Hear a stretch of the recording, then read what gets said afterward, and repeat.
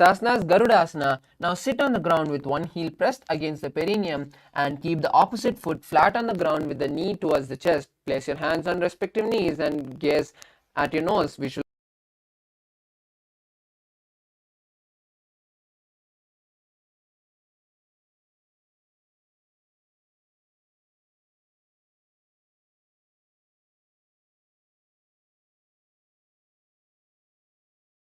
And interlace your fingers behind your neck, turning outside the raised knee. Visualize Sage Narada in your inner space.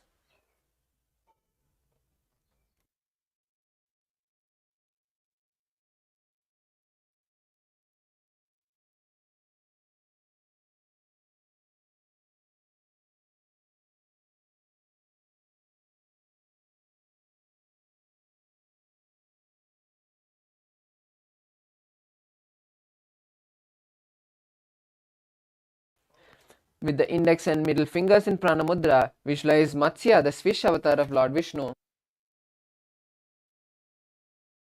Women वामाङ्गुष्ठं गृहीतमध्यपीठकम्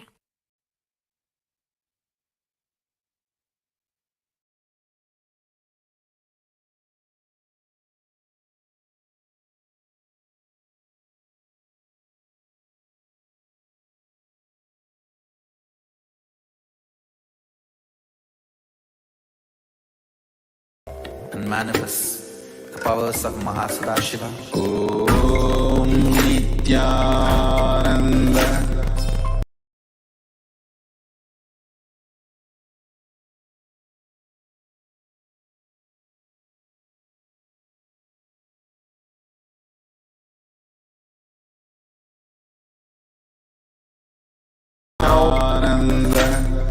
Paramashivoham. Now place one heel on the opposite thigh and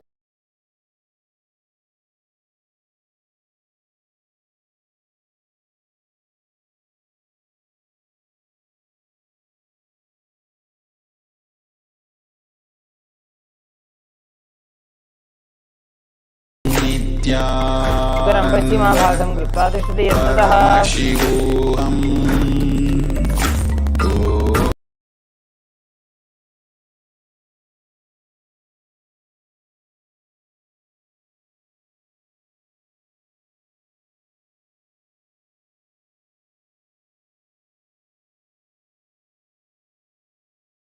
here as you gaze backwards. Nithyananda.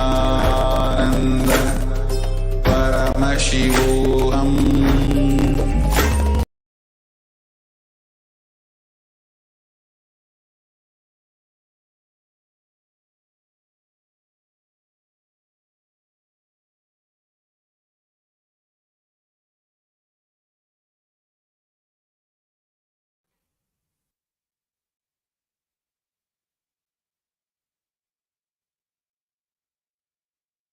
Next asana is Matsyendrasana 2. Now stretch the hand which is touching the ear and place it behind you. As you continue to gaze behind you and visualize Matsyendranatha in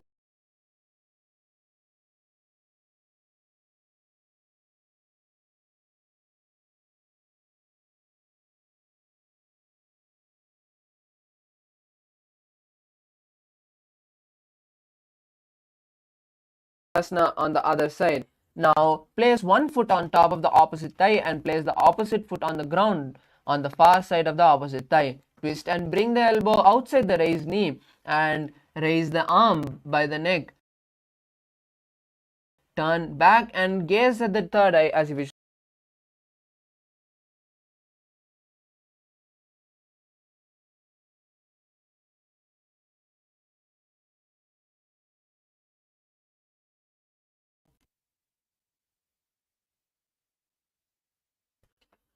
Now twist and bring the elbow outside the raised knee and extend the hand down.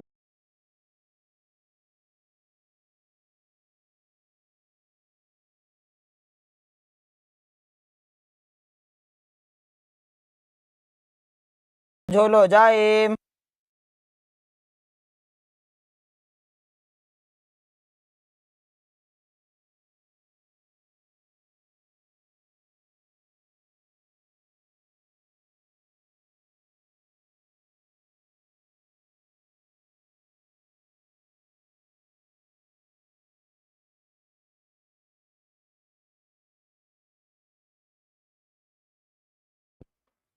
मत्स्येन्द्रपीडं जठरप्रदीप्तिं प्रचण्डरुक्मण्डलखण्डनास्त्रम्.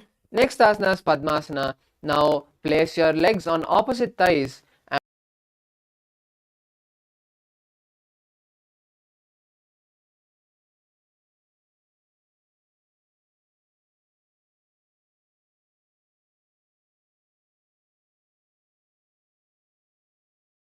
and clenching your teeth and touch the tongue to the tip of the teeth.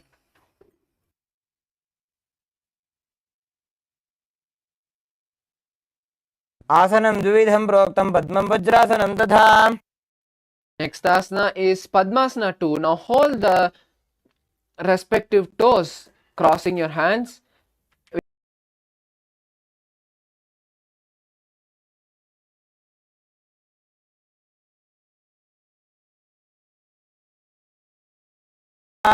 Next asana is Kukutasana. Now from Padmasana, insert your hands through the gap of your thighs and calves. Lift your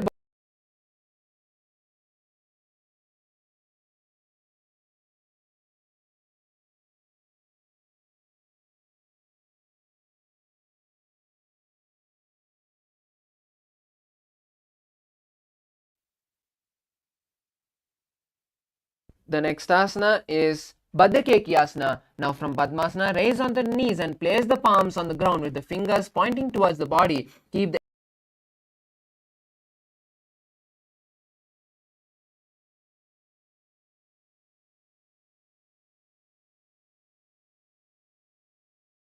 for the following asanas, which is Sahaja Kumbhaka, which is inhaling, holding the breath and exhaling comfortably. रामौष्टभकरद्वयेन तत्कूर्परि स्थापितानाभिपार्श्वः. Next asana is Mayurasana. Now keep while kneeling, place the hands on the ground with the fingers pointing towards the body.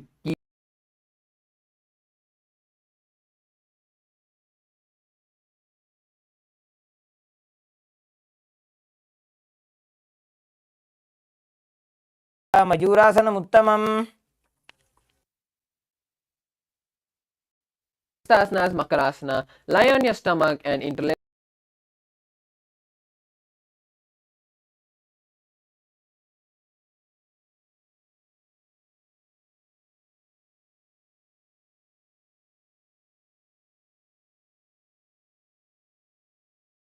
अध्यासचेते हृदयं निधाय भूमौ च पादौ च प्रसार्यमानो. Next asana, Shalabhasana. Now place your hands by your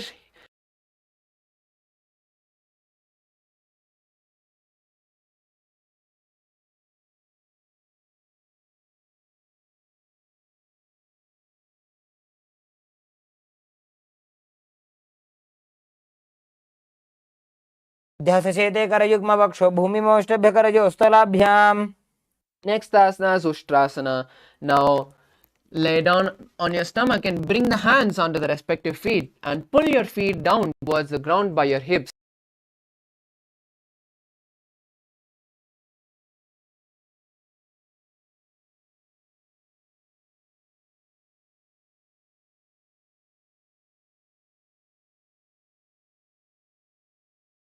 Now from Ushtrasana, hold your feet tighter and lift your chest and legs off the ground, bending your back like a bow. Visualize yourself as Lord Shiva's bow.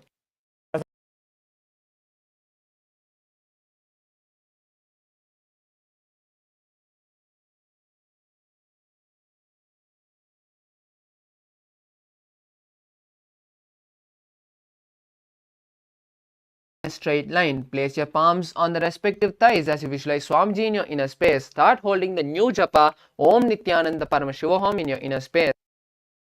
उल्टा मोड़ी पादो वैसे बहुरो जुगति करे एक ऐसे. Next asana is Gohyasana. This is a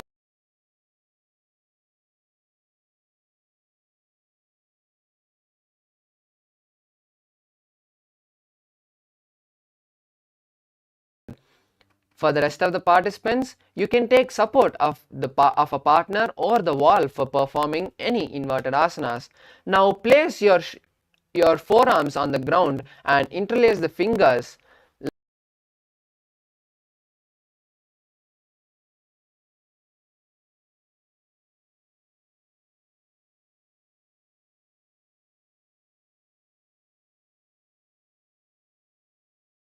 ground. Visualize Swamiji in your inner space. दो हाथ की कहुनी जोई पुण्य कलाई जाने दोई. Asana, Shirasasana. Now slowly straighten the bent legs towards the sky and continue to gaze at your nose as you visualize Swamiji in your inner space. विपरीतं मंड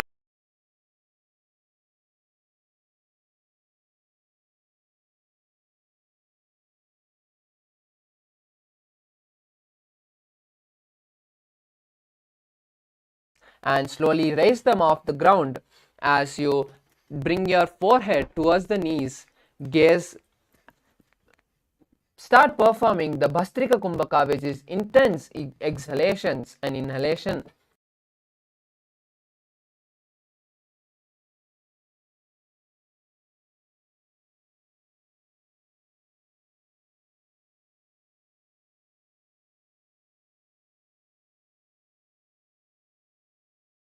Its shoulders. Visualize yourself as a mace. उत्तानशयनं कृत्वा पादौ मिलित्वा प्रसार्य.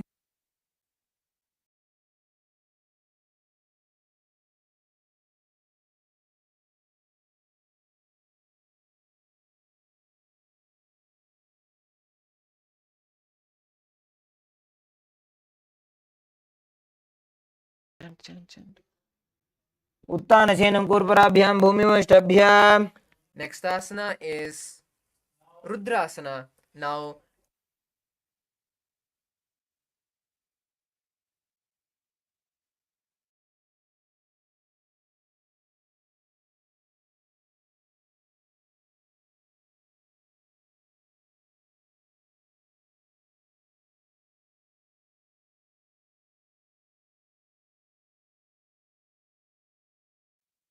next asana is Unmukha Pitasana too. Now lie on your back and keep the feet flat on the ground with the knees pointing upwards.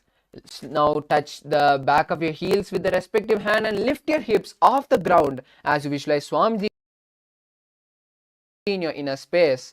Start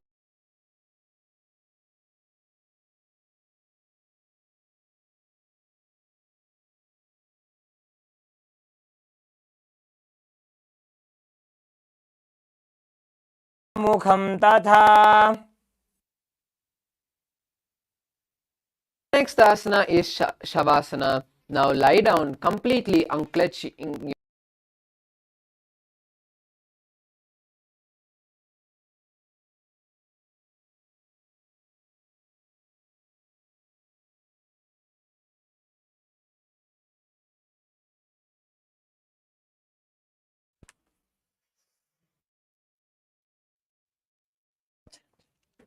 उत्तानं शववद्भूमौ शयनं तोषवासनं शवासनं श्रा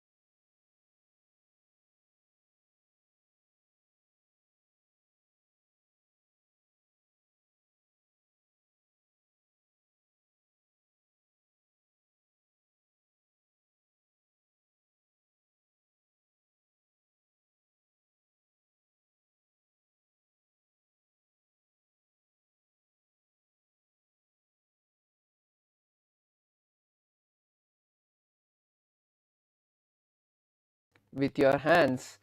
Roll from side to side as you slowly rock yourself into a comfortable seated posture. We have successfully finished the 108 asanas, which is the Prathama Vinyasa Krama. Now let's start performing the Dvitiya Vinyasa.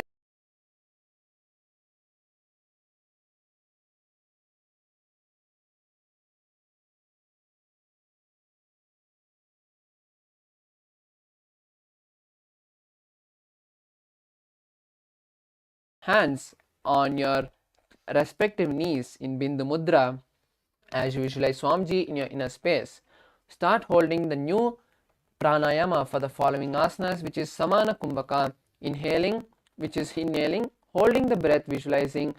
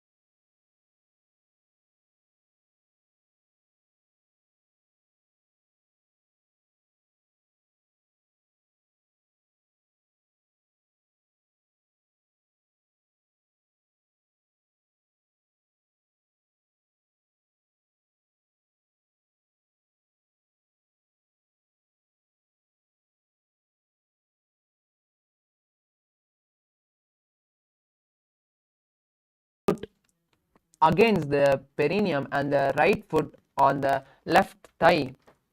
Keep your hands facing down on top of the knees as you gaze at the nose.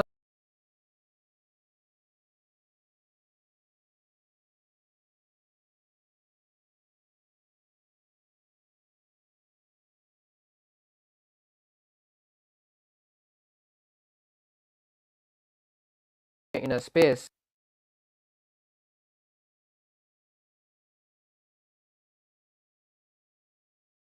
स्थाणुसंयमितेन्द्रियोचलदृशा पश्यन् भ्रुवोरन्तरं चैतन्मोक्षकपातभेदजनकं सिद्धासनं प्रोच्यते।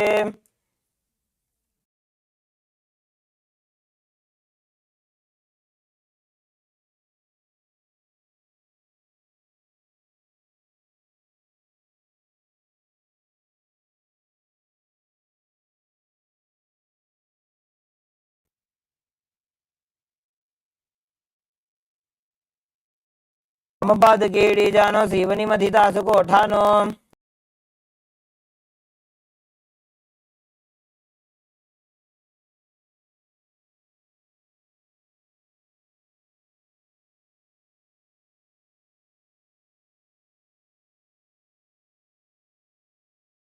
चरण पर दक्षिण राखे एक जुगति ऐसे विधि राखे।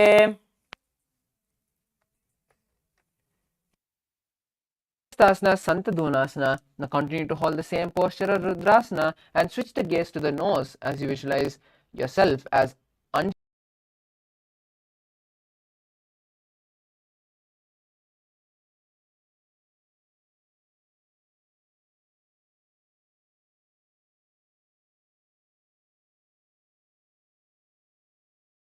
two, and bring the hands to the navel, cupping one over the other, resembling a lotus flower. Visualize Swamiji in your inner space.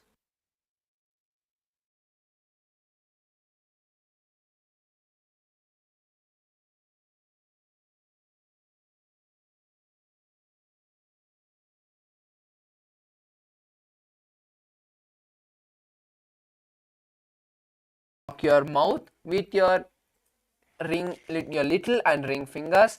Close the nose with the middle fingers. Close the eyes with the index, and close the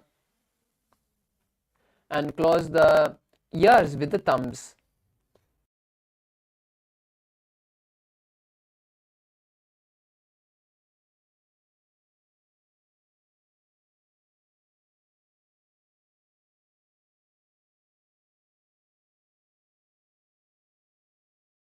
Posture as you bring the leg which is under the thigh and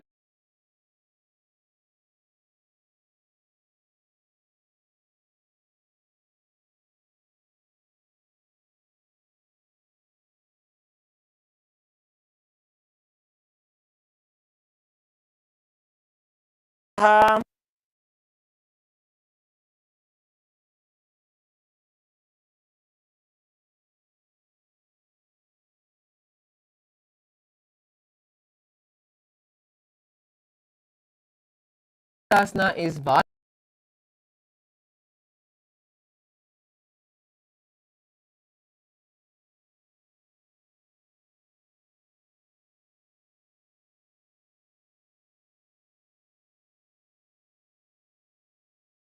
visualize Sage Valmiki in your inner space.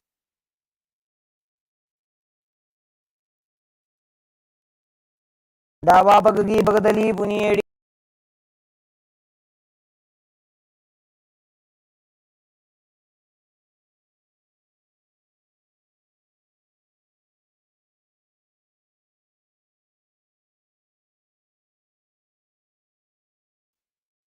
वाम पादगी पगदली जाहि माहिली core. Next asana is Yoni Asana. Now continue to stay in the same posture as you switch the gaze to the third eye. योन्यासनं पर्वतेन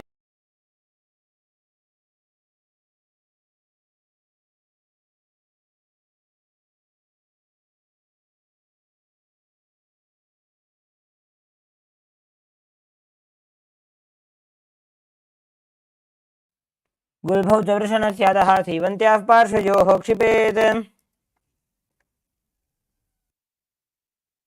Next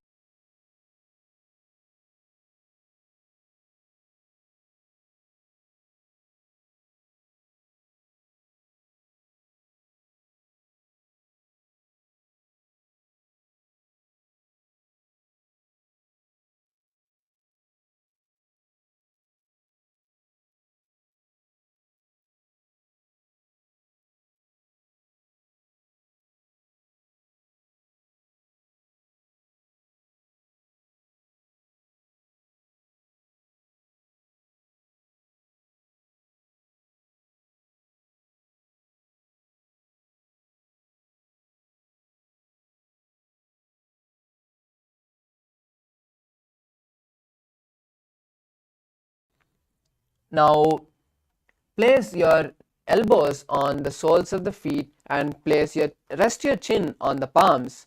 Perform Uddiyana Bandhana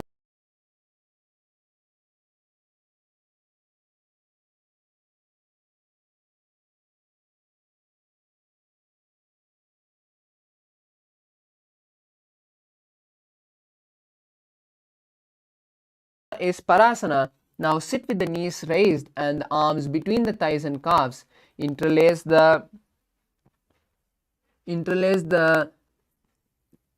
fingers and lift the feet off the mat. Visualize Swamiji in your inner space.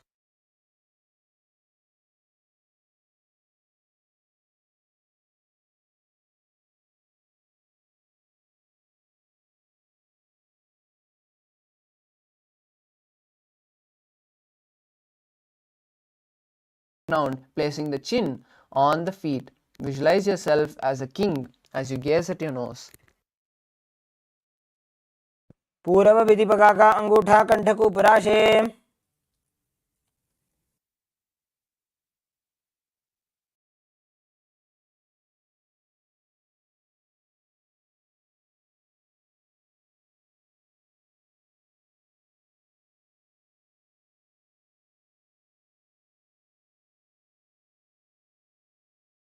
Hold the feet together.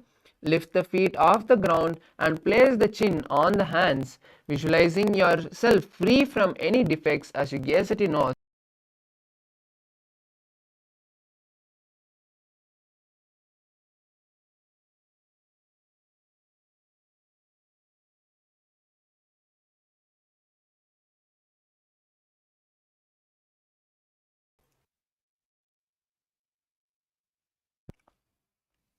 दोवु पगदली संपुटटाने उभे हस्तकरी उरत हिताने. Next asana is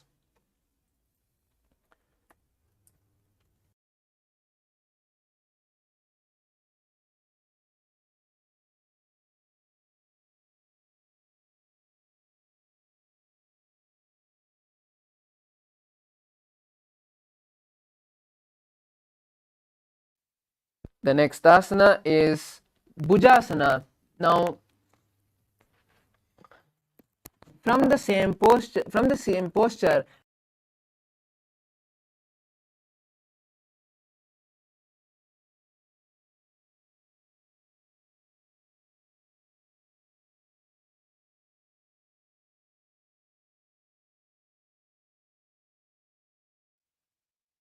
शिरासनं तु विज्ञेयं कक्षासनमतः परं ग्रीवासनं च परमं भुजासनमिहोच्यते. next asana is Kalyanasana. Now maintain the seated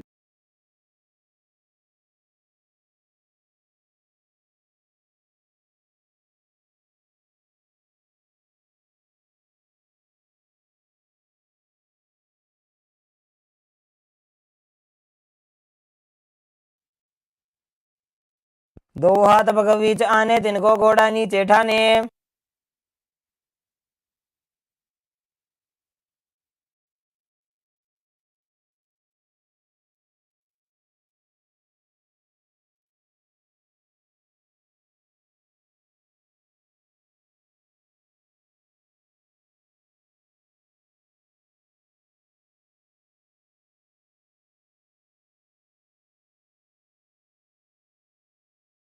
hands on the opposite knee. Visualize yourself as a beautiful swan as you start performing the new Kumbhaka for the following.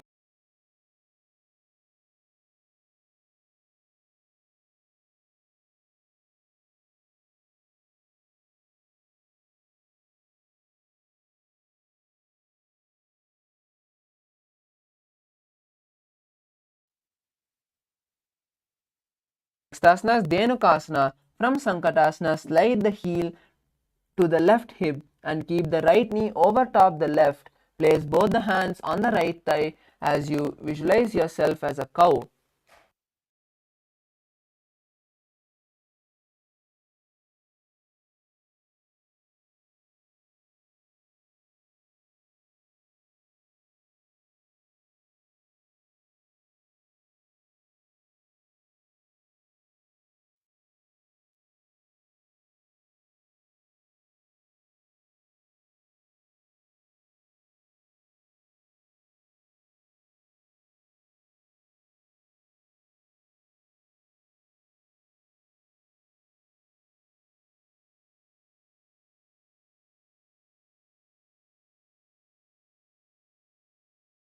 Bringing your forehead to the mat. Visualize Swamiji in your inner space. प्रथमजी मनोचरण जुजोजी वामजंग परिराखे सोई.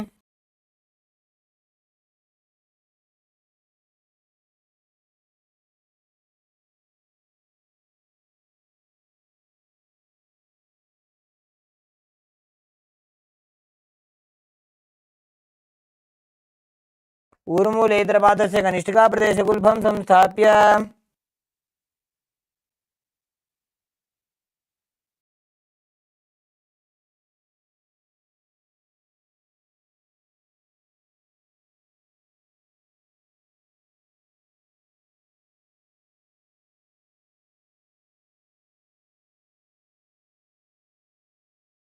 Place the hands on the opposite knees as you visualize yourself as a swan.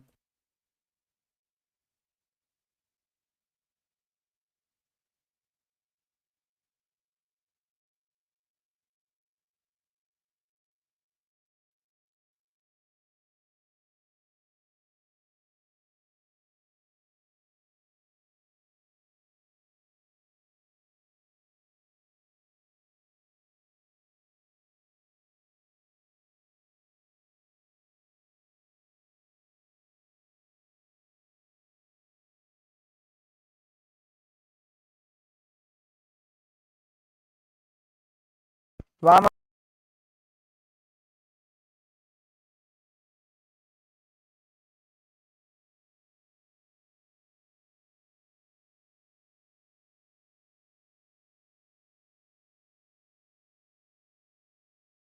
continue to perform Ujjayi Kumbhaka. Anushaginakarapanchadam Vrishilindakalyamni. Next asana is Machandrasana. Now on the opposite side. Now place your right foot on the left thigh and the left foot on the right.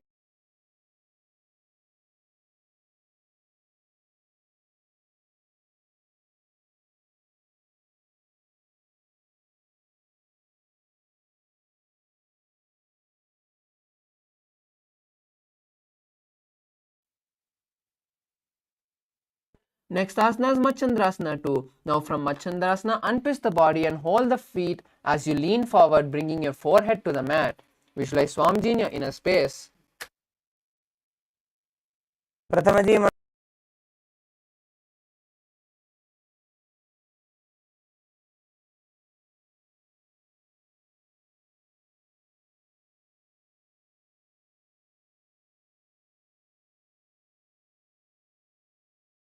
As you perform Mahamudra Bandha. ऊर्मूले इतरपादस्य कनिष्ठिका प्रदेशगुल्भं संस्थाप्य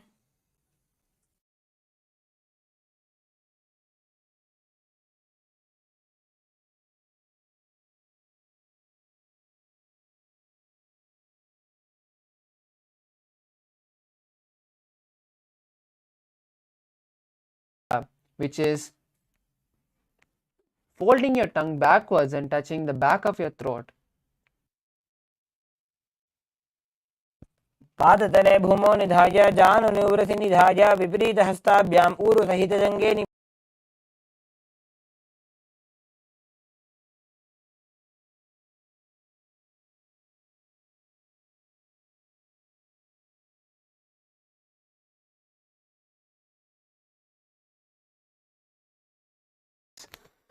Visualize yourself being in an abode of bliss as you gaze at your nose. द्वौ भगदली भूपरिधरे कोरमाहिलीय शेखरे Next asana is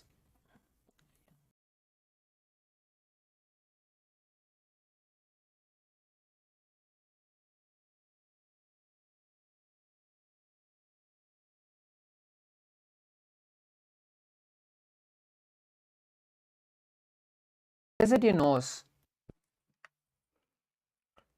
दो हाथ पग बाहर ल्यावे घोड़ा नीचे late हरावे Next asana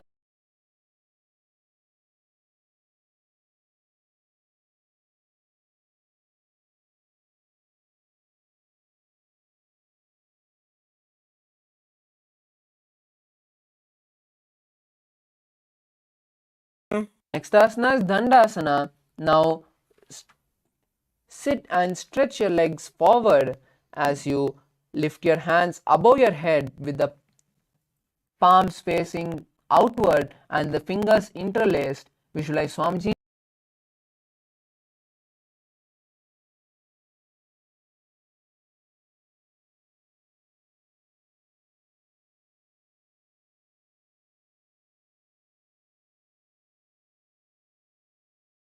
Forward, holding the respective leg with the hand, and visualize Swamiji in your inner space as you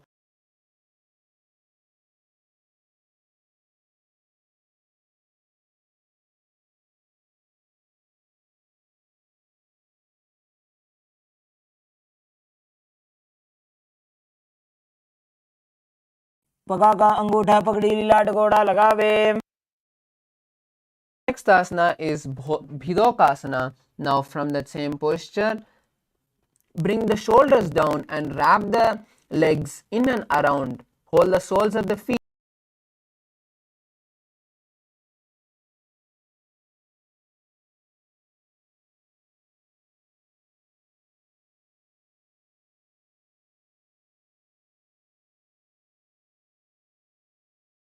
Next asana is Jalandhari Pavasana. Now bring the soles of the feet together and place the chin on the mat.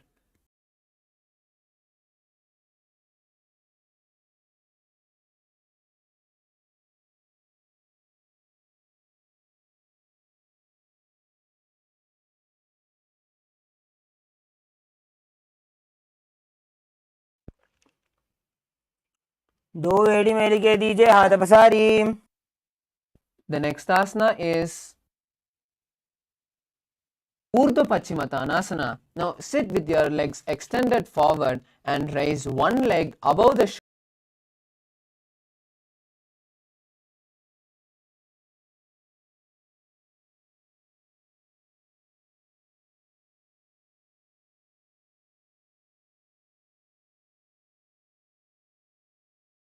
Asana is Anantasana. From this posture, lean backwards and lie on your back and hold the leg which is behind your neck with the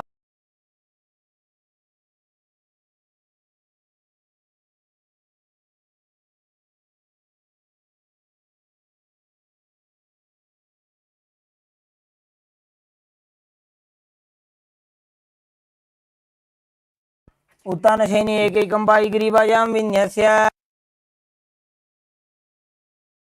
next asana is Ankushasana. Now roll onto the elbow and gaze at your nose in Shambhavi Mudra as you visualize yourself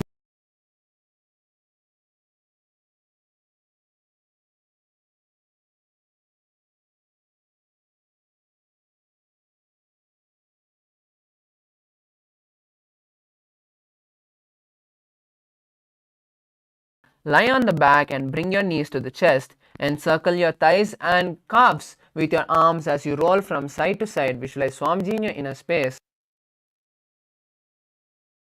उत्तानशयनं जानुनी हृदयपष्टम्भा जङ्घासहितो उरुनिकरध्वजे बद्ध्वा.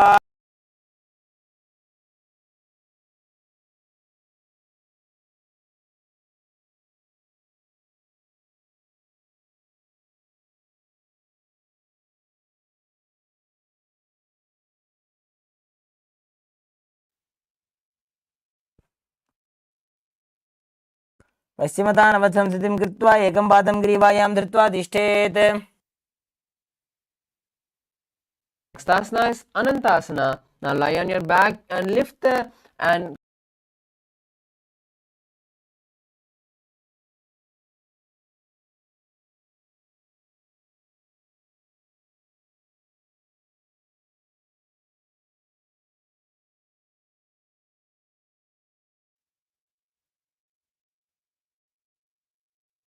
उत्तानशयनी एकैकं पायिग्रीवायां विन्यस्य.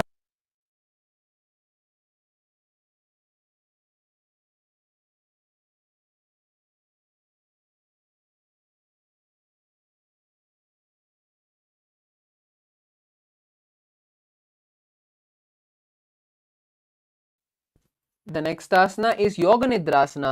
Now lie on your back and lift one leg at a time and place it behind your neck. Visualize Swamiji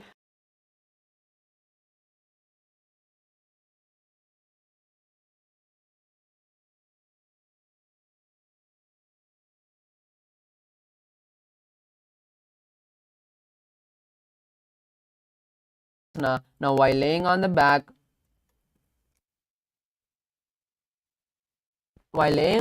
raise the legs towards the head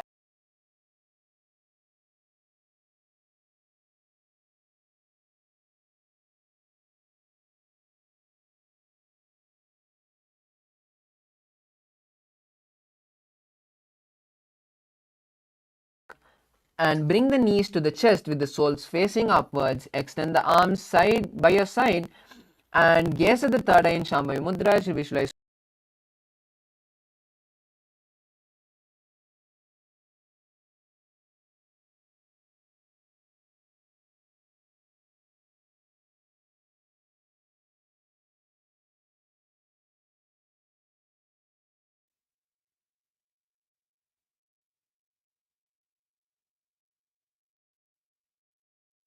Next is Jatara Parivritti. This is a sequence of 6 asanas that will be performing continuously one by one.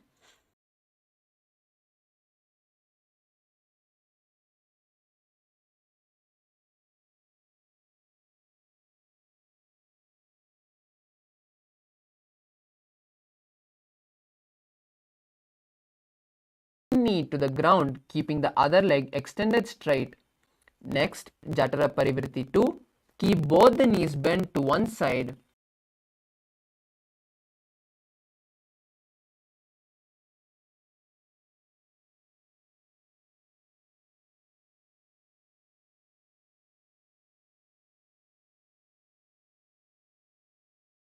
on the opposite side. Now bring your knees back to your chest and perform Jatara Parivritti 1, which is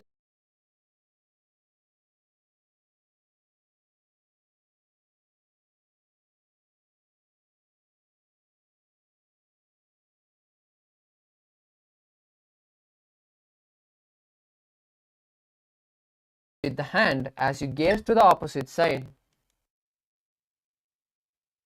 परिवृत्य कुक्षिभागे त्रिधा हि परिकीर्तितः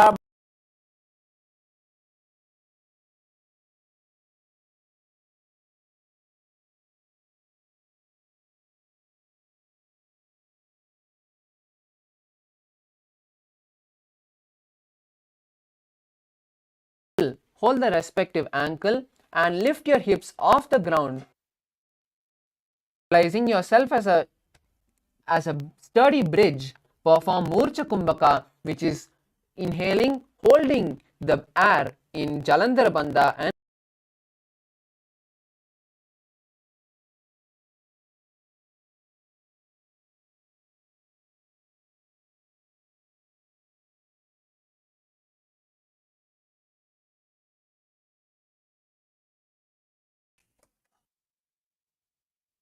next asana is Paryankasana. Now lie on your back and place the feet flat on the mat. Bring the arms over the head and place it flat on the mat as well with the fingers pointing towards your body. Lift the entire body as you visualize yourself as a sturdy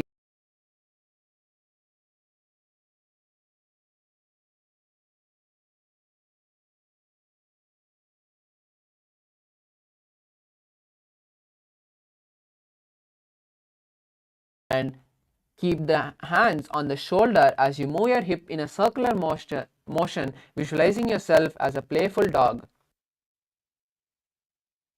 शव शरीरं संस्थाप्य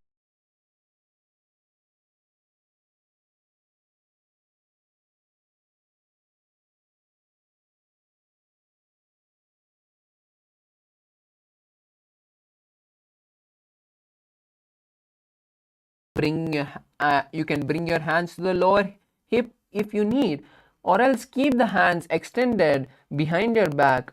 Start circling your legs in a circular motion and visualize Swamijino in a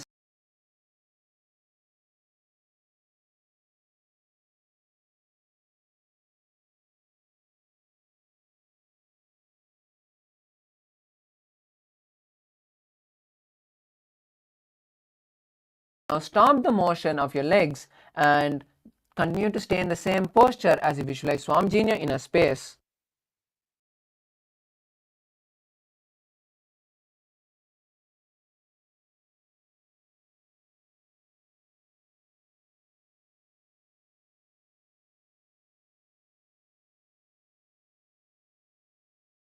And bring the toes to the ground behind your head.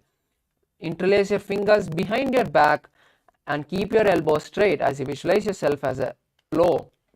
नरकासने स्थित्वा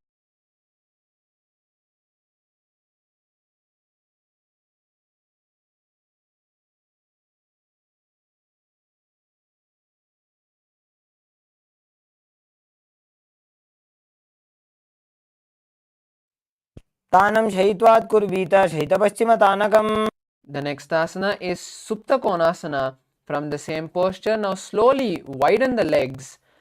Make sure your hips are stacked on your shoulders. Visualize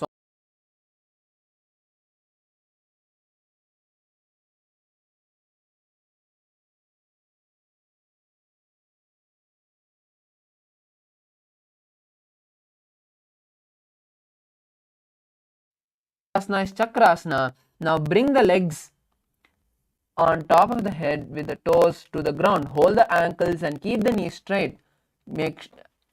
Visualize yourself.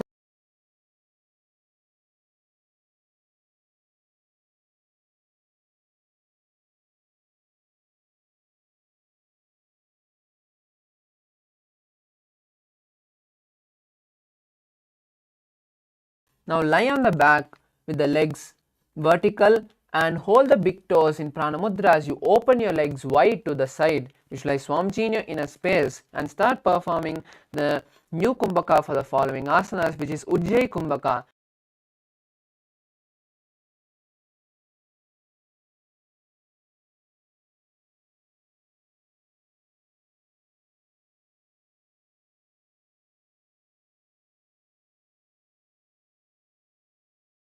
Now bring your legs together and stay in that position. Visualize Swamiji in your inner space.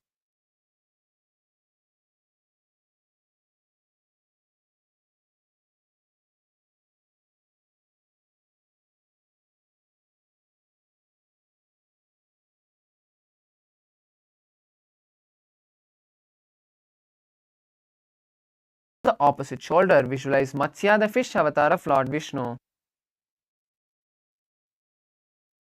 मुक्तपद्मासनं कृत्वा उत्तानशयनं चरेत्. The next asana is Parasharamasana. Now lion, continue to stay in the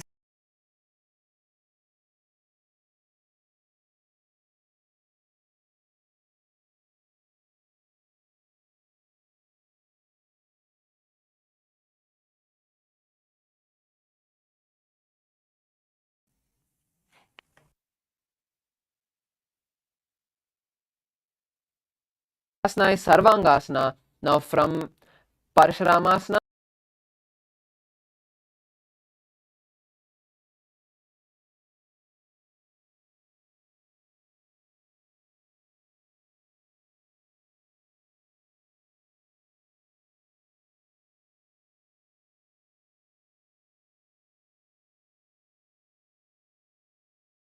next asana is Vrishchikasana. Now lay down on the back and place one foot on the opposite thigh. Lift the other knee towards the head.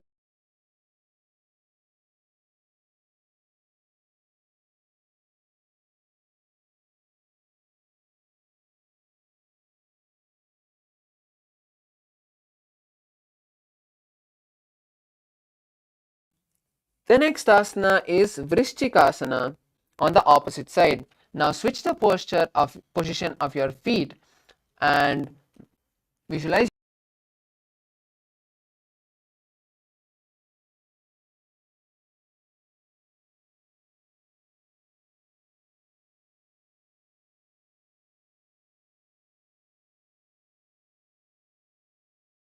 Lift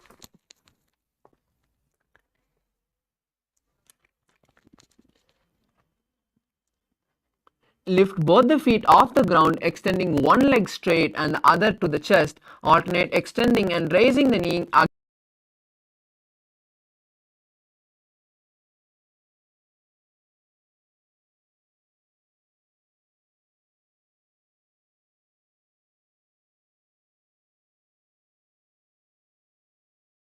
Touching the ear. Alternate the feet one by one as you visualize Swamiji in your inner space.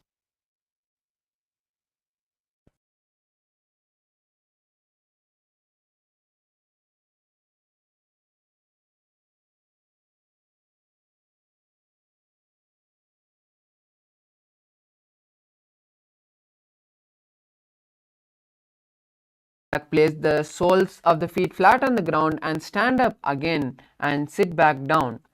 Visualize yourself as a wolf as you perform Saja Kumbhaka for the following asanas, which is inhaling, holding the breath and exhaling comfortably. उत्तानशयनं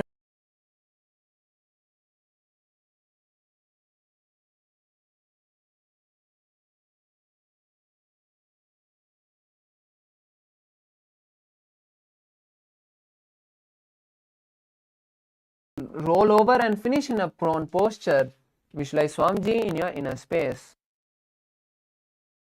उत्तानशयनं पादौ शिर उल्लङ्घ्य भूमौ स्थापय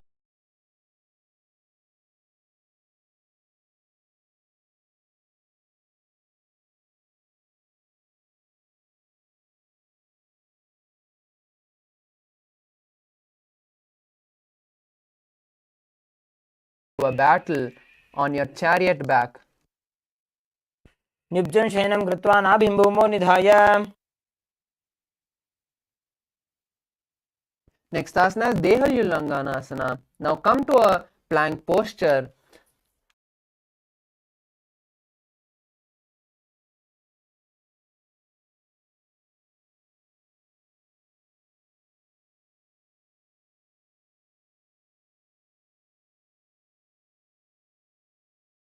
From a standing posture, bend forward and place the hands on the mat and start walking on all your fours. Visualize yourself as a 60-year-old elephant.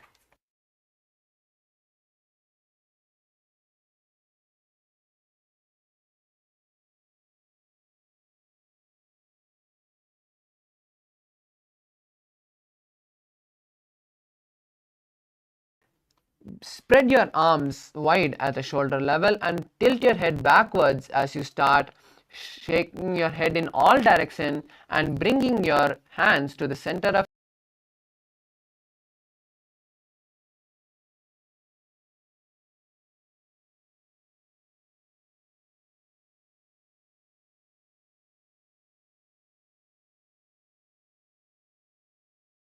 and your arms by your side. Visualize the kundalini going from your root center to your crown center.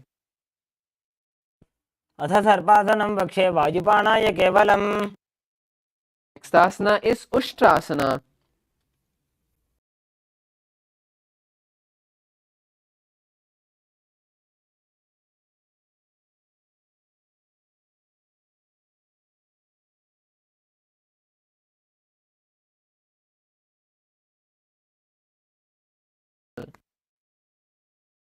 मुष्टिकनिष्ठिकाप्रदेशेन भूमौ निधाय उपरि पादतले संस्थाप्य. Next asana is Ashwasana. Now place your hands under your foot from the side and start walking front and back.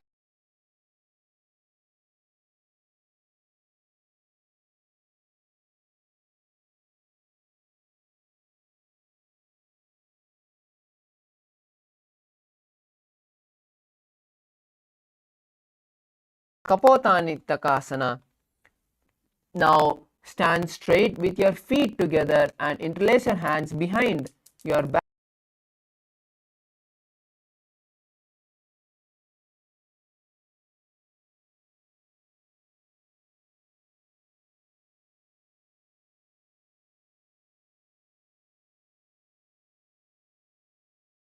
Now stand in half squatted posture and bring your hands to your heart with the palms touching each other. Simultaneously, open your palms.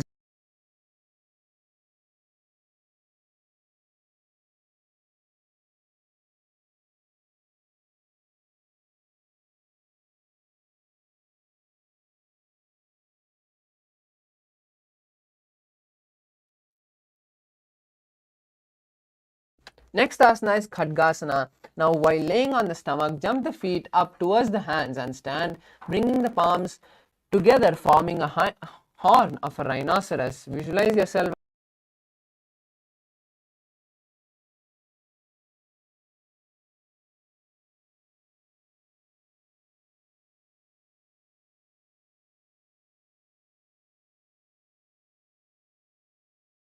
up.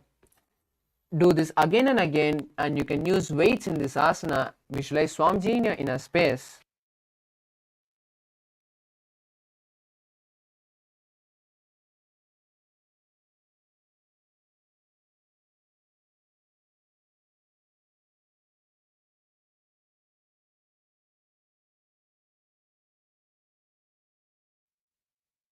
Now stand up straight and raise the arms over the head and jump again and again. Visualize yourself as a mace.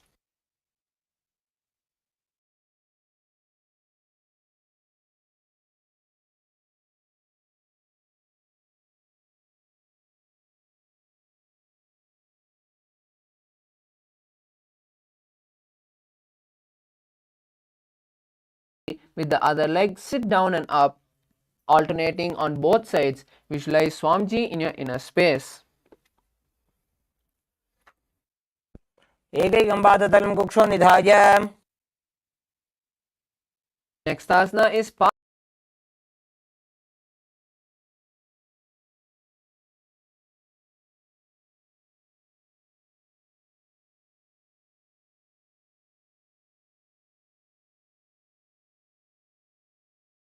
and place it on the hip of the respective side and let the fingers point towards the body.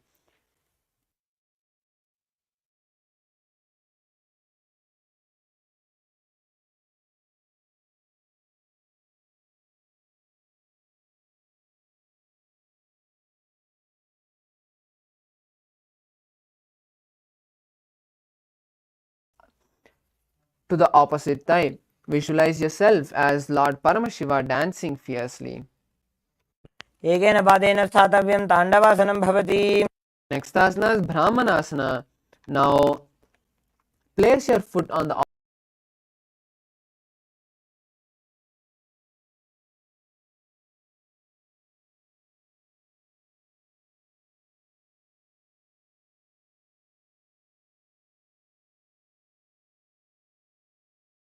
Garudasana 3. Now stand tall and wrap the left leg over the right knee and tuck the left toe on the other side of the right.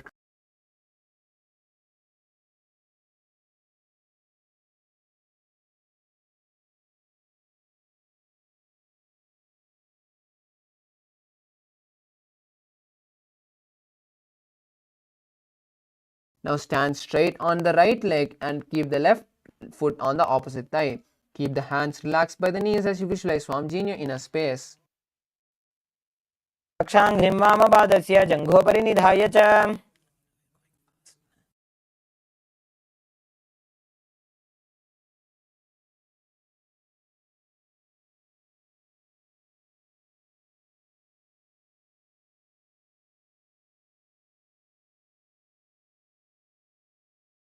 The left foot and straighten out to rotate your body quickly on the standing leg. Visualize yourself as the pole star.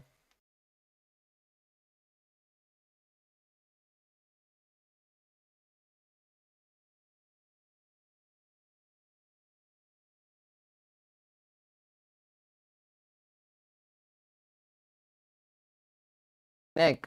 Sit down and stand up as you visualize Lord Vishnu taking 3 big steps.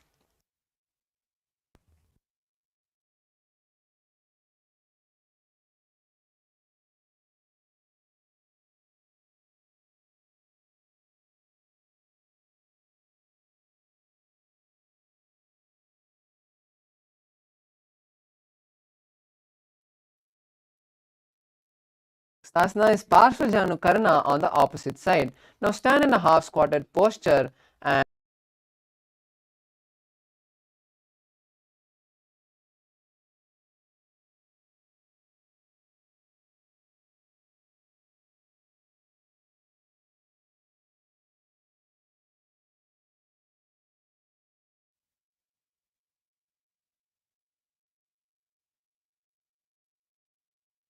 Asana is Tandavasana on the opposite side. Now on one leg, lower the body to the mat and stand up straight, lifting the raised leg up and down.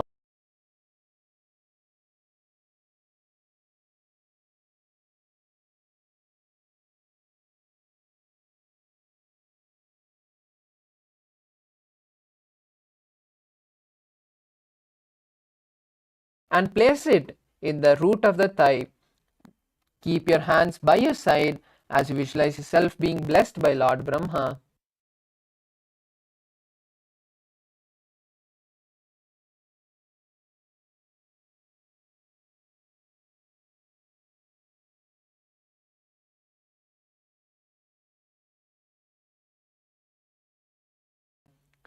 Left knee and tuck the right toe on the other side of the left calf. Simultaneously cross the right arm below.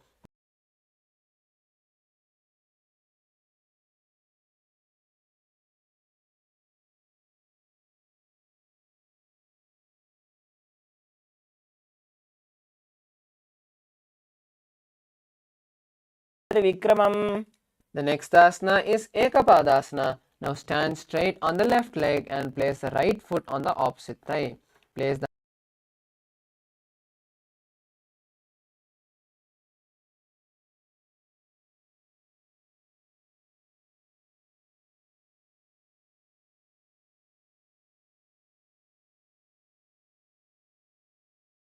on the left leg and hold the big toe of the right foot and straighten it out to the side.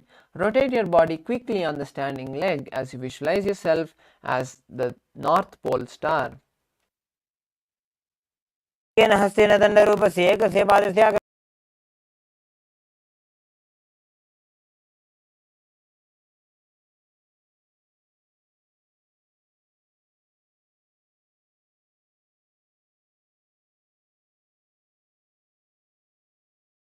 Lord Vishnu taking 3 steps.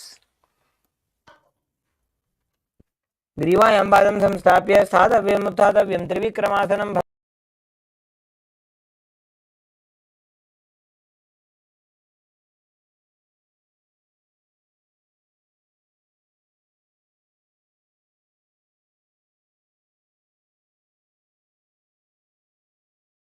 Your knees straight and your whole body straight. Let the toes be pointed slightly outward as you keep the hands by your side.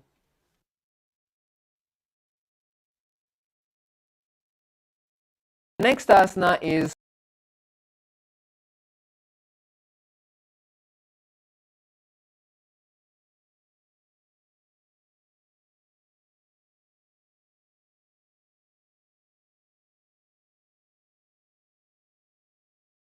visualize Goraknatha in your inner space as you perform Jiva Chalakumbhaka, which is inhaling and visualizing the prana spreading all over your body.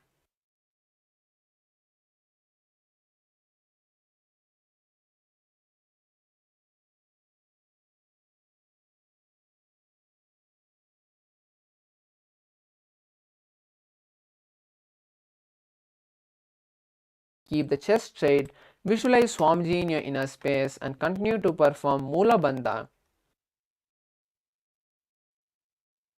ऊरुमध्यात् हस्तो निवेश्य नितम्बं धृत्वा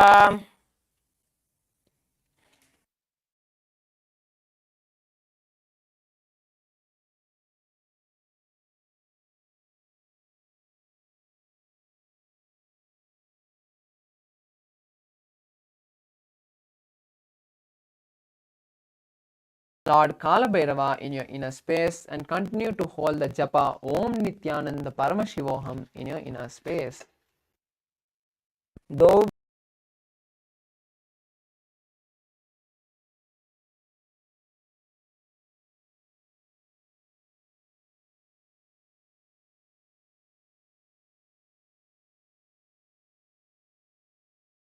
Close to the head and palms joined over the back facing downwards. Gaze at the nose as you visualize yourself as the boar, one of the 10 avatars of Lord Vishnu. बागधली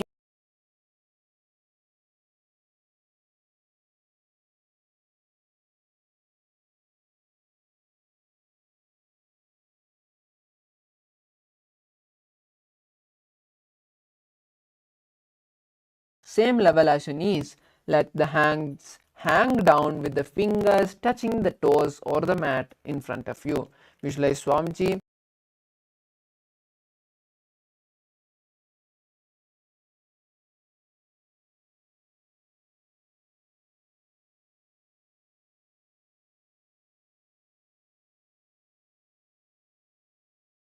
Hands on the mat, shoulder width apart, and place the knees on the side of your hands. Slowly lean forward, lifting the legs off the ground.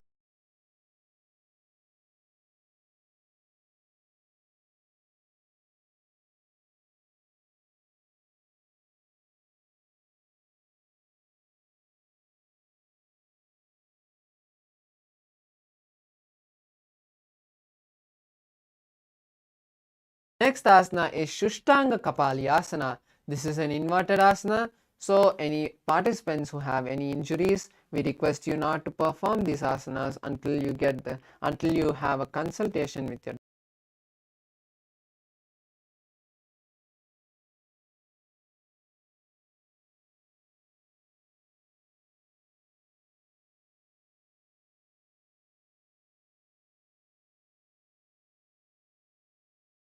a triangle between your head and hands.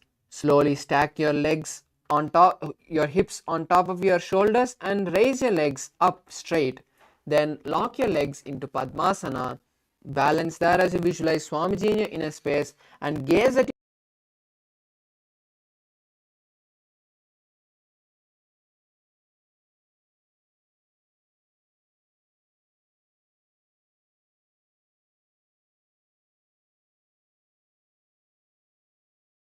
on the mat and sit on your heels. Place the palms on the respective knees as you visualize sitting in Paramashiva's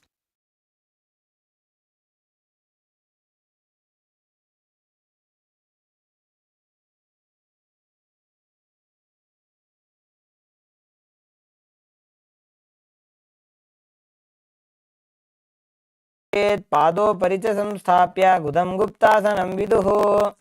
The next asana is Vrikshasana 2. This is an inverted asana.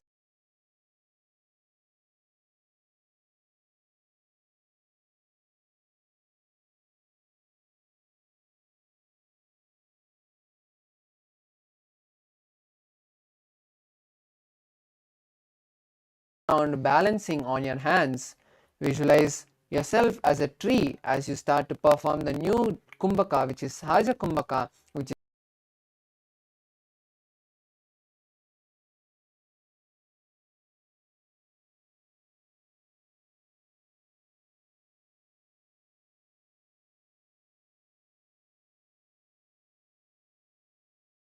as you gaze at your third eye in Shambhavi Mudra.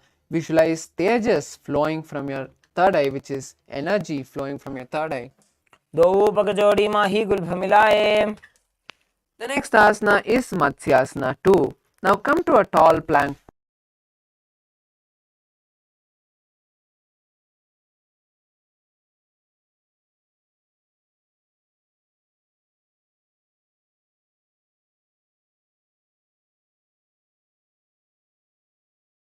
The next asana is Sarpasana 2.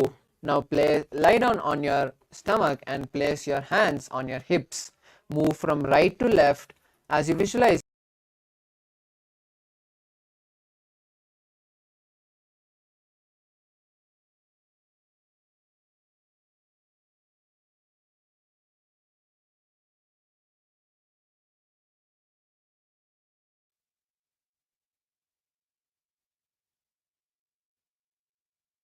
Now continue to lie on your belly as you place your elbows on the ground and rest your chin on your palms. Visualize yourself being self-supported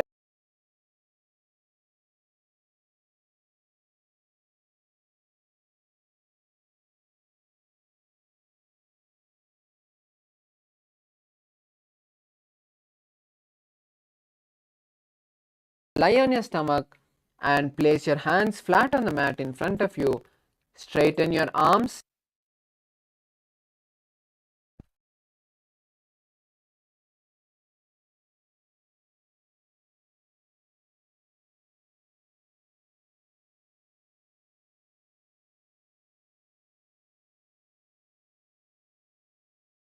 as an umbrella. अर्ध्यासने स्थित्वा हस्ततलाभ्यां भूमिं धृत्वा.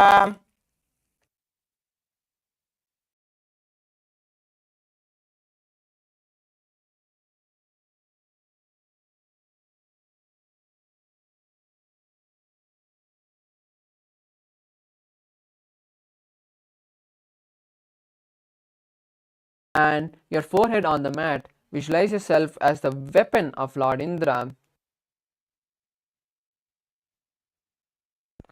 इदानीं गर्भिणीनां योगाभ्यासो यथा लघु.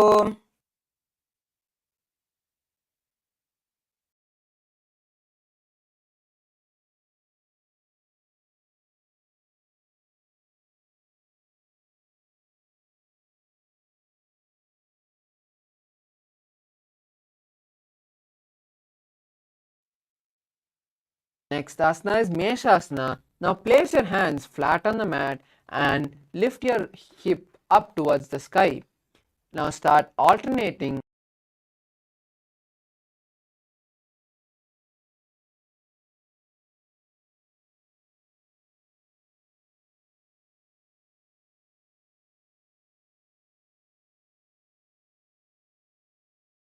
super fast. The next asana is Ajasana. Now this is a inverted asana, so you can use the wall support or a support of a partner. Now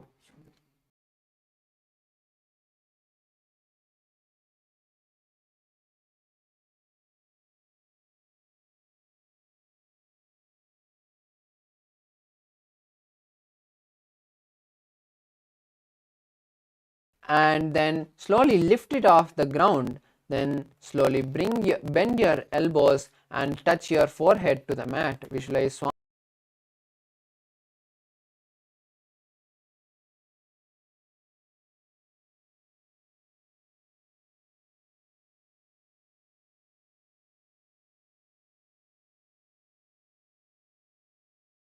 on the heels. Visualize Swamiji in your inner space as you pull your feet towards the perineum and then place the hand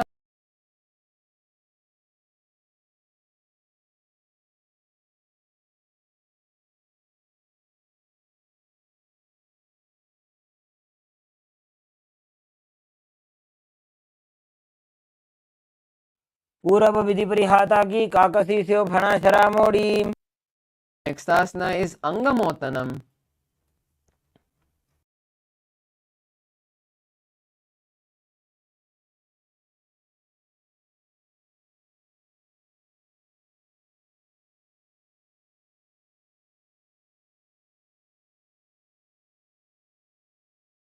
Continue to perform Mulabandha.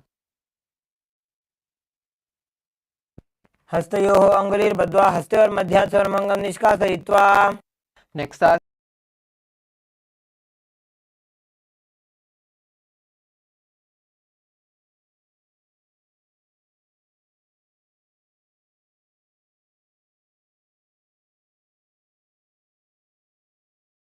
on the respective knee.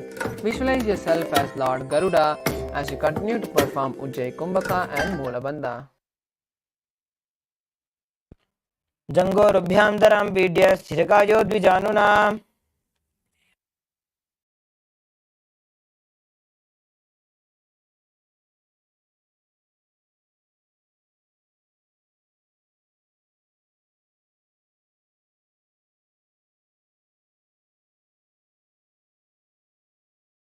And the front of the buttocks on the ground.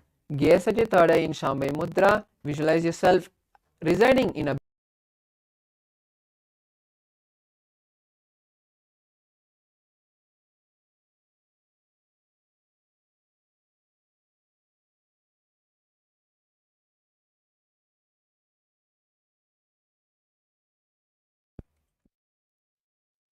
अथ पक्षे वीरनाथ आनन्दमन्दिरासनं यत्कृत्वा अमरो धीरो भवत्येवेह साधकः.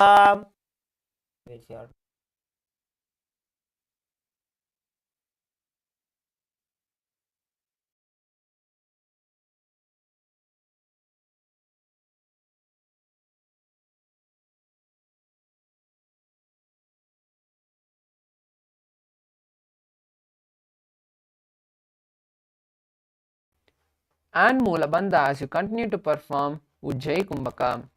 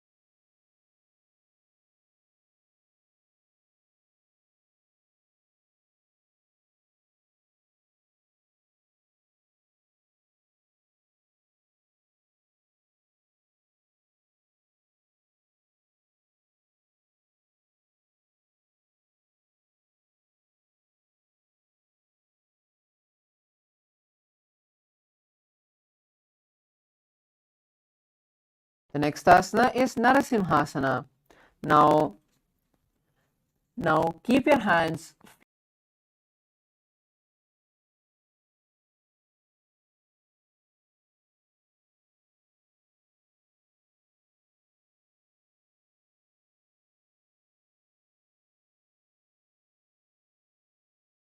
and the toes.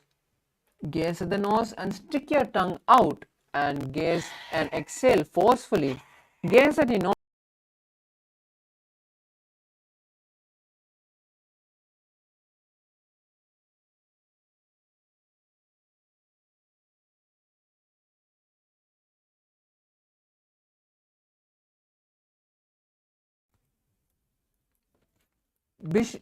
Vishrikasana. Now sit on the toes and place the perineum on the heels. Separate the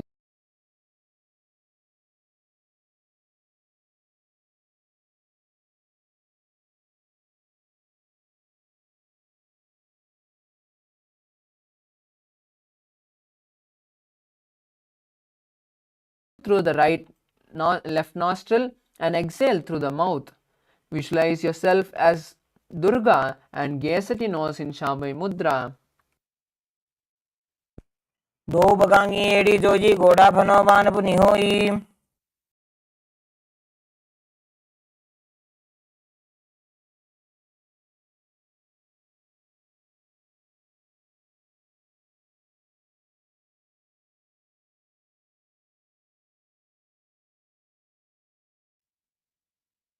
Sorry for the technical glitch.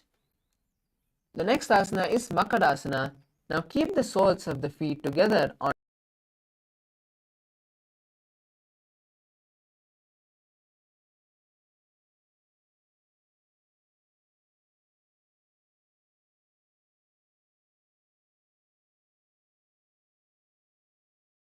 as you continue to perform Ujjayi Kumbhaka and Mula Bandha.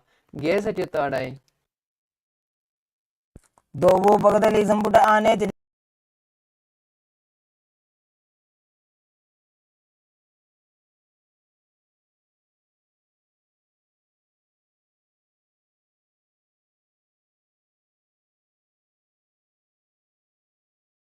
Your elbows behind the back and gaze at the nose. Visualize yourself as a diamond as you gaze at the tip of your nose in Shambhavi Mudra.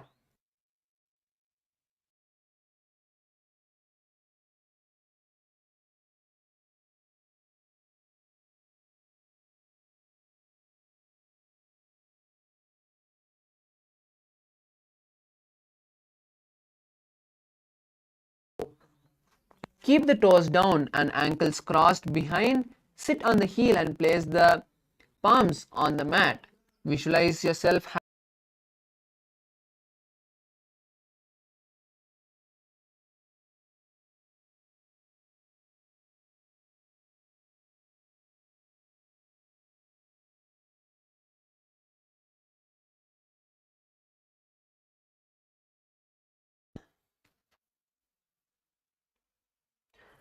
The next asana is Kurmasana.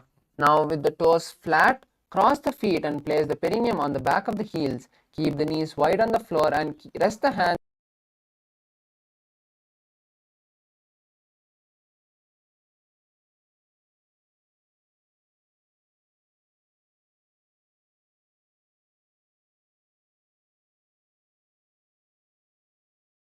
The next asana is Yogasana. With the toes flat and the perineum placed on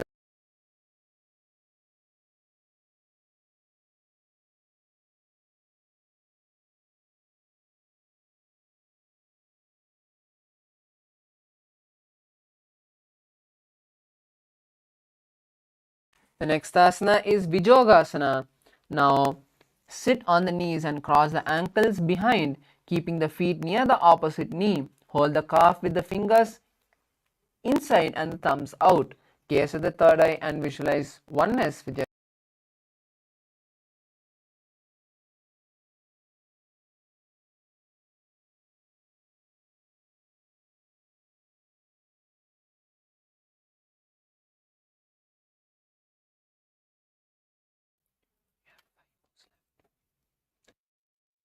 The next asana is Ustrasana 2. Now in a kneeling posture, bend backward and hold the ankle with the hand.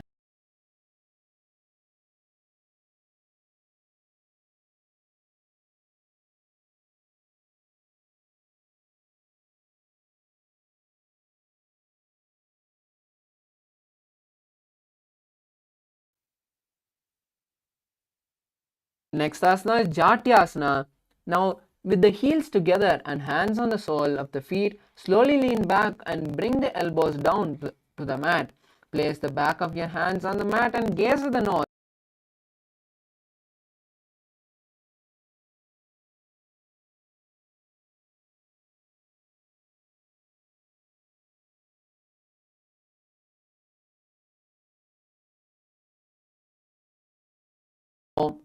Sit on the knees with the thighs and calves together. Lean back, touching your back to the ground and raise up. Use the support of hands if needed and do this again and again.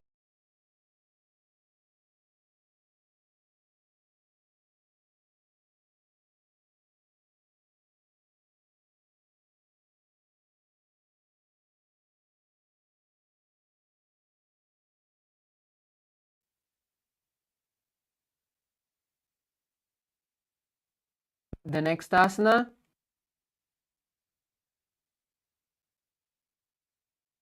is Kapotasana. Now from Viratasana, raise the hips high.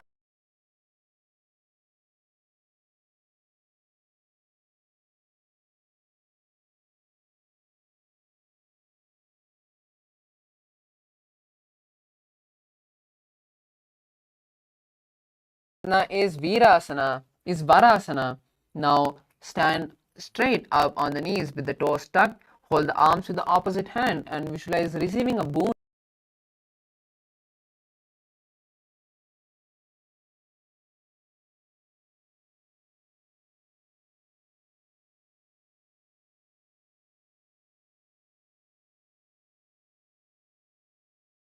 Bring the elbows to the mat.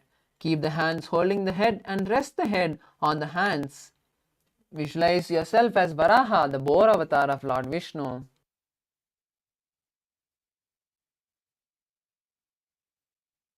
चंद्रम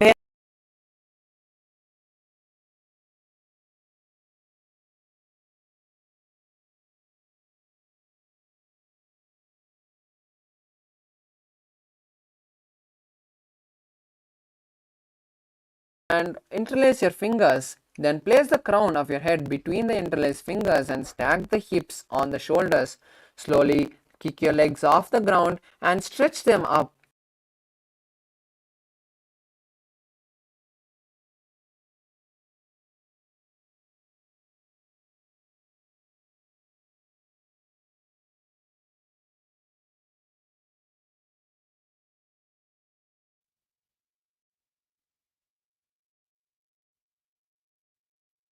Next asana is Andhasana. Now kneel down with the head between the knees.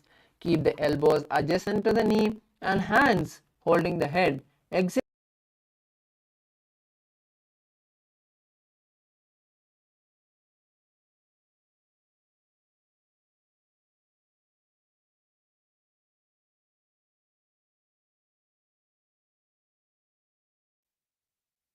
Viparita Shalabhasana. You can use weights to intensify this asana. Now lie on your stomach with your arms stretched forward. Slowly lift your legs and hands.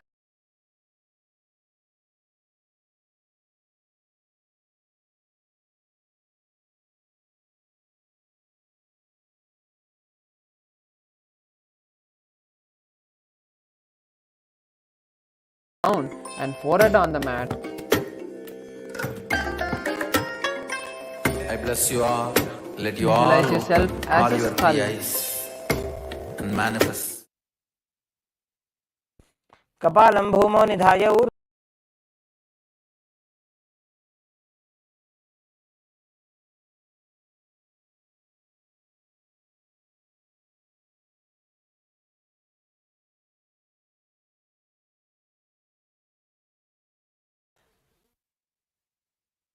उष्ट्रासने स्थित्वा चरणौ भूमेरुत्थाप्य मस्तकोपरि नीत्वा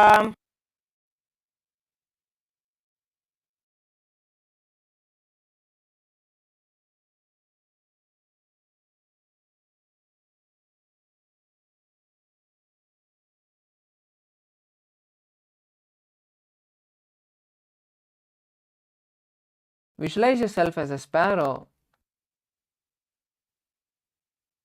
परपर्यन्तौ हस्तौ धरामवष्टभ्य. The next asana is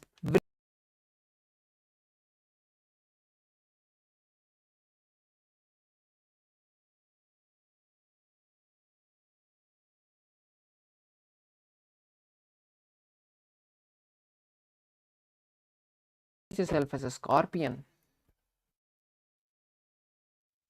विच्छेव पुच्छप्रतिमां कृपाष्णे धृत्वा स्वशीर्षे चिबुकं विधार्यकौ. The next asana is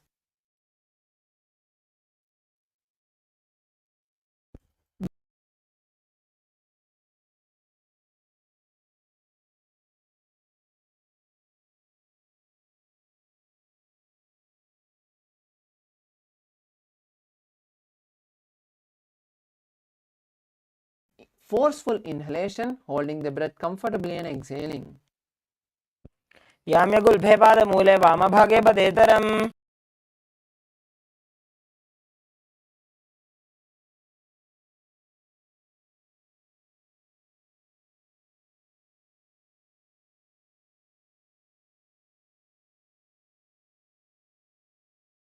Cross the toes of the left foot over top the right. Balance as you visualize Swamjinyo in a space. लोलासनं सदा कुर्यात्.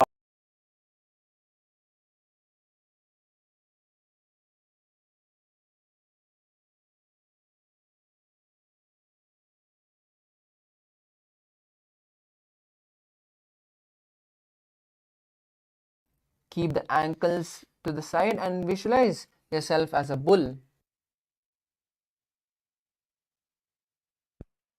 याम्यगुल्फे पादमूले वामभागे पतेतरम्. Next asana is Balagunasana. Now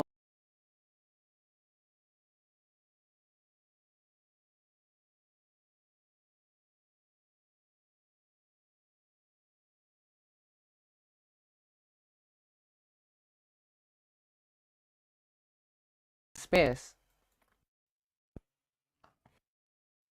आसन को गुणज्जल विकार जाई. The next asana is Grahasana.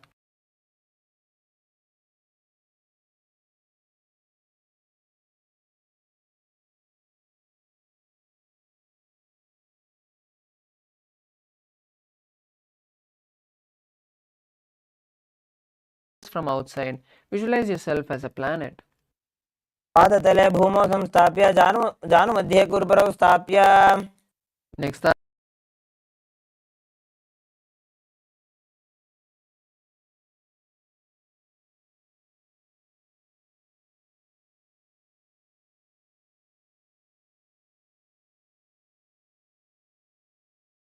knee and maintain an upright posture. Visualize yourself as Balaguna Siddha. आसन को गुणजल विकार जाई.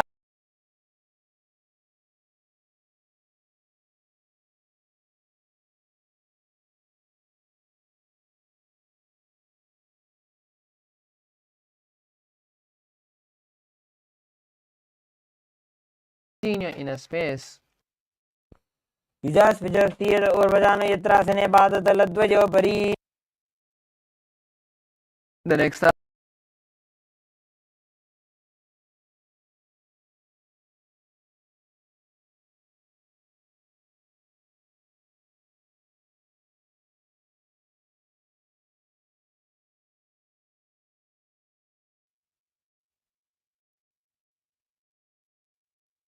प्रथम बना पानी होए जैसे दो एड़ी उदानी वैसे.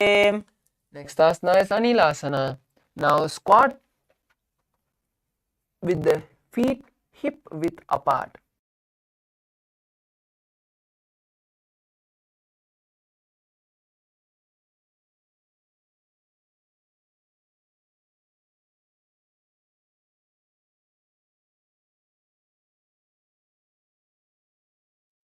दो हाथ भूमि पर टाने कहनी जाड़ी ना भी लगाने.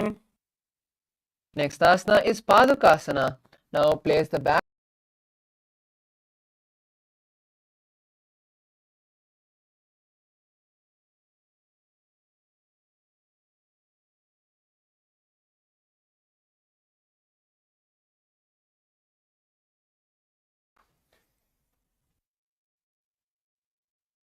हस्ततलयोः पादतले कृत्वा तिष्ठेत् गच्छेत् पादुकासनं भवति.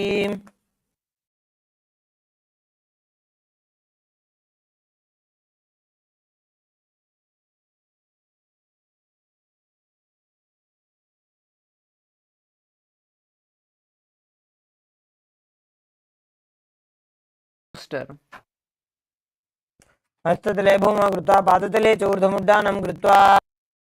The next asana is Viparita Nrittasana.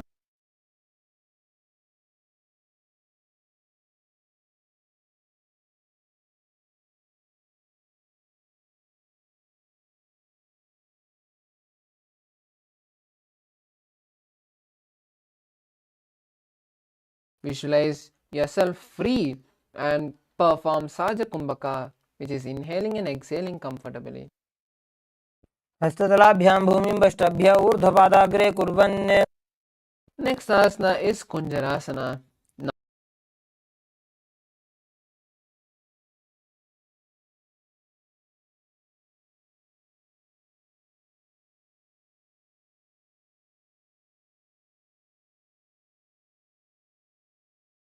The next asana is Kunjarasana on the opposite side. Now separate the feet and place the opposite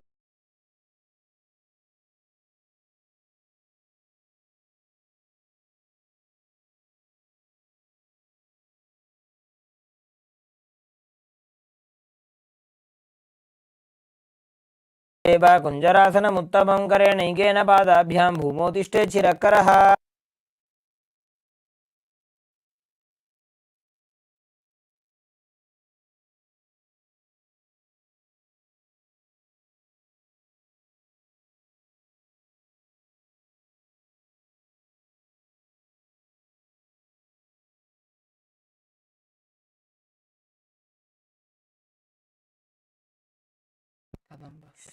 पार्श्वेभ्यां भूमिं पष्टभ्य.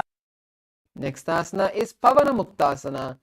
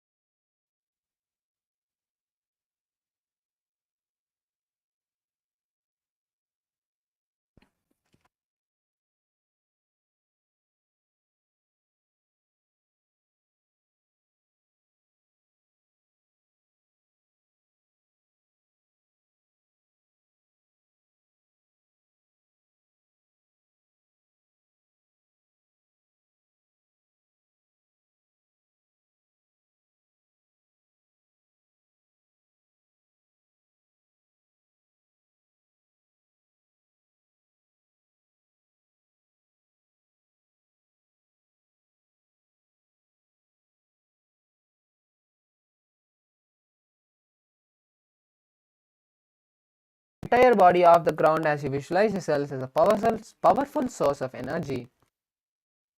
पूर्वदानं चतुष्पादपीठं वज्रासनं तथा.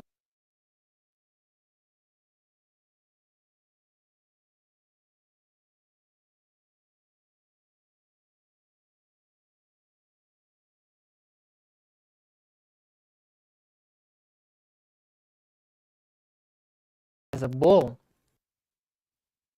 पादाङ्गुष्ठौ तु पाणिभ्यां गृहीत्वा श्रवणावधि धनुराकर्षकाकृष्टं धनुरासनमीरितम्. Next asana is Ashtavakrasana. Now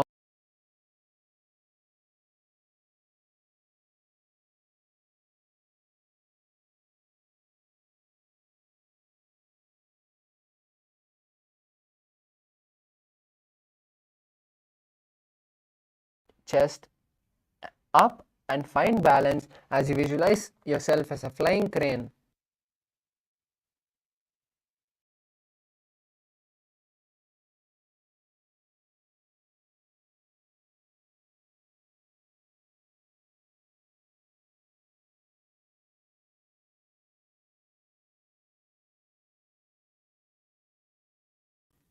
Have the left shoulder underneath the raised left leg and place the hand flat on the ground. Visualize yourself as immortal and able to exist solely from prana.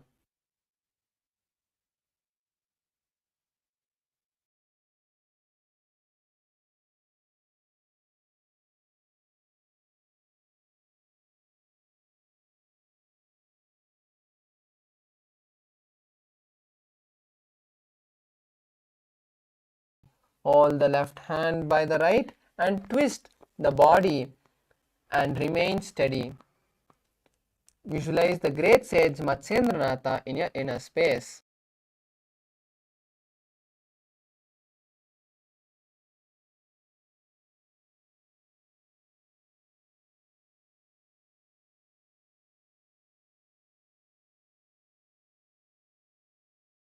Asana on the opposite side. Now sit and lift one leg behind the head and place both the hands flat on the ground. Extend the opposite leg straight up with the knee straight. Lift the entire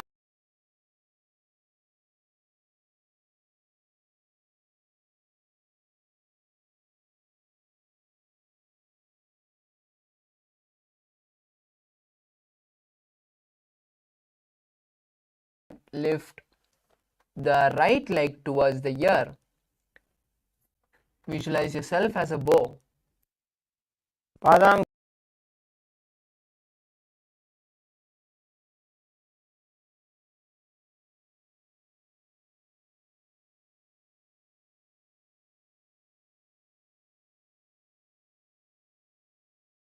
Foot across and hook it on top of the right foot. Lean forward and down while extending the leg out to the right as you lift the head and chest off the ground.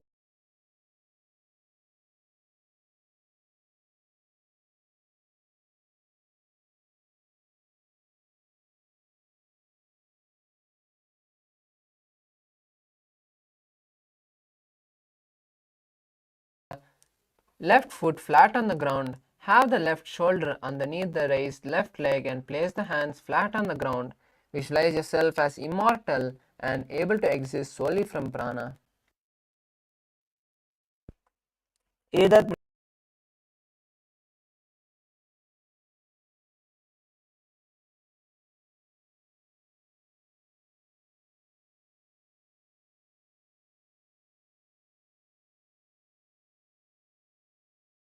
Now place the right foot at the root of the left thigh and then the left leg by the side of the right knee. Hold the left leg by the right hand and twist the body.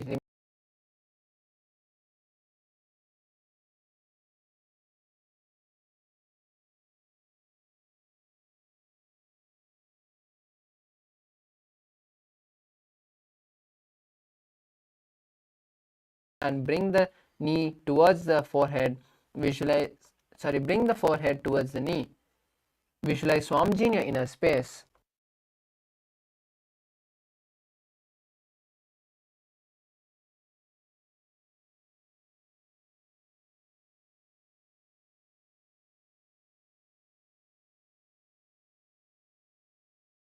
The sole of the right foot and lift the left leg up towards the forehead, keeping the knee straight. Gaze to the nose as you visualize yourself as a crane.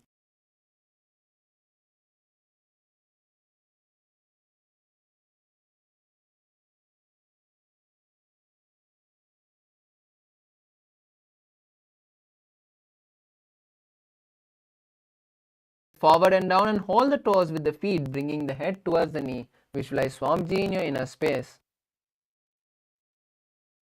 एकं पादं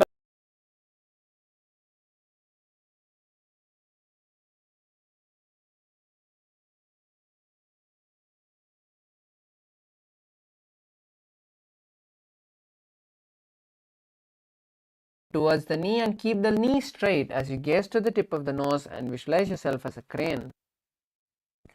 वासिष्ठमथ कौण्डिन्यम् ऊर्ध्वकुक्कुटमेव च Next,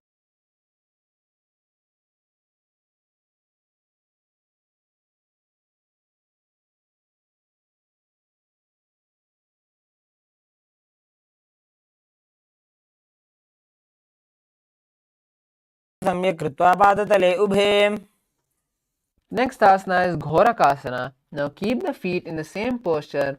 with the soles and thighs, between the thighs and calves. Cover the heels with the respective hand and tuck the chin to the chest. Gaze at the tip of the nose as you visualize the great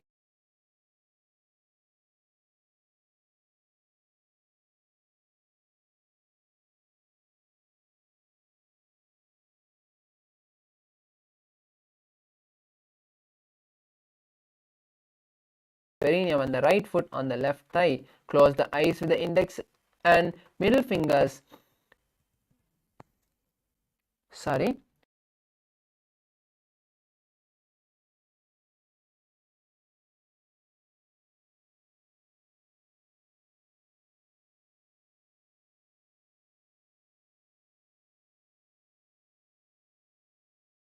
Index finger and the ears with the thumbs. Visualize Swamiji in your inner space. वामपार्श्वगुदं संस्थाप्य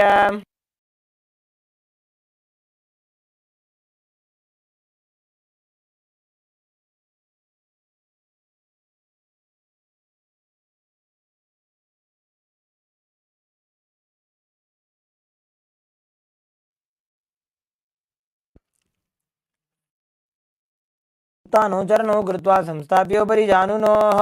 Next asana is Urdhva Kukutasana. Now from Padmasana, place the palms flat on the mat beside your body and lift the body off the ground.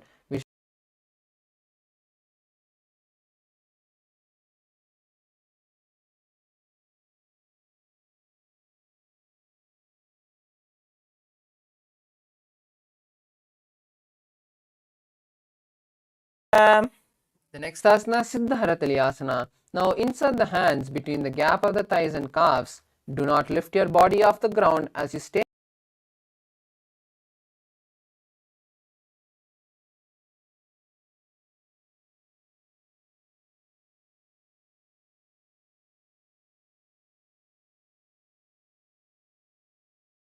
Visualizing yourself as a swan, gaze at the tip of your nose. कुटासनं स्थित्वा स्कन्धपर्यन्तं ऊरूनि नीत्वा. Next asana is Karmakasana.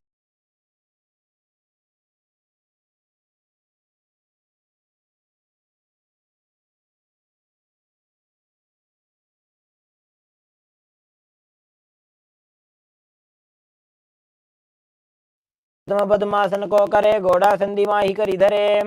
Next asana is Kurmasana 2. Now from Padmasana, insert both the hands through the thighs and calves, bend the elbows and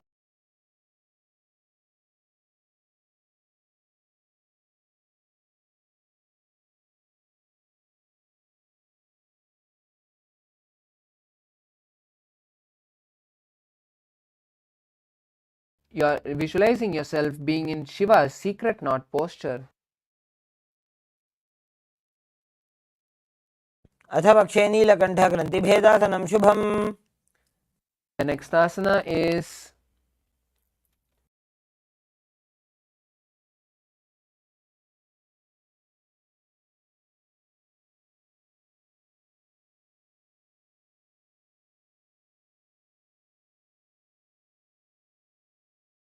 Pangu Kukutasana. Now sit up straight in Padmasana and place both your hands to the gap of your thighs and calves. Now hold your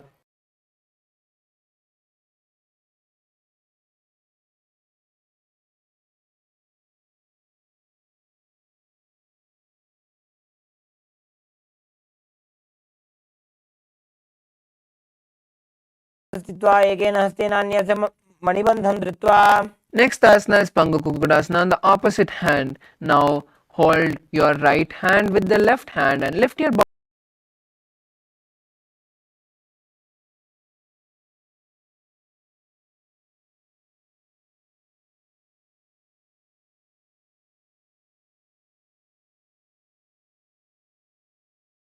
Now place your elbows on the soles of your feet and interlace your fingers, resting your chin on the interlaced fingers. Visualize yourself gone beyond all greed as you continue to perform Kakachancha Kumbhaka and Mulabandha.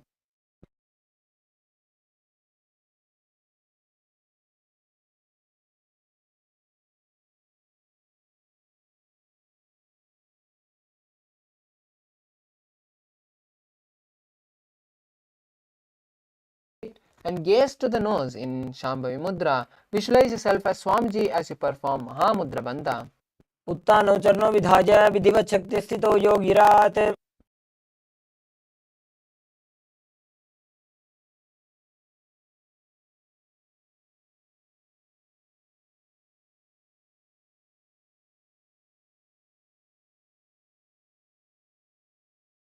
Perform Kakachanchu Kumbhaka. एतत् पद्मासनं कुर्यात् प्राणवायु प्रसिद्धये. Asana is Karmukasana too. Now from Padmasana, hook your right hand, index and middle finger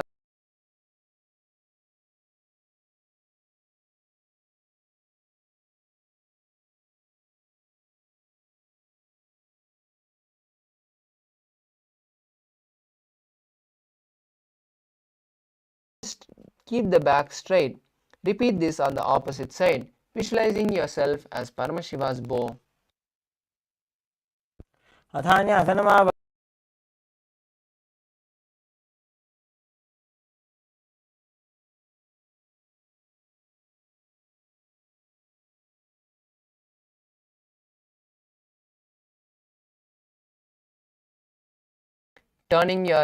Crossing your hands behind the back and holding the respective foot from behind your back. Visualize yourself as a bow, as Paramashiva's bow as you gaze at the nose and perform Mahamudra Bandha and Kakachanchu Kumbhaka. कार्मुकासनमाक्षि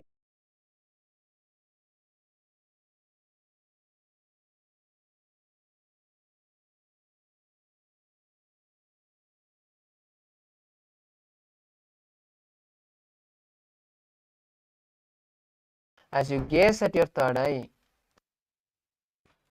ऊरुभ्यामुपरि स्थाप्य पादयुग्मं प्रयत्नतः दक्षिणं सव्यदेशे च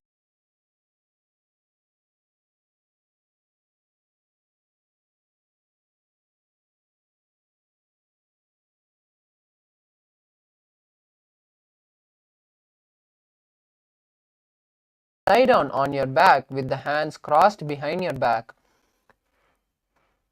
Gaze at the tip of the nose as you visualize yourself as a snake. Perform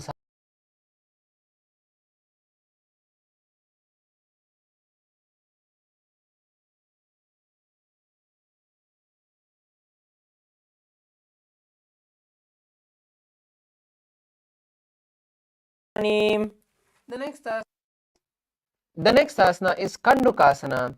Now lie down on your back and slowly bring your leg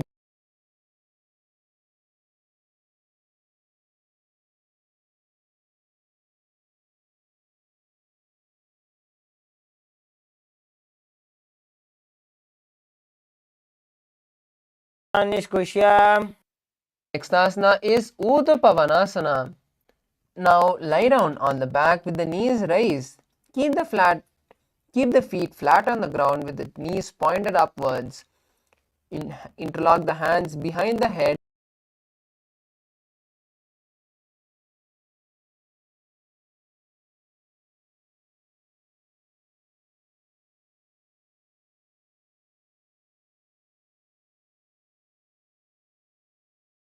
Pitasana.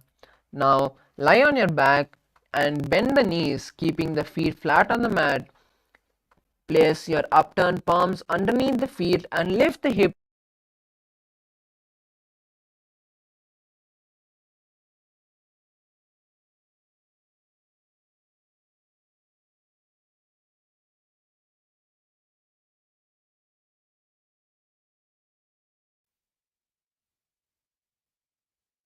उत्तानशयनं पादतले उत्तानहस्तयोः स्थापयेत् पृष्ठभागमुत्रमजेत् मरकटपीठं भवति. Next asana is Uttana Shikipitakasana. Now lie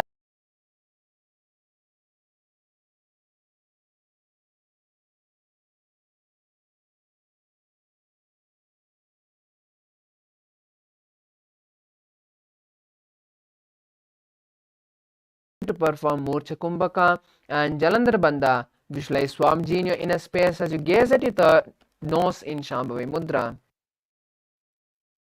जङ्घोरुबल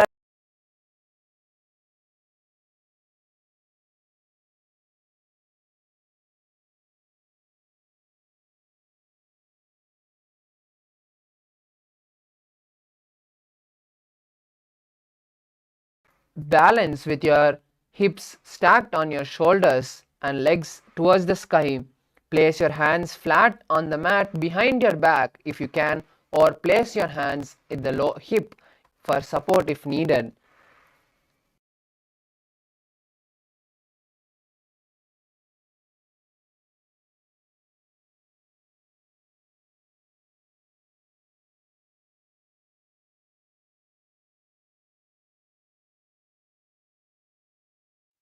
ग्रीवाकण्ठेन भूमिं विष्टम्भा पादाग्रद्वयम् ऊर्ध्वमुत्त्रजेत् नरकासनं भवति.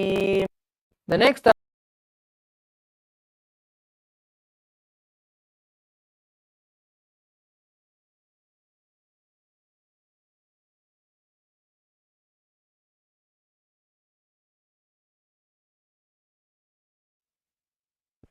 नौकावत् स्थित्वा ऊर्ध्वं पादाग्रद्वयं नयेत् तिर्यन्नौकासनं भवति. Next asana is Dvajasana. Now keep the upper back on the mat and raise the legs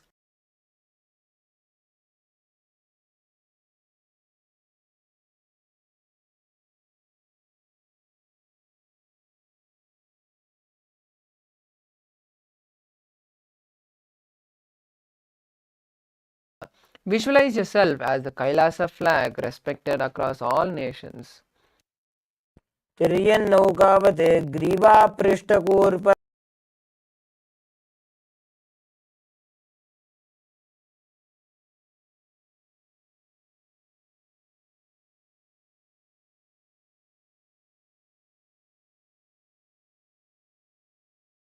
On your back with the legs flat on the ground and toes pointed outwards. Relax your body completely. Place your palms by your side with the palms facing upward. Completely unclutch from your body as you visualize Swamiji in your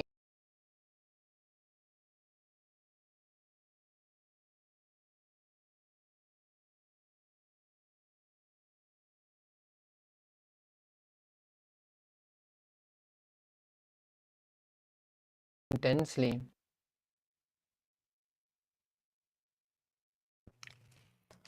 उत्तानं शववद्भू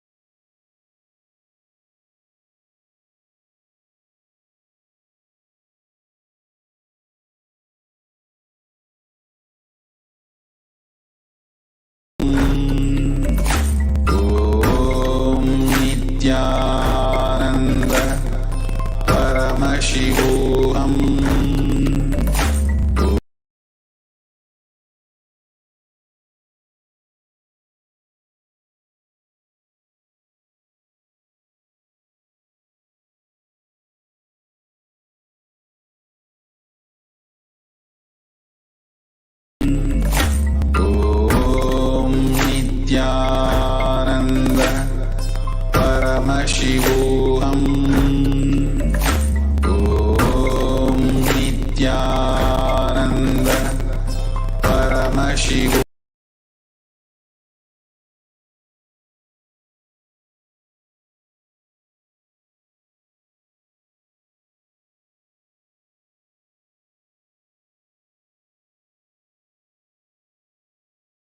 Slowly come back to your body and start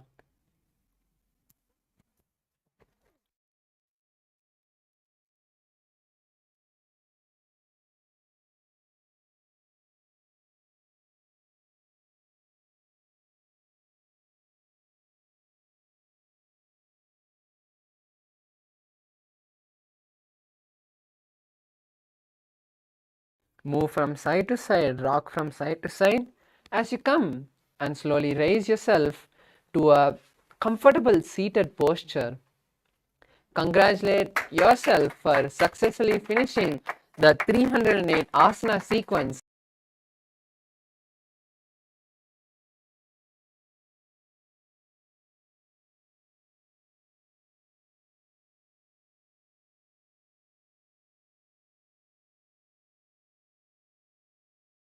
Into our nervous system so that we stay in this high space of consciousness and manifest all the realities that we want. To do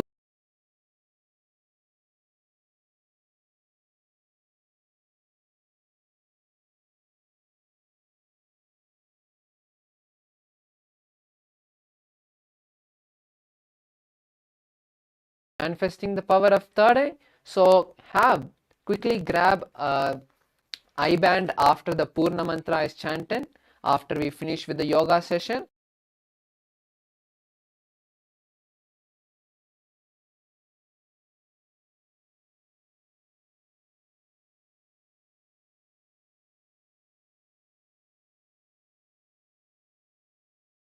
Bring your hands to the heart center, close your eyes and visualize Swamiji as you take a deep inhalation, and let us chant the Poorna mantra.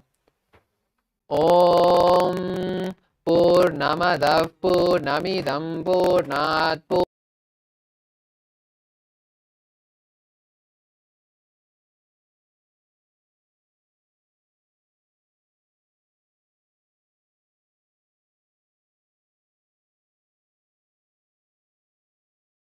Nithyananda Paramashiva Padukarpanamastu. Om Nithyanandam.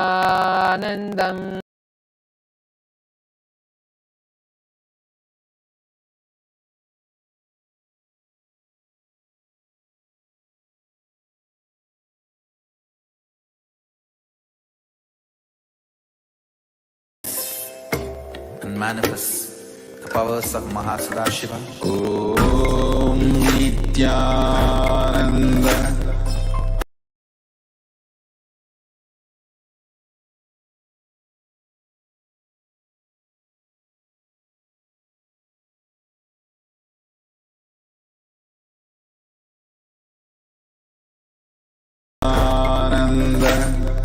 Paramashivoham.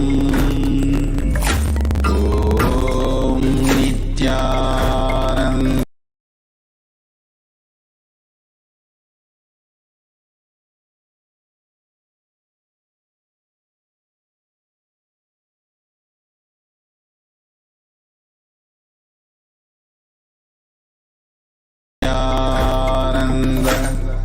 Paramashivoham. Om Nithyananda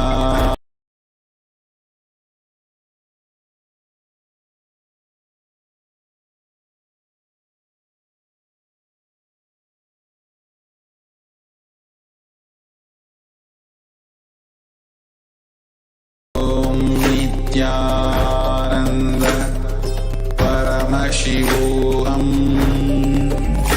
Om Nithyananda Paramashivoham.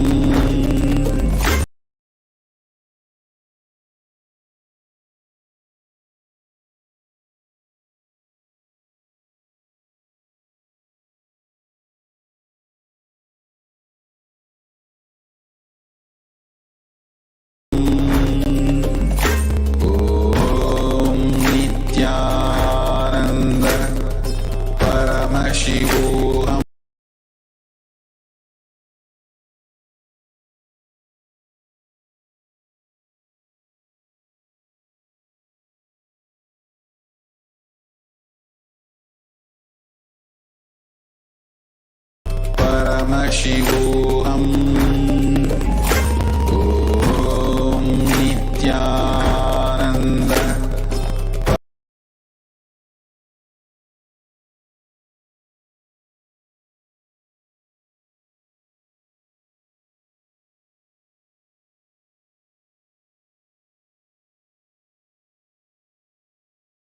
Ananda Paramashivoham.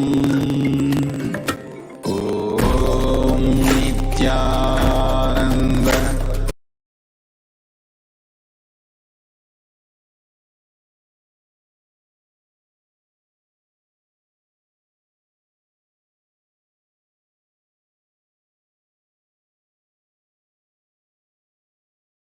Ananda Paramashivoham. Om Nithyananda Paramashivoham.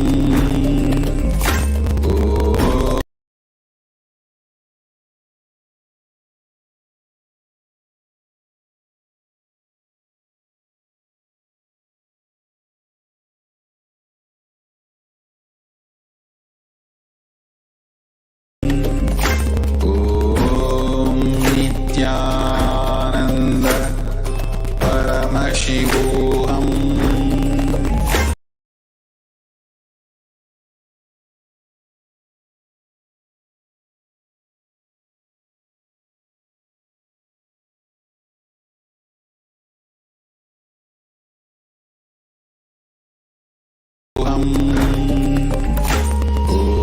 Om Nithyananda Paramashivoham.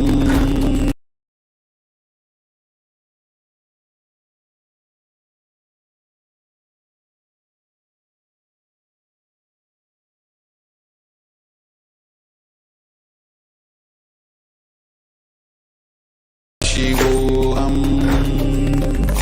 Om Nithyananda Paramashivoham.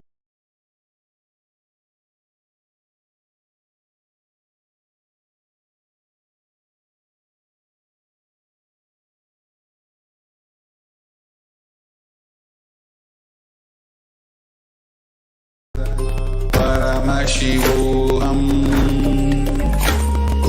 Om Nithyananda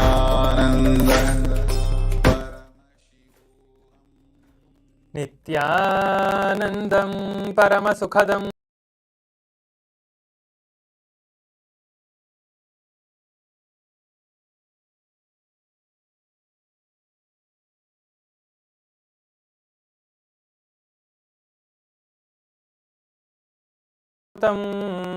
Bhavatitam Trigunarahitam Sadgurum Tam Namami.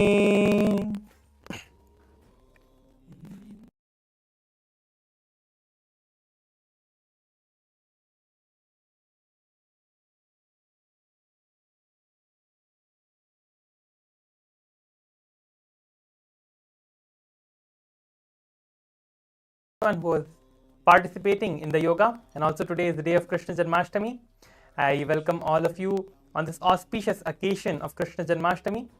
We are going to be having various celebrations as well as part of that. So now let us enter into the power manifestation.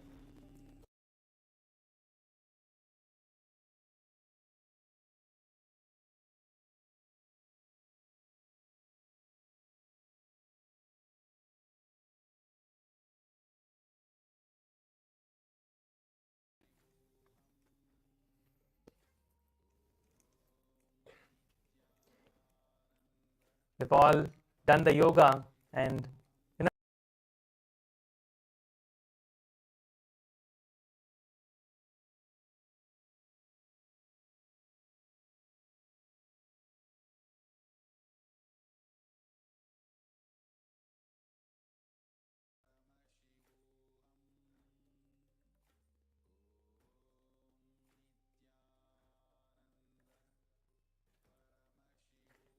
please close your eyes.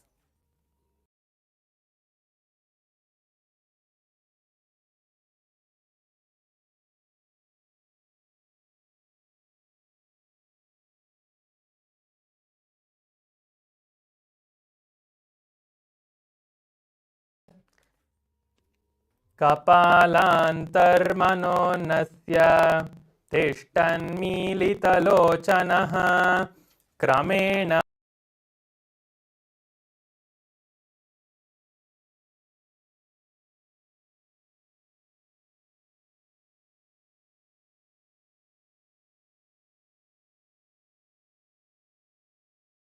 revealed in the Vijnana Bhairava Tantra. So now let us enter into the power manifestation. I request everyone to please put your eye bands on. Make sure to close your eyes now. We are going to be showing random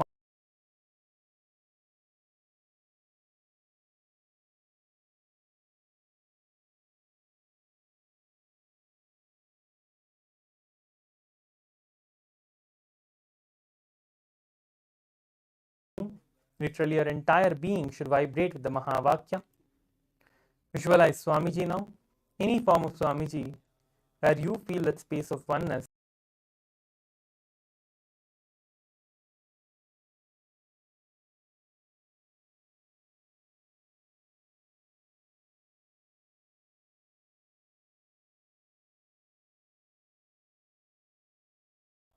Now I'm going to be projecting the image. Yes, the image is being projected now.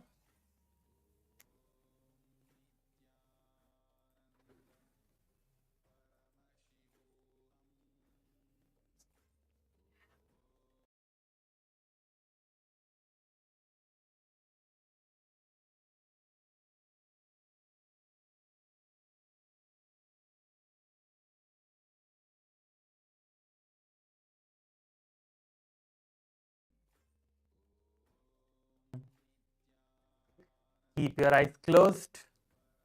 The image is being projected to you all.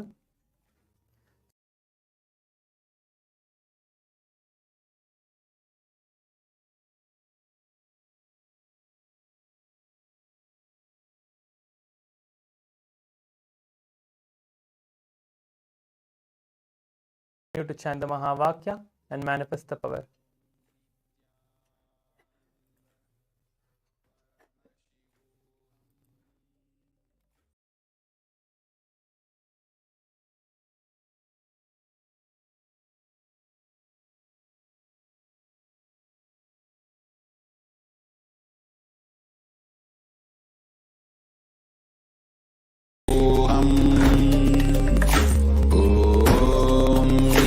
Nithyananda Paramashivoham Om Nithyananda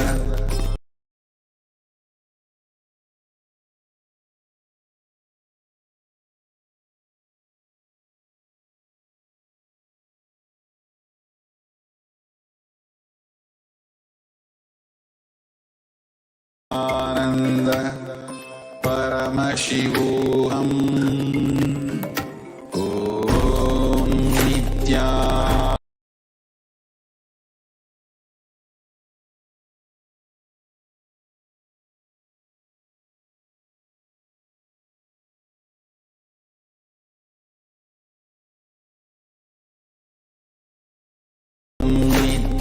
Nithyananda Paramashivoham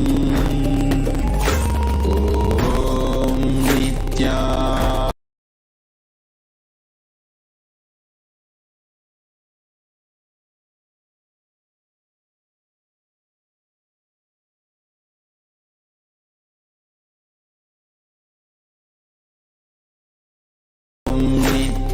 Nithyananda Paramashivoham Om Nithyananda Paramashivoham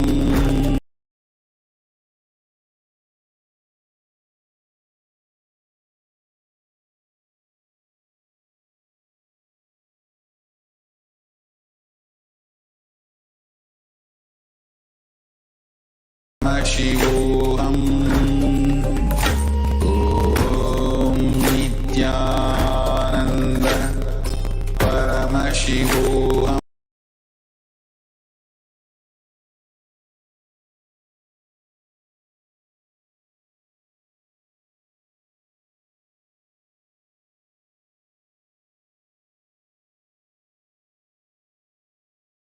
Paramashivoham. Om Nithyananda. Paramashivoham.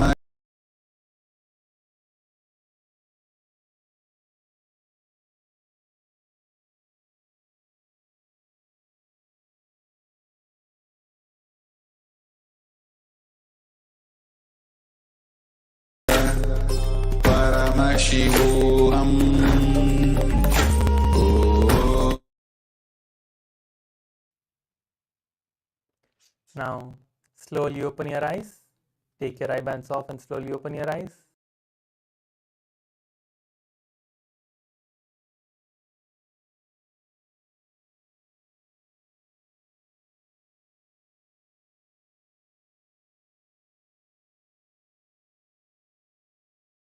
All the participants who are connected on the Zoom, please make sure to turn on your cameras so that we can see you and guide you. Yes, turn on your cameras. I request everyone to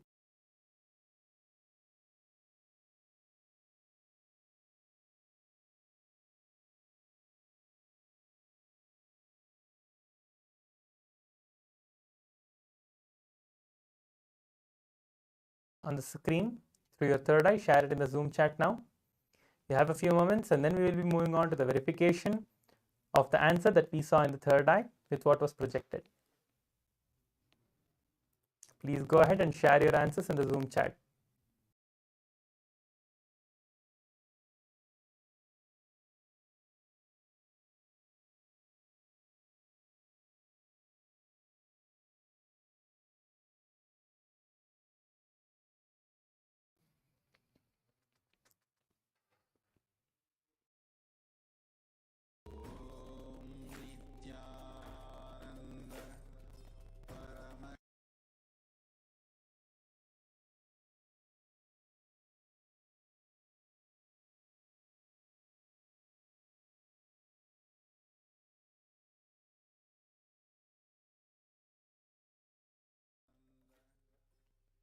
Satyota Shiva is saying it was a gramophone. Okay.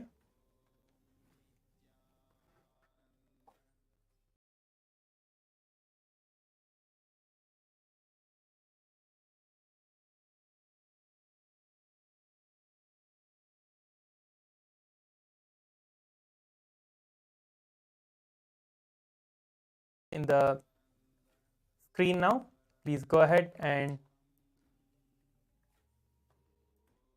see the image. This was the image that was projected. It was orange. The images that were projected were oranges. Yes.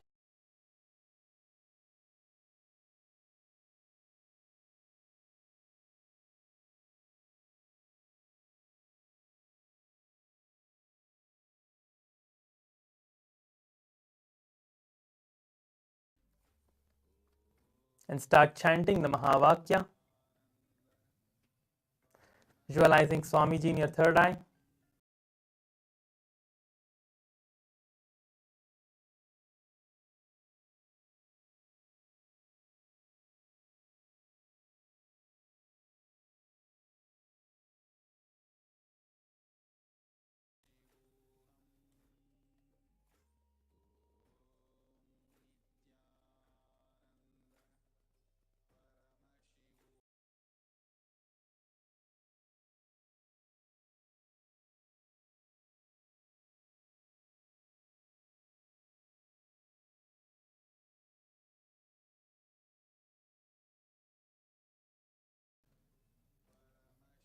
Do not open your eyes now. Keep your eyes closed. Just request Swami to show you whatever it is. Chanting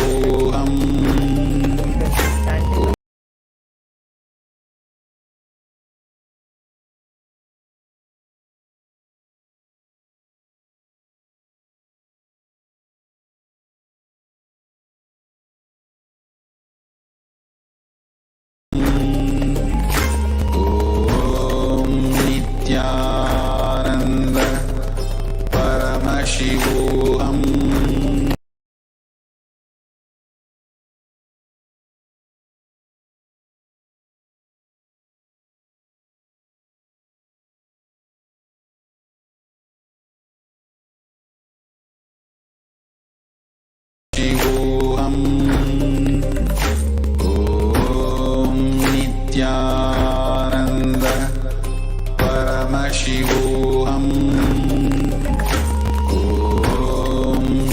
Nithyananda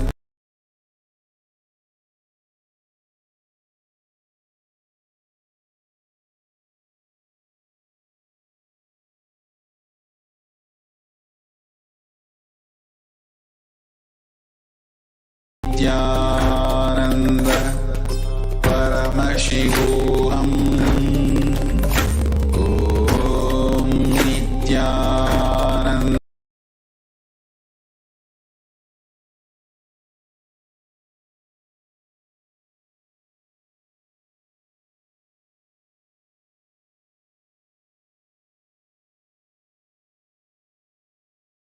Nithyananda Paramashivoham Om Nithyananda Paramashivoham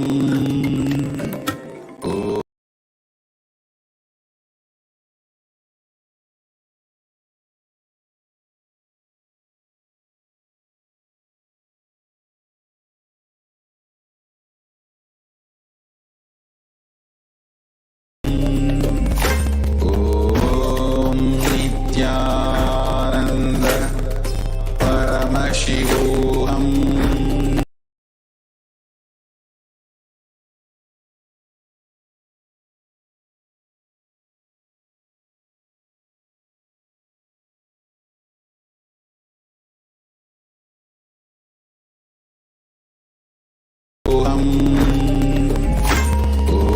Om Nithyananda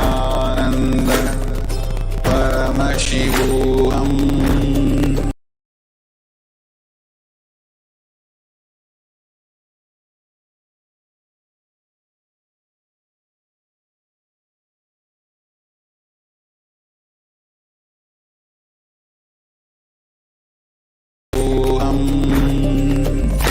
Om Nithyananda Paramashivoham Om Nithyananda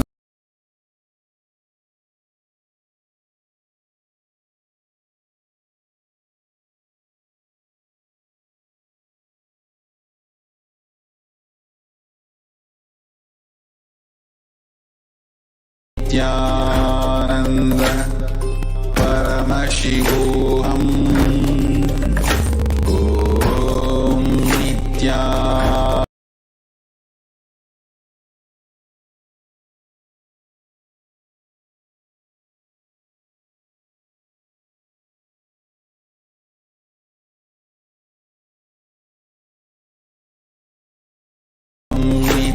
Nithyananda Paramashivoham Om Nithyananda Paramashivoham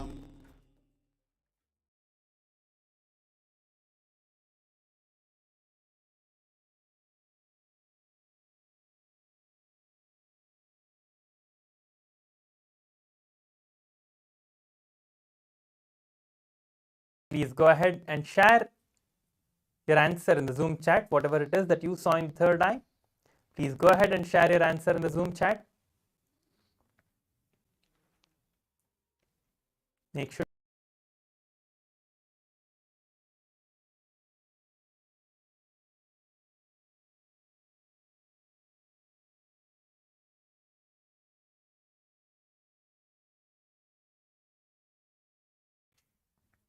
I'll be seeing the comments.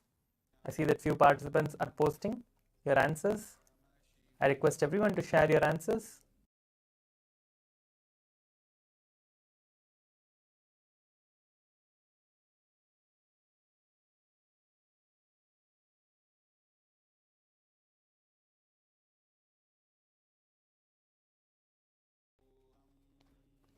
Make sure to share everything in the Zoom chat.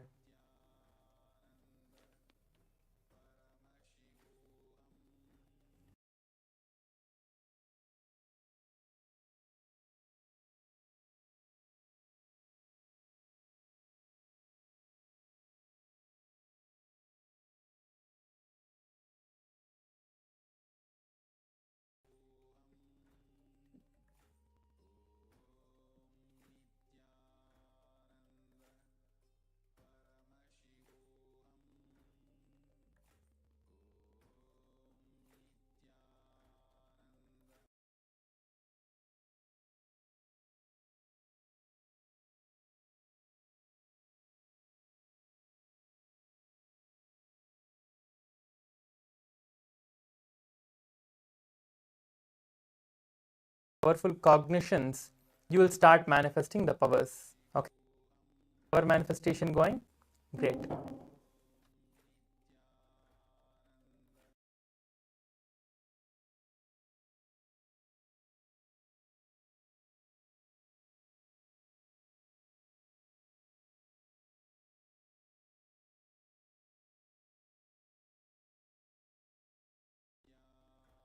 Jiang Chen is saying white flowers.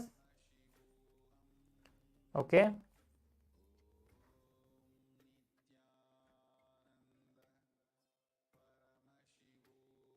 Yellow stamens. Okay.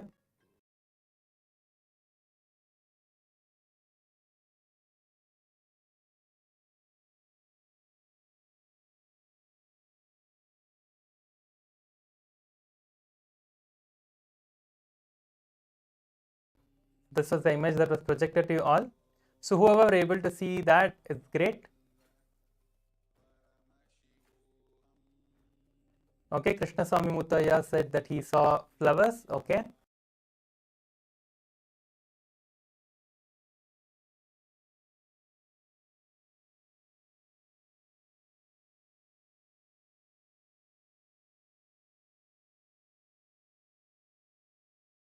So all of you are already starting to manifest the power.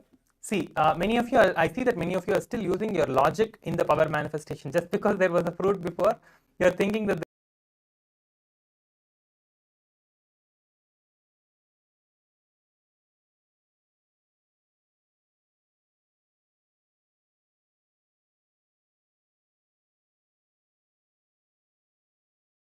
a fruit, you don't have to do guessing. This is not, where you guess. This is actual power manifestation. You can see every one of you can do the power manifestation, and you all will do the power manifestation. Okay, so keep the power manifestation going every day, and now you can go ahead.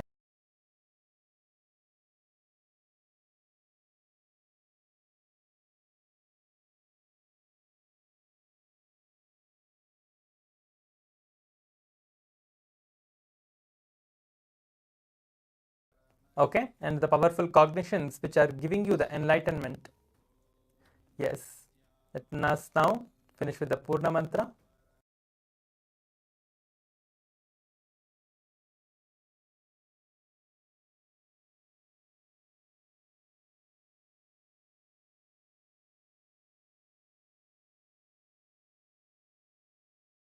पूर्णस्य पूर्णमादाय पूर्णमेवावशिष्यते। ॐ शांति शांति शांतिः।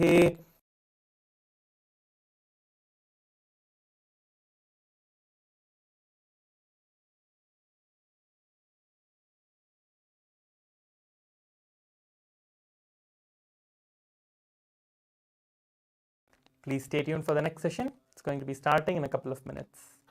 Thank you, Nithyananda. Om Nithyananda Paramashivoham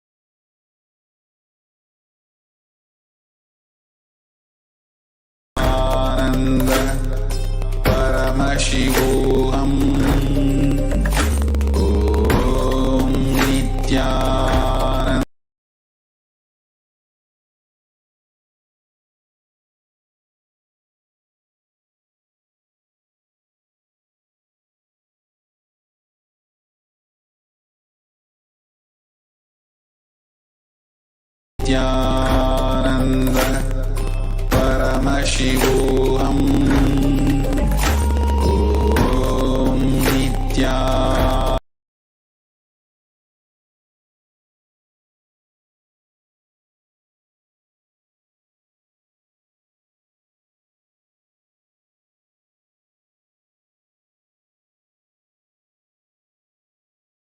Nithyananda Paramashivoham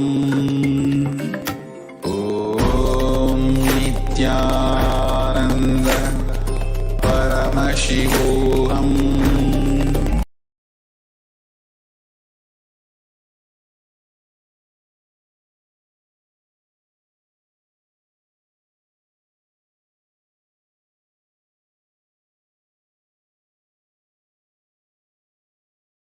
Om Nithyananda Paramashivoham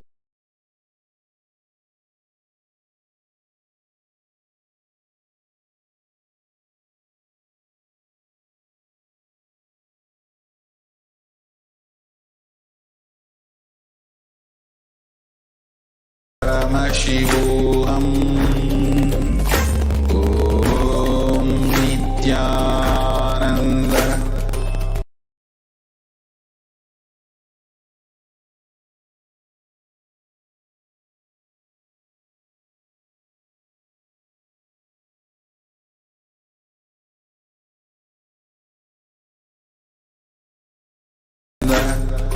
Paramashivoham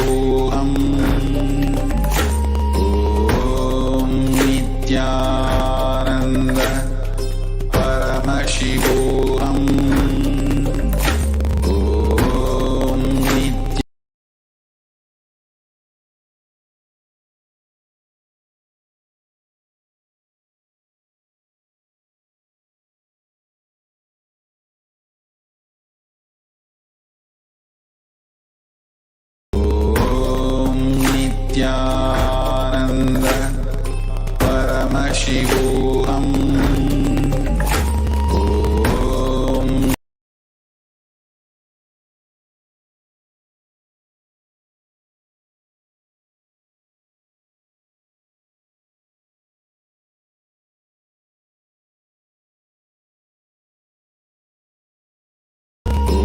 Om Nithyananda Paramashivoham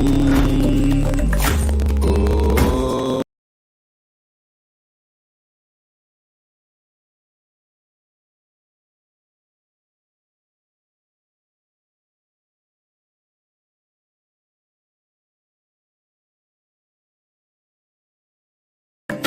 Om Nithyananda Paramashivoham Om Nithyananda Paramashivoham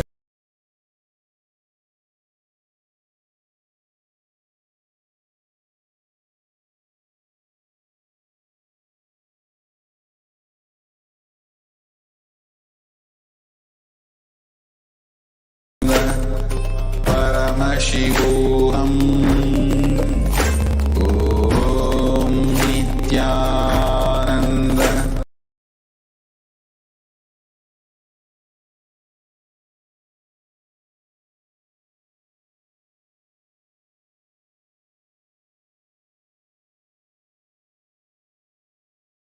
Om Nithyananda Paramashivoham Om Nithyananda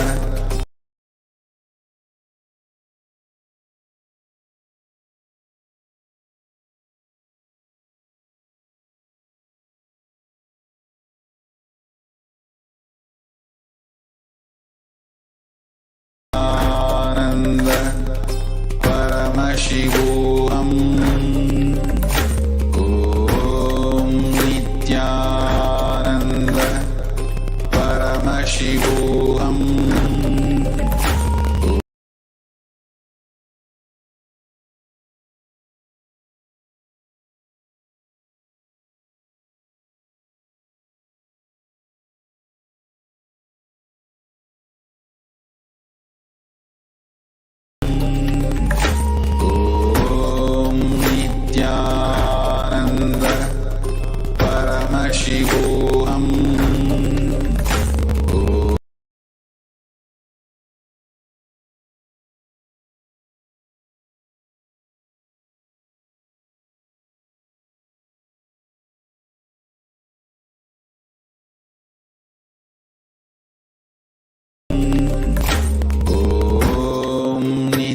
Nithyananda Paramashivoham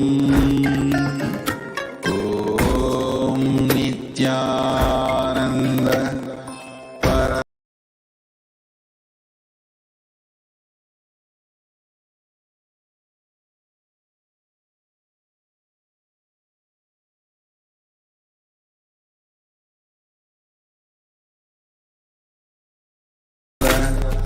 Paramashivoham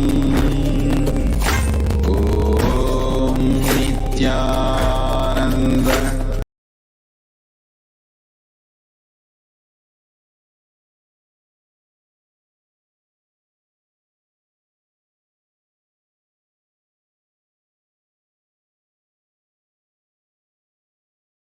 Ananda Paramashivoham Om Nithyananda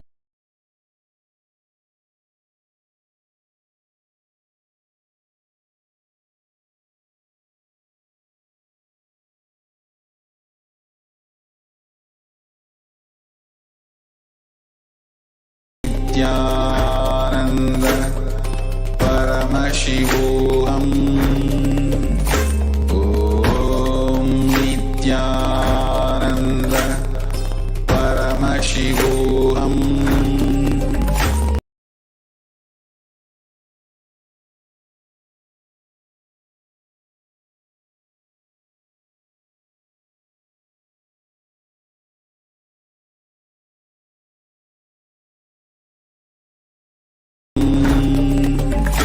Om Nithyananda Paramashivoham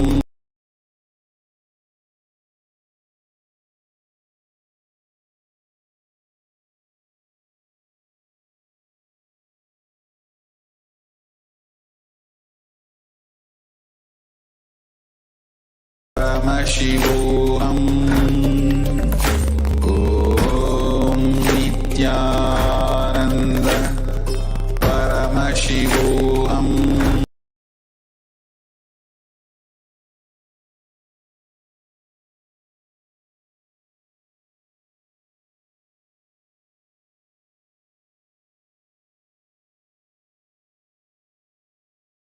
Paramashivoham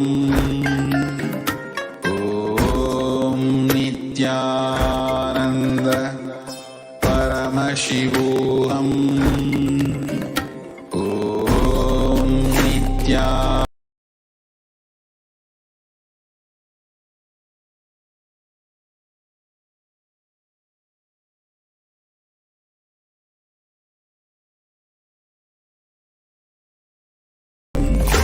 Om Nithyananda Paramashivoham Om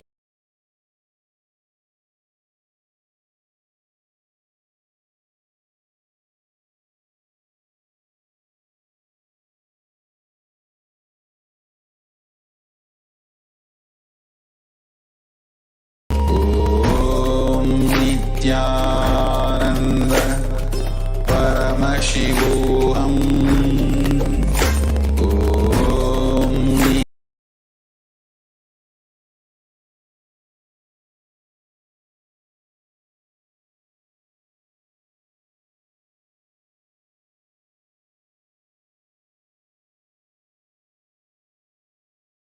Om Nithyananda Paramashivoham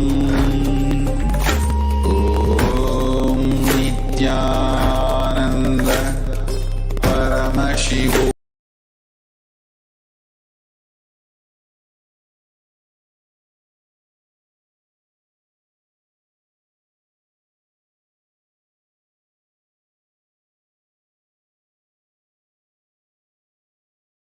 Paramashivoham Om Nithyananda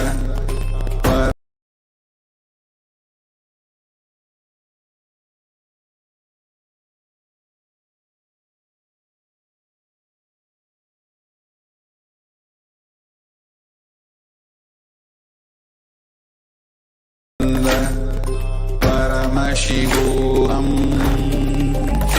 Om Nithyananda.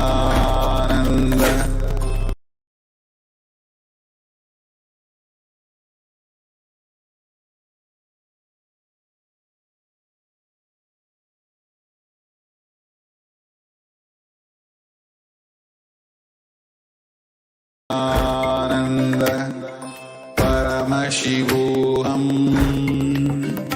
Om Nithyananda Paramashivoham.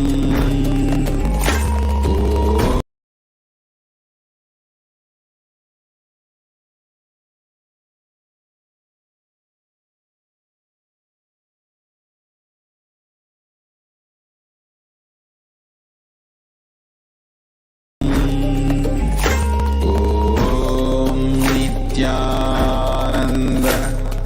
Paramashivoham.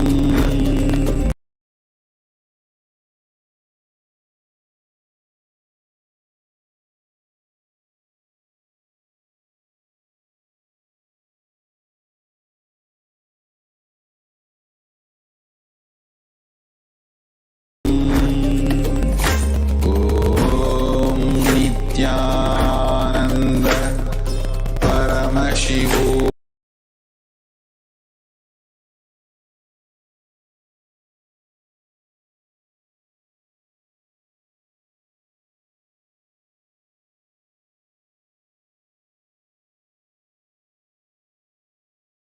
Paramashivoham.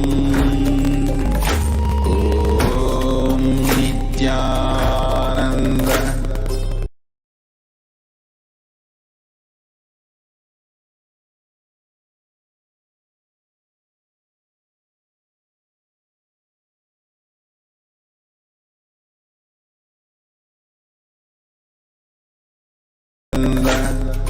Paramashivoham. Om Nithyananda.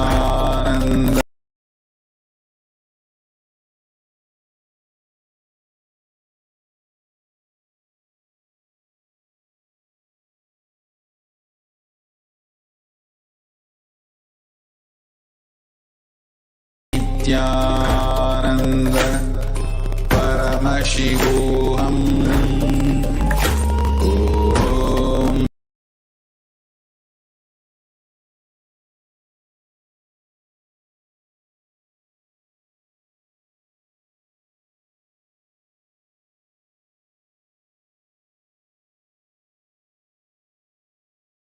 Om Nithyananda Paramashivoham.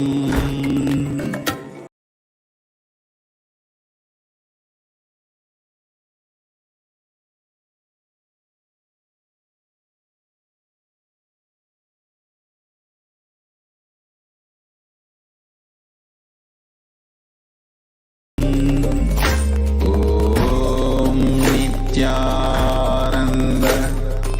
Paramashivoham.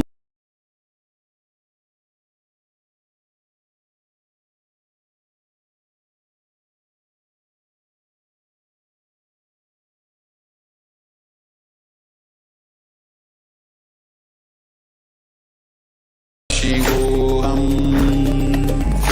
Om Nithyananda Paramashivoham.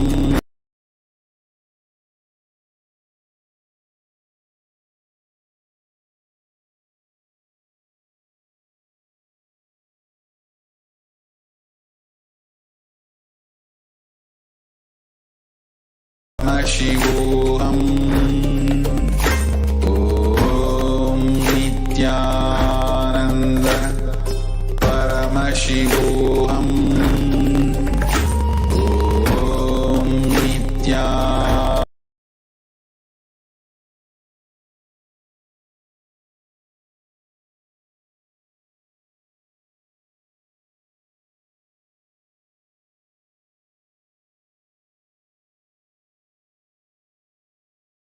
Nithyananda Paramashivoham.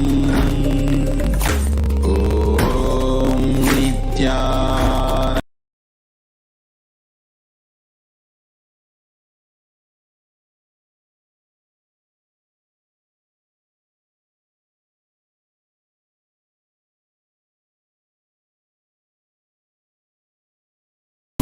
Nithyananda Paramashivoham Om Nithyananda Paramashivoham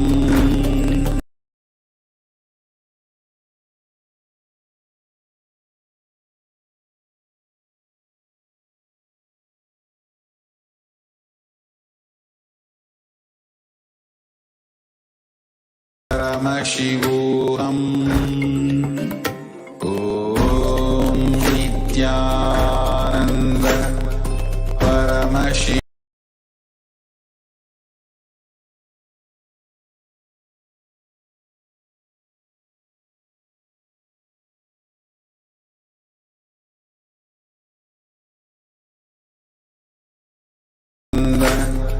Paramashivoham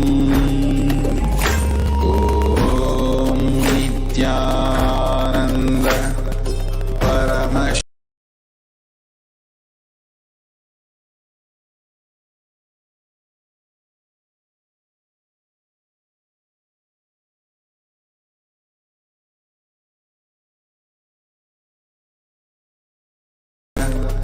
Paramashivoham Om Nithyananda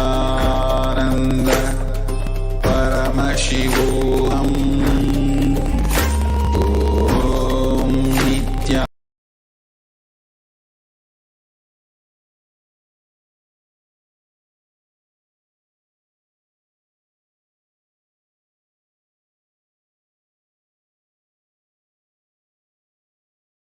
Om Nithyananda Paramashivoham Om Nithyananda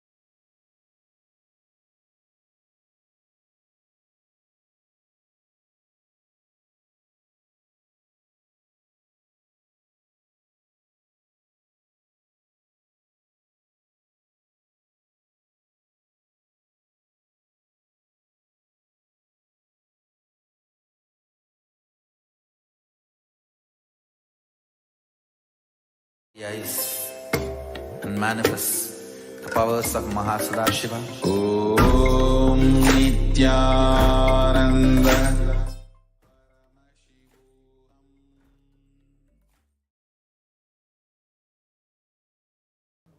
I welcome all the Paramashivoham Level 3 Season 3 participants to the next session of the program.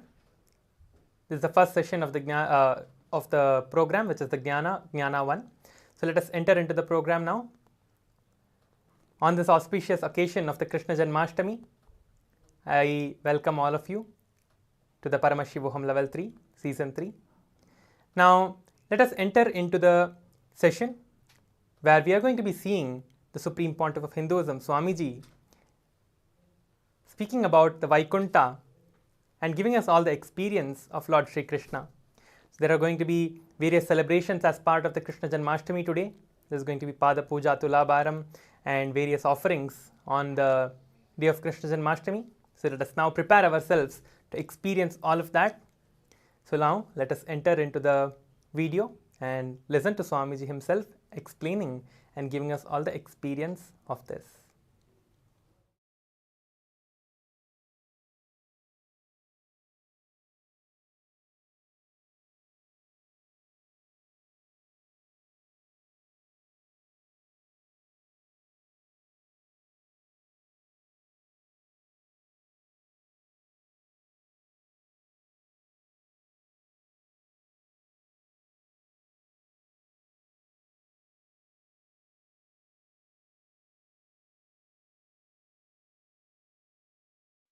Fourteen lokas are stopping with Brahmaloka.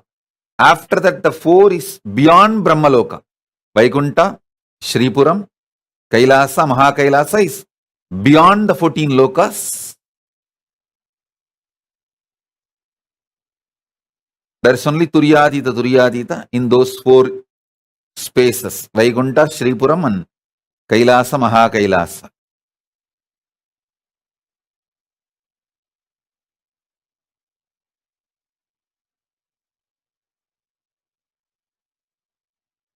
Like Vaikunta is abode of Vishnu. What about Shripuram? See, Vaikunta is abode of Vishnu, Parandama. Shripuram is Parameshwari, Paramashiva Shakti. Kailasa is Paramashiva. Mahakailasa is Paramashiva in his pure formless space. Beyond the form and formless space. That is Mahakailasa. In Kailasa, he lives as Paramashiva with form. Mahakailasa is a pure formless space. Intense life, alive. Even if you meditate on it, you will feel ecstatic.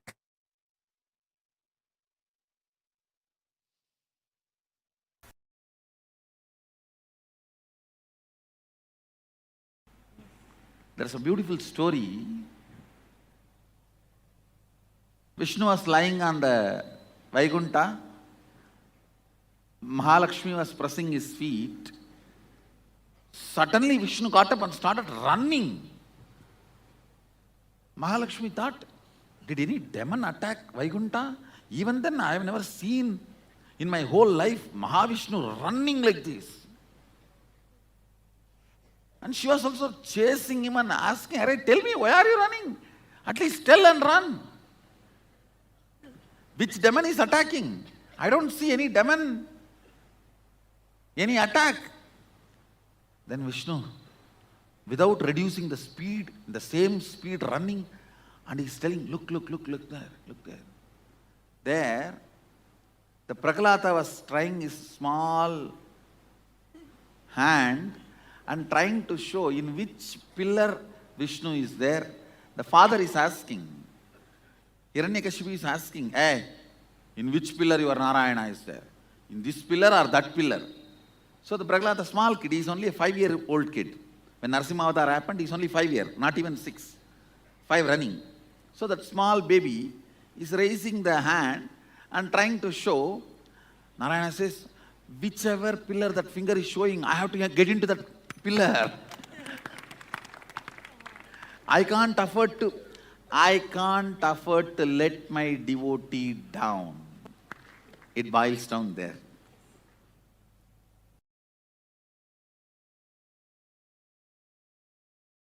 The prana of Vaikuntha is love, prema, bhakti.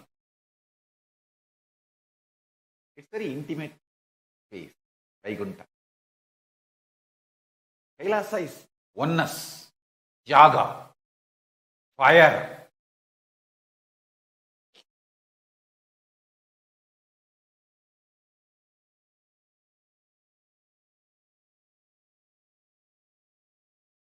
Vaikuntha is more like a cool, prema bhakti, the love space.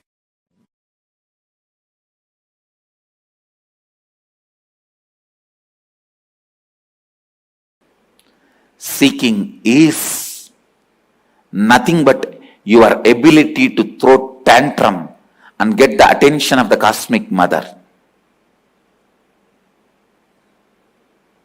Are I am telling you, just sit under one tree with a depth and decision of seeking. Simply Kailasa has to shiver. Kailasa will shake. Don't try to be Ravana, trying to shake the Kailasa. You will be caught under. Just be a yogi. Vishnu cannot sleep there.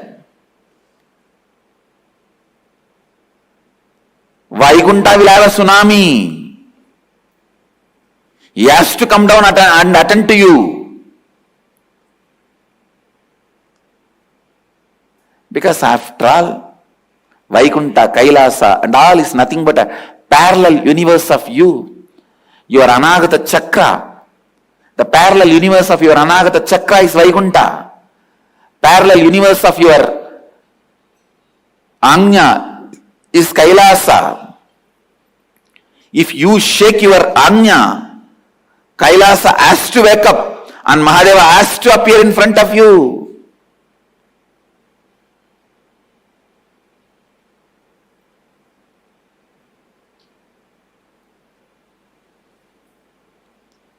Don't be arrogant out of your seeking. Actually, when you are seeking, arrogance will not even happen. Now when I am explaining, don't see this as arrogance. Very pure, clear, confident and the straight, right guidance I am giving you. It's not arrogance. When I say, if you sit and open your third eye, the parallel universe of the third eye, Kailasa has to shake and Mahadeva has to appear. I am not arrogant. I am just revealing some of the very deep, sacred secret to you. If you sit and open your Anagata Chakra with the depth of seeking, simply the Narayana has to wake up from his Yoga Nidra and appear in front of you.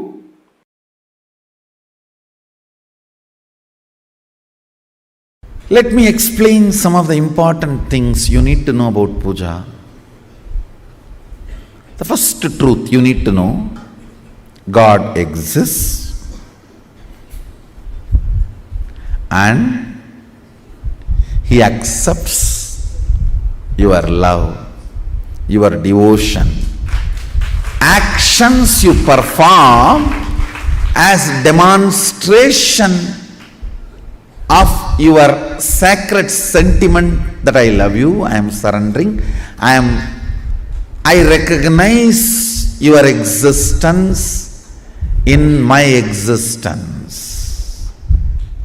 Whether you are happening to me in the form of joy, health, wealth, bliss, contentment, all the good things I feel as good things, or some things which I am not yet able to recognize as good things. You may be happening to me in whatever way you want, whatever way life is happening to me, but I do recognize your existence in me, in my life, in my existence. Sharing this truth authentically is what I call devotion, bhakti.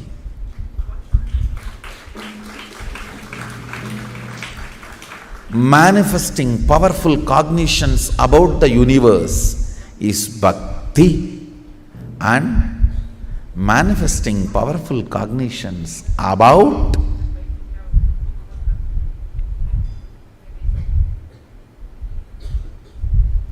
everything that exists is puja.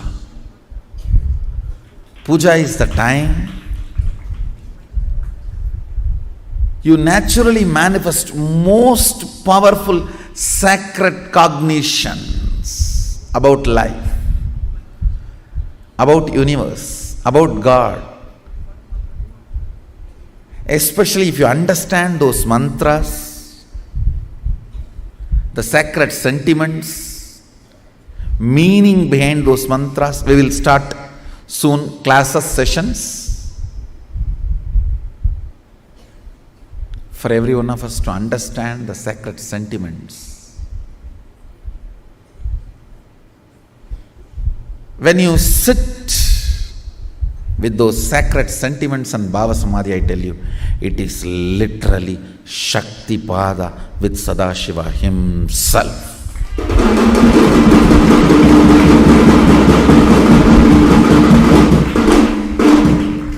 It can manifest so much of powers, state of Sadashiva, space of Sadashiva, and powers of Sadashiva. It can just do wonders, I tell you. Fools are those who don't know the taste of Shiva Puja.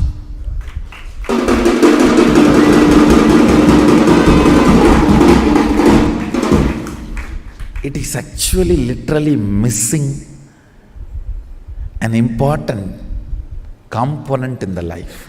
When I use the word Shiva Puja, maybe you should take this as a meaning of Ishta Devata Puja. I don't want to exclude the Shaktas or Vaishnavites or other deity worshippers.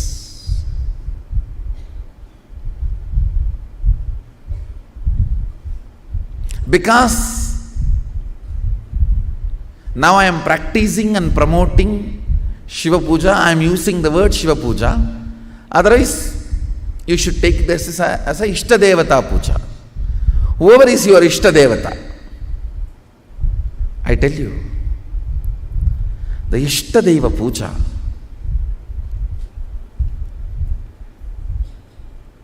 physically sitting and cognizing the Archa Avatara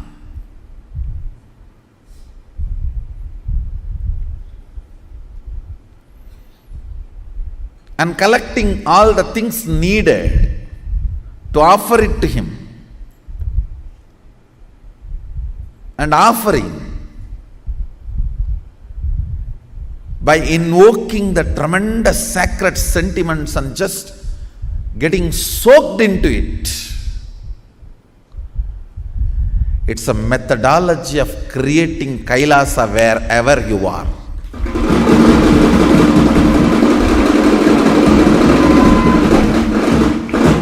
You have power to manifest Kailasa where you are.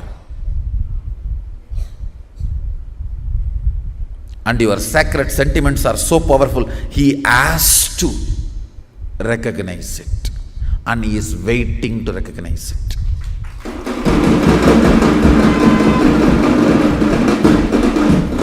Sadashiva may not need your puja, but he is waiting to respond to your puja.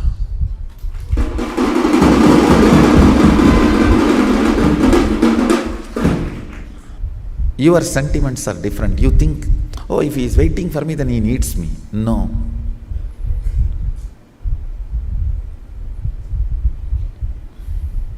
He doesn't need, but he responds. He is alive, very much alive, available.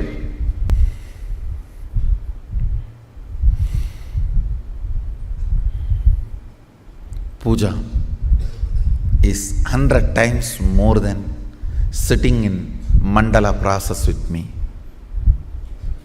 When you sit with me in the puja, the Shakti Pada is 100 times intense than the mandala process.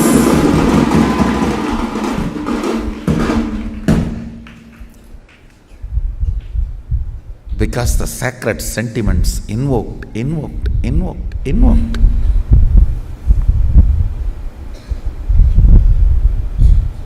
And just like a wave, rising and settling, rising, and it settles into your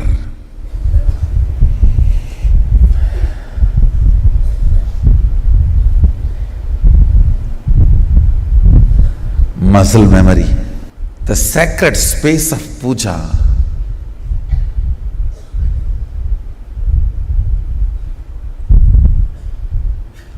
the sweet space of puja. So it is such an intimate romance, I don't have words to describe it.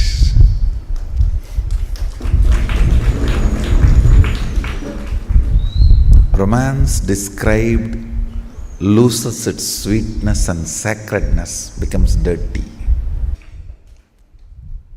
If I just see last 39 years of my life on the planet Earth, what is the activity in which I have spent maximum time?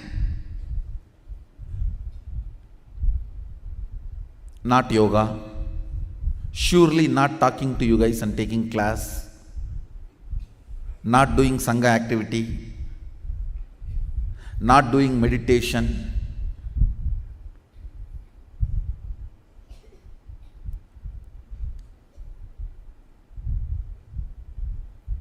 at least equivalent of the time I spent on all these activities, I spent on puja.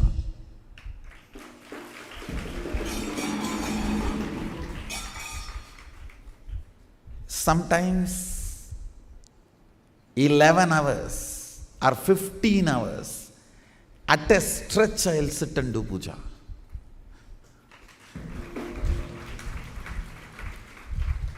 Understand, I may promote the Shaivite rituals, Agamic rituals, but I myself was Sakta.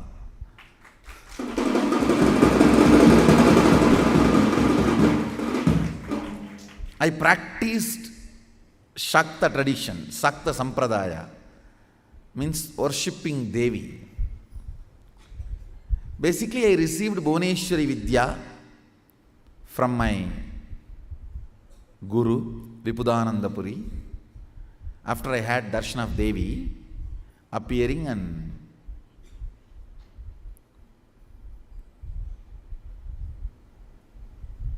I made the deity of Devi with my own hand in a stone variety called soapstone. In Tamil they say Mavakkal. It is a kind of a soft stone. I myself made tools with my own hands and carved, took the help of local carving artisans, few hours their support. So after I did this deity, my Guru was thoroughly impressed, and she gave the Bhuvneshwari Vidya and Bhuvneshwari puja method, the practice.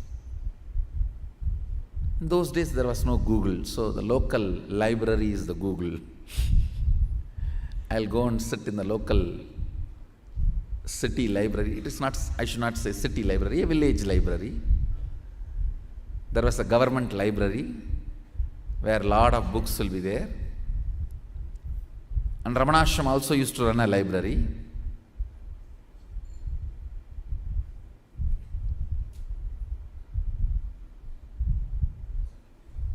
So I used to go there and sit and download the books. I used to go and sit and copy the puja patadis available in the library.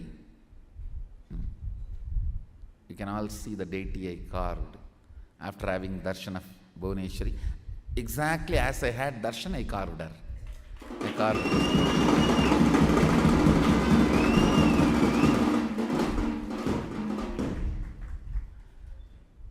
And actually my life started with puja. It is Ganapati puja, Ganesha puja, with which my whole life started.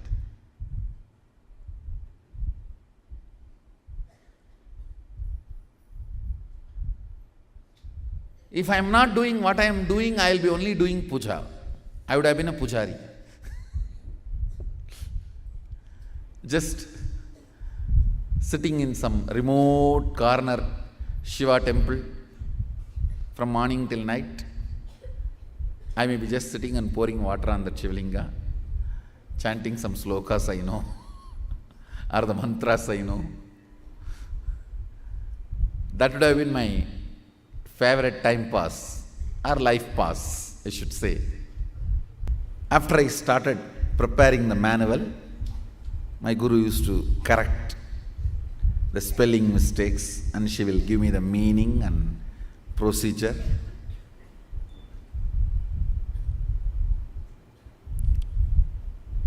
Before every puja, I will prepare elaborate manuals to instruct myself and study. Still, fortunately, we have few manuals protected by my mother. Some of the manuals I prepared for Sri Vidya and Ramakrishna Puja and other Shodasobachara Pujas, like Sadashiva's Puja and Ganapati Puja and Durga Puja and Vishnu Puja.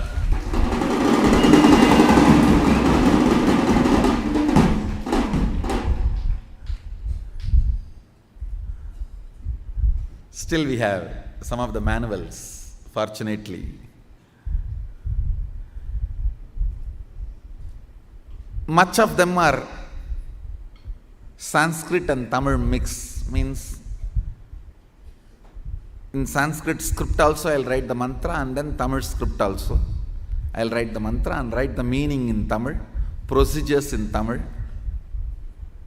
We do have some manuals with the Sanskrit script. Can you get that? Devanagari script.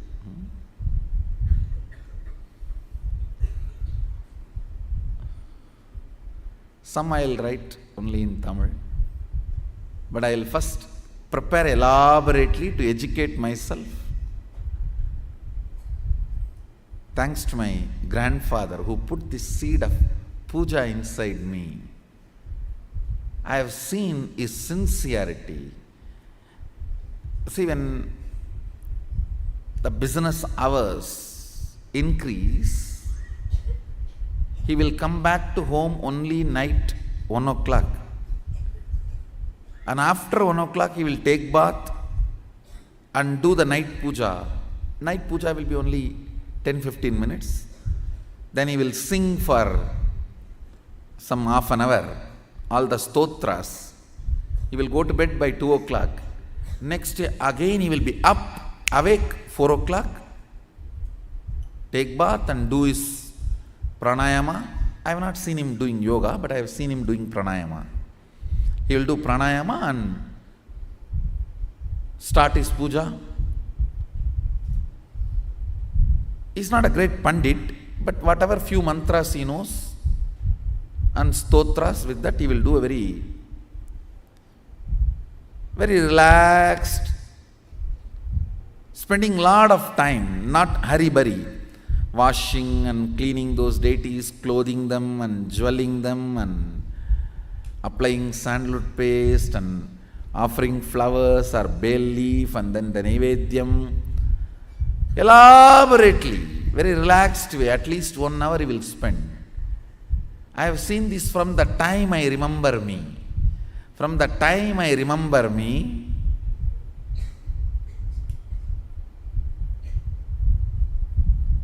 I used to sit with him. It's like a Skandamata's age itself. My mother used to put me where he does puja. So only hearing his morning puja bell, I'll open my eyes.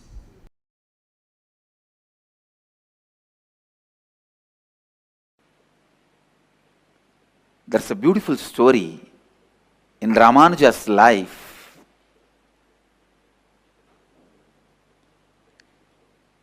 He goes to his guru and asks him to give one method to achieve the ultimate. In Vaishnavism, the ultimate is the space in Vaikuntha, means the space of Vishnu. Ramanuja was in such high level of completion. The Guru gives him the initiation into the great mantra, Namo Narayana. Om Namo Narayanaya. And immediately, Ramanuja gets the glimpse of that space. Because he was in right context and the initiation was given, immediately gets that space. But the Guru says, don't go out and give this mantra to anyone and everyone. Otherwise, you will go to hell. They will go to Vaikuntha. But I tell you, whenever you experience, you will be possessed by the spirit of enriching. Whenever you experience, you will be possessed by the spirit of enriching. Here Ramanuja was possessed by the spirit of enriching. He runs to the temple tower, stands on the roof and calls everyone and says, come on, come on, come on. I have a secret technique to achieve Vaikuntha. If I teach you all this, I may go to hell, but you will all go to Vaikuntha. Please learn.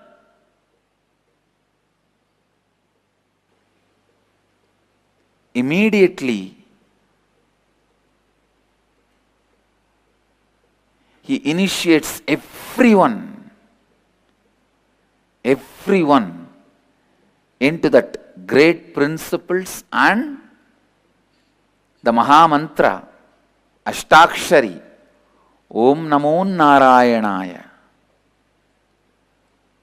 And please understand, you cannot even stop yourself from creating when completion happens in you.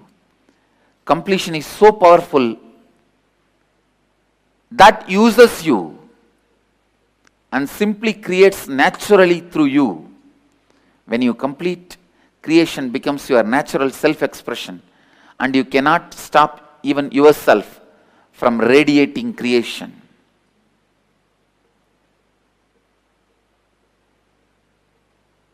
And I tell you, if I am asked to stand on the rooftop and shout, I will shout only this one word: completion, completion, completion, completion.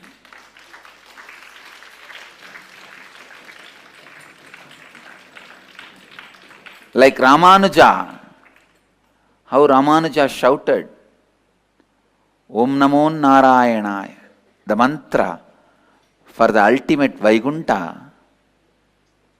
If I am asked from my experience, I will shout only this one word: completion, completion, completion. Learn the science of completion. Live the science of completion. Live completion.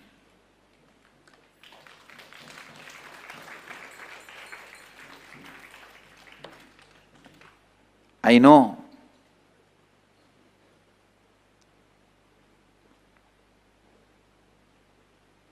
Ramanuja was heard by a few thousands. Now I am heard surely by few millions. because I am shouting in the media. But I tell you, completion, completion, completion.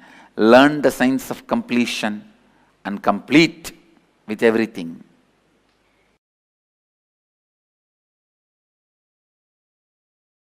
Experiencing, imbibing sacred truths. Swadhyaya. Please understand. If you want to experience Vishnu, Vishnu represents a sacred truth of cosmic pervasiveness. Vishnuhu means cosmic all-pervasiveness.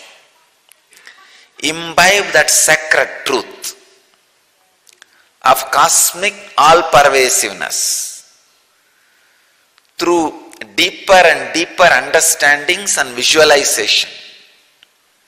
Then you will have the communion with Vishnu. Shiva is the extraordinary bliss of enlightenment, the cosmic auspiciousness, life. Very source of life is cosmic auspiciousness. Understand? I am exactly giving you the bija mantras to experience each God. Understand? For modern day, I am giving you the bija mantra for each God in English.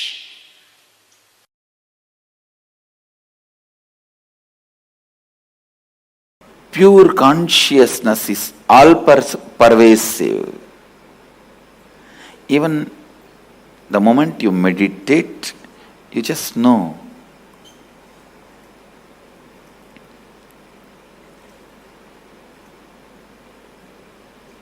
You are something more than the body, because all-pervasiveness, the amount you can experience, only that much you can visualize. Please understand.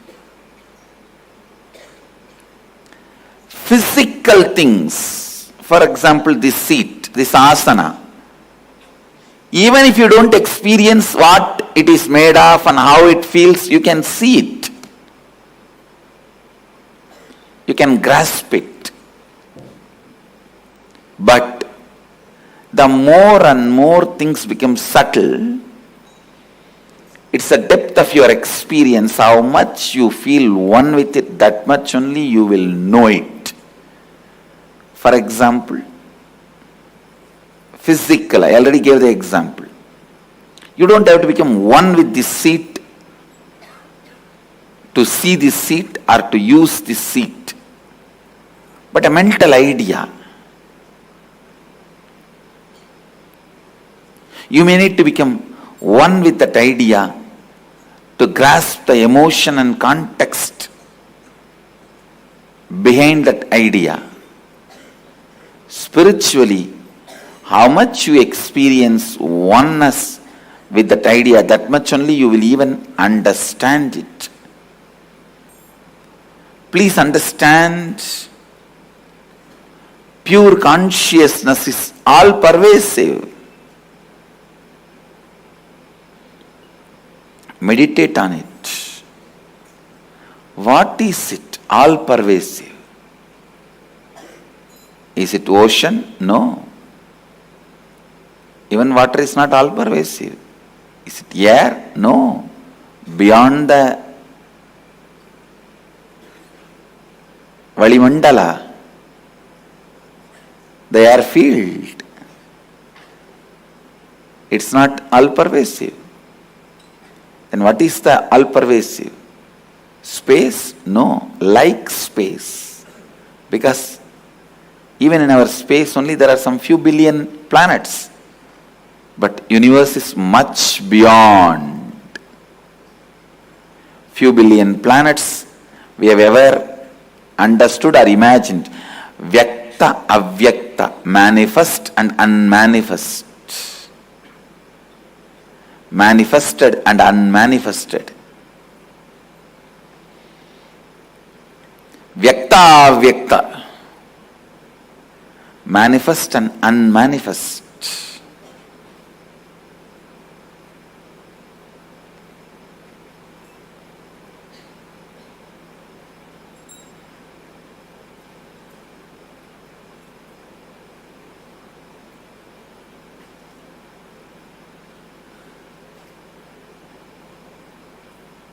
Meditate on it. Meditate on it. Meditate on it.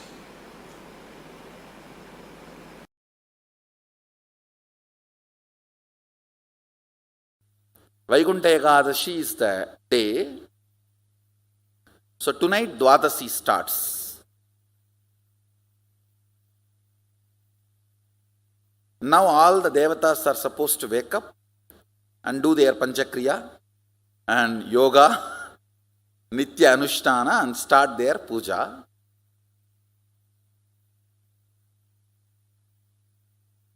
As a gift, bonus, Vishnu opens all the 11 dimensions and blesses the universe. Anybody has a free entry today. This few days, all the 11 dimensions are opened and made available for all the beings to come and enjoy. They give you free tour and free entry. And I want you to know all these are not jokes. It's true. It is really true.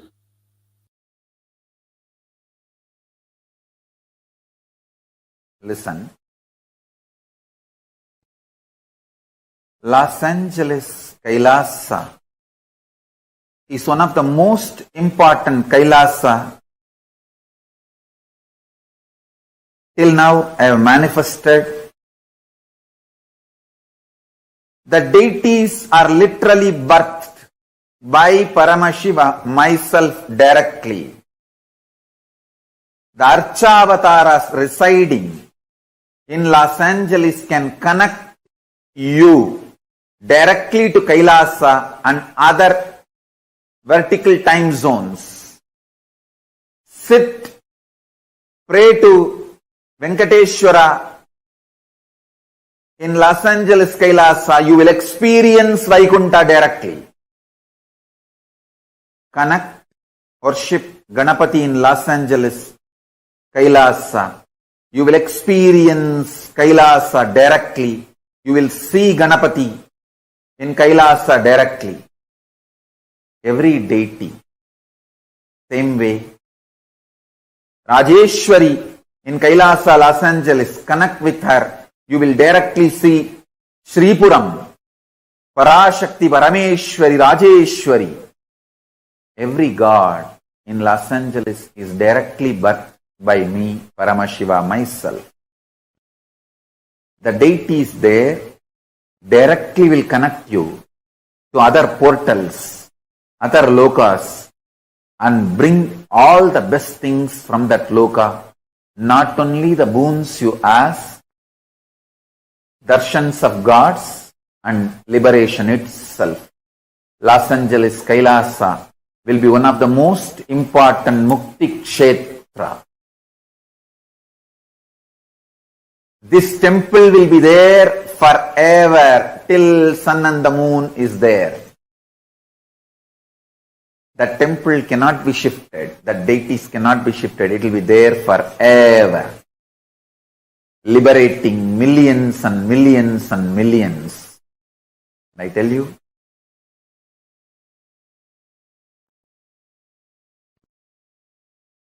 whatever way temple can be expanded, renovated, but the deities have to be there permanently forever. They cannot be moved, and they will directly connect. Anyone who comes there, prays there, to Kailasa, immediately, it is literally I brought the Kailasa stage, a supernal effulgence of Kailasa, and made this Los Angeles Kailasa. There will be a huge ecosystem, enlightenment ecosystem in Los Angeles.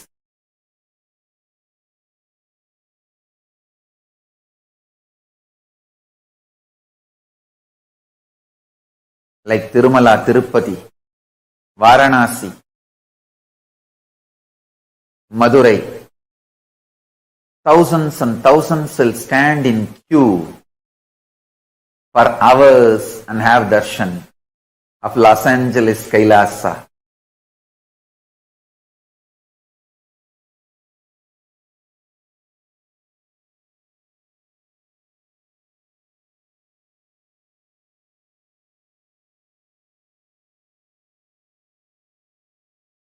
Paramashiva, myself, will be ever present, eternally manifesting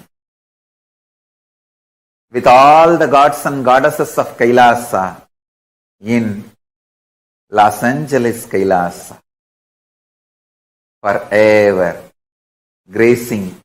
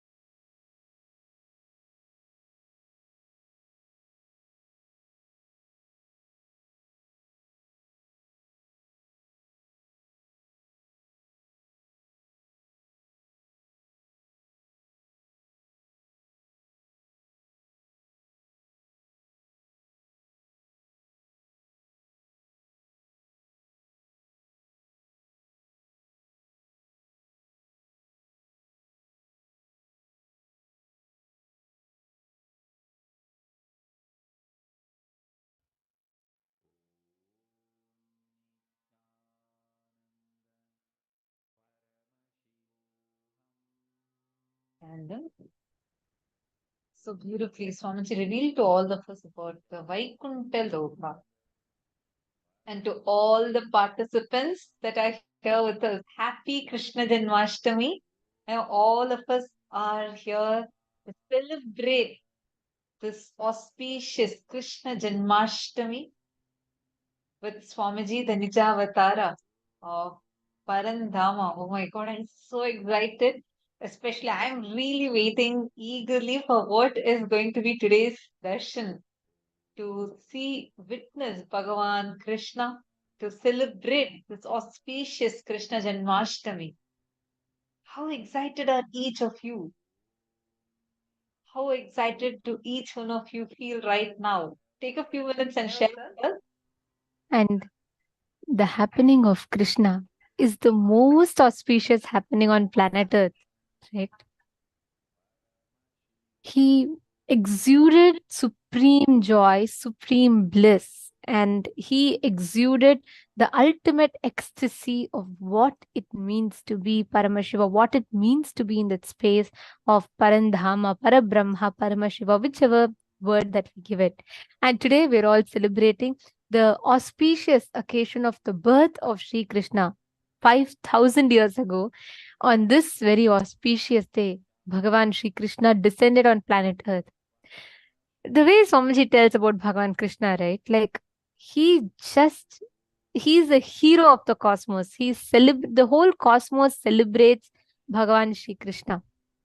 And today, all of us are preparing ourselves for the darshan, for having the darshan of Bhagavan Sri Krishna. And also, we're all going to be receiving some of the most beautiful initiations today.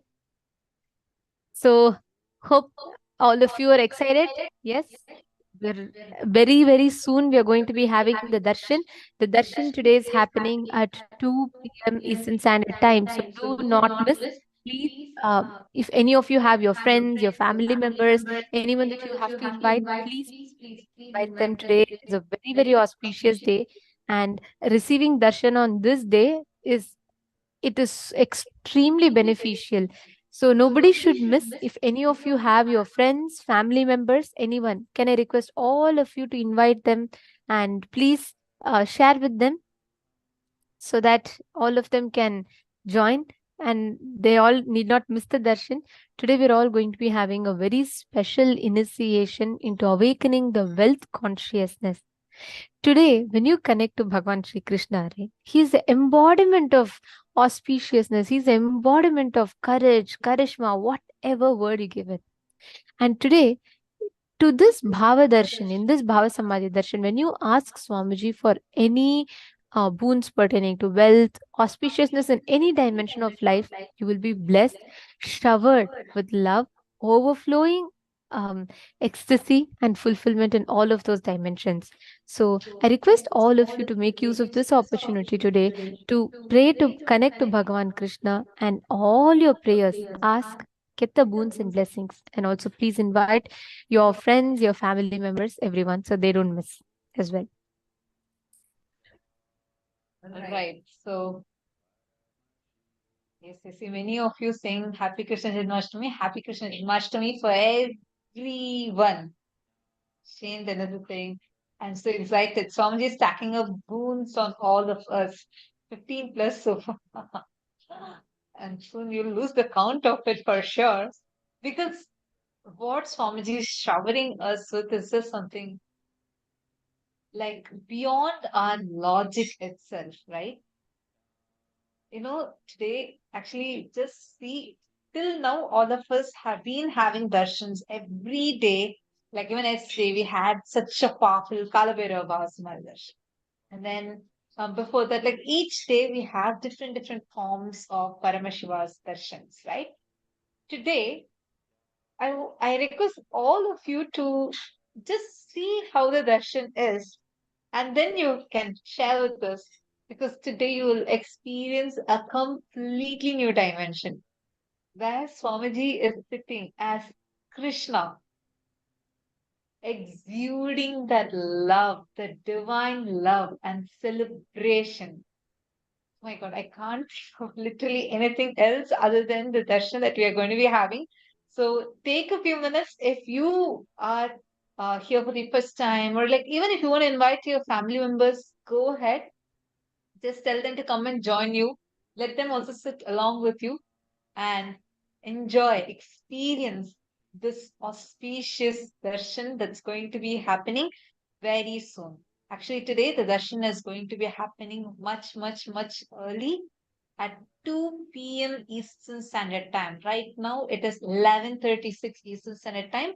At 2 p.m. Eastern Standard Time, we are going to be having the live darshan of Bhagavan Sri Krishna Parandama and celebrate Krishna Janmashtami with him. Already all the temples around the globe are actually doing rituals last from yesterday and today. Continuous rituals are happening, celebrations are happening, Ashtotara Namavali chanting, homas, pujas, everywhere. It's live on YouTube also. And we are having this in all our temples. Kailasas across the globe are celebrating. We are also having a lot of offerings. Many people who had offered, like even actually now, right now, the offerings have already started. Still, if any of you want to offer for Bhagavan Krishna out of your love and gratitude, you still do have some time.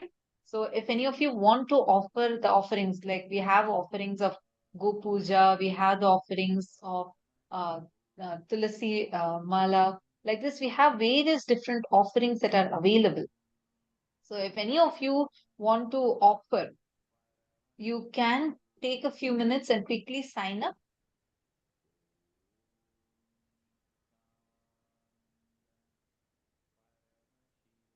Actually, this is Tulasi Mala, it's 51 USD, and this is to directly cleanse, protect, and serve as a sacred bridge between the devotees and the divine. And that is where the fragrant tulasi leaves are made into a beautiful garland and offered to Bhagavan Sri Krishna. Next is Go Puja. The Go Puja is a very important ritual that is present in all sampradayas of Sanatana Hindu Dharma. Worshipping Go Mata, the mother cow, is a universal ritual across all the Hindu traditions. And the cow is also described as Bhagavan's favorite, Bhagavan Sri Krishna's favorite, and he is described as the Gopala, the protector of all the cows. So today you can invoke his blessings. So you can take a few minutes and sign up. This is 108 USD, and this is Pratyaksha Pada Puja today. Swamiji is going to be coming. Actually, we have a lot of people who have already signed up.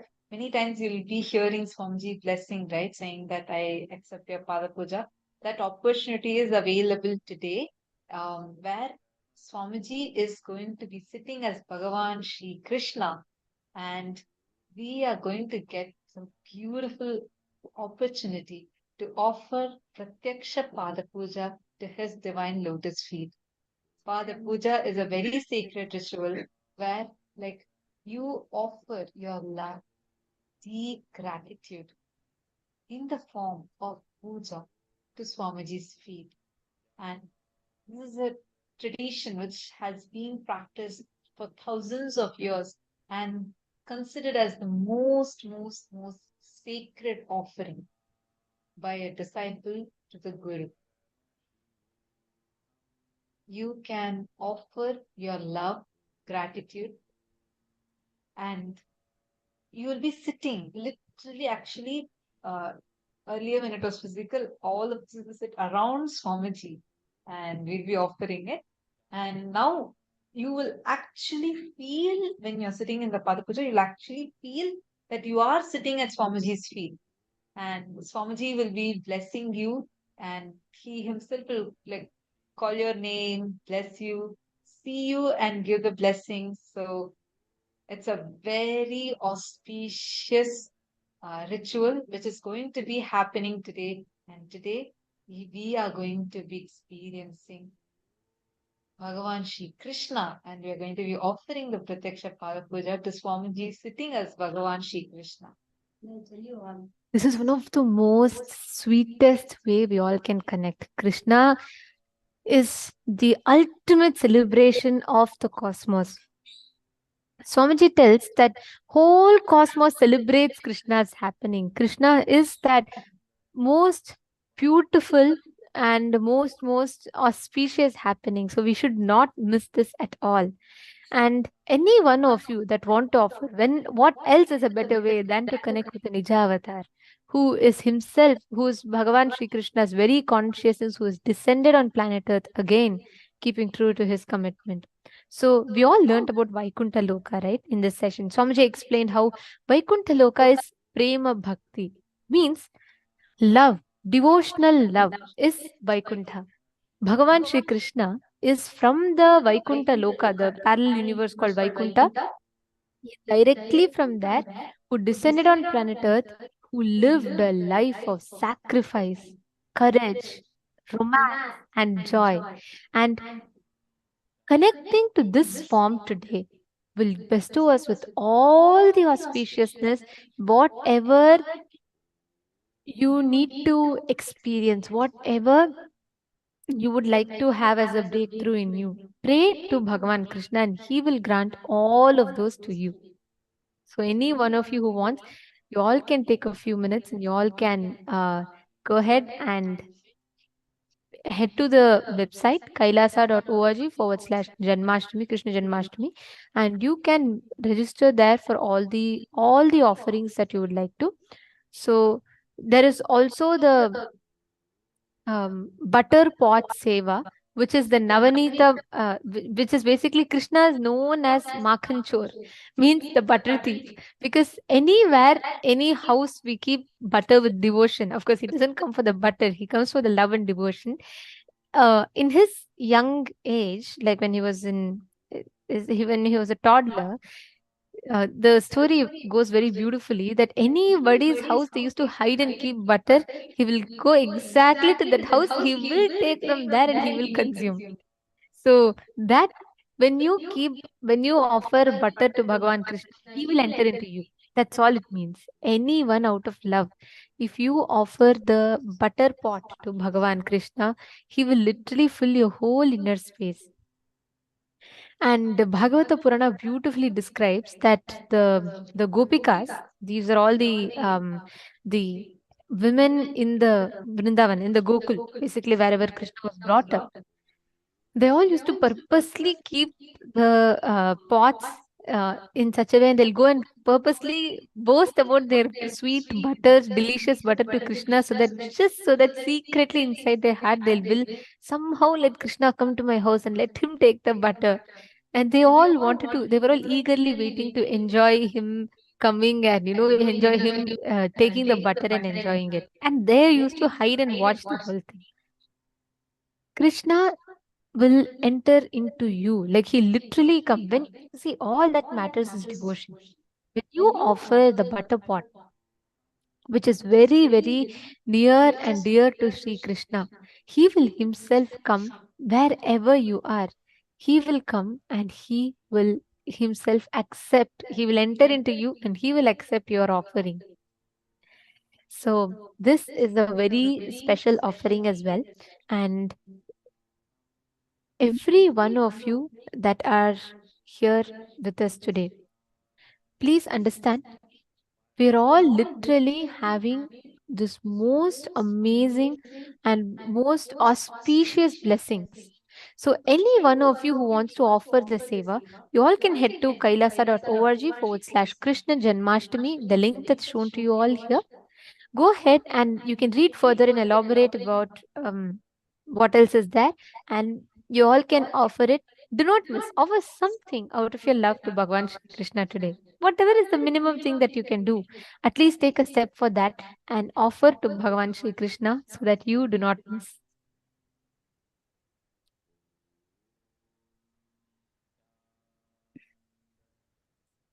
Vaikuntha Loka, like Swamiji was explaining, is that space of prema bhakti, and the way we manifest, the way we experience life, or the way we experience reality in front of us.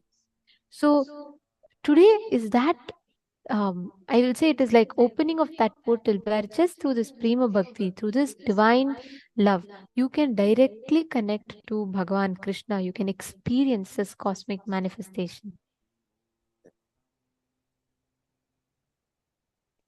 We'll give you all a minute or two to quickly head. Any one of you who wants to make the offering can head to the website and you all can make the offering.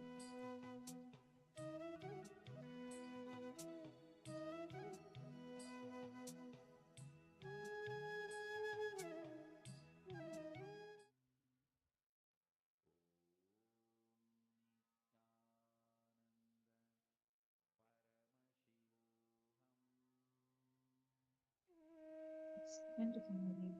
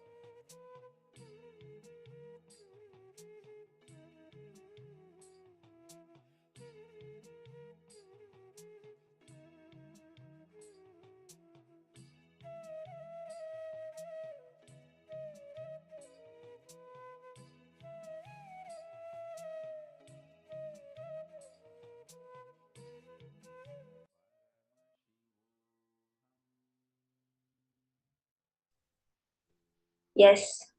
Now we're going to be entering into the power of Ashtamahashaktis. For today's full day power manifestation process, we're going to be exploring these 8 lordly powers revealed by Paramashiva himself, through which we can directly see a correlation in various aspects in our life. So we'll be starting with the power of Anima, then Mahima, various other powers that come up, which clearly describes how these are all a possibility for us to grow big, to become small, and to do all these kinds of manifestations. These 8 Mahashaktis, these Ashta Mahashaktis, are actually considered the Ashta Aishwaryas, the greatest wealths, the lordly opulence, you can say, of a person. So we are going to be starting with the power of Anima, which is beautifully described by Paramashiva in the Paushkara Agama as Anima Paraman Vader Apisukshmatarasthitihi, which is the way of being smaller than even the smallest substrate atom, than even the what we call an atom or within the subatomic particles, ability to even become smaller than that. And then the power of Mahima, which is Mahima Vyapya cha Sthanam Brihad Dehendriyadibihi, the power to be all pervasive with the help of big organs. So not just as a a theoretical thing of being all pervasive, of how we usually perceive God as all pervasive, but actually physically being all pervasive. The way Krishna is described by Arjuna, that he's covering all the directions. He's so huge that there's nothing other than him seen in this world. Literally like that. The way we will start manifesting today is by reducing the size of an object, our height, a body part. All of these things are what we can do today as part of the power manifestation. We see very beautifully in the life of Hanuman, Bhagwan Hanuman, when in the Ramayana, when he crosses the Milky Ocean when he crosses the Indian Ocean to Sri Lanka to find Devi Sita. At that time, he is encountered by a demoness, what appears to be a demoness named Surasa. And when he's there, Surasa says that I have a boon. Nobody can pass this ocean without entering into my mouth.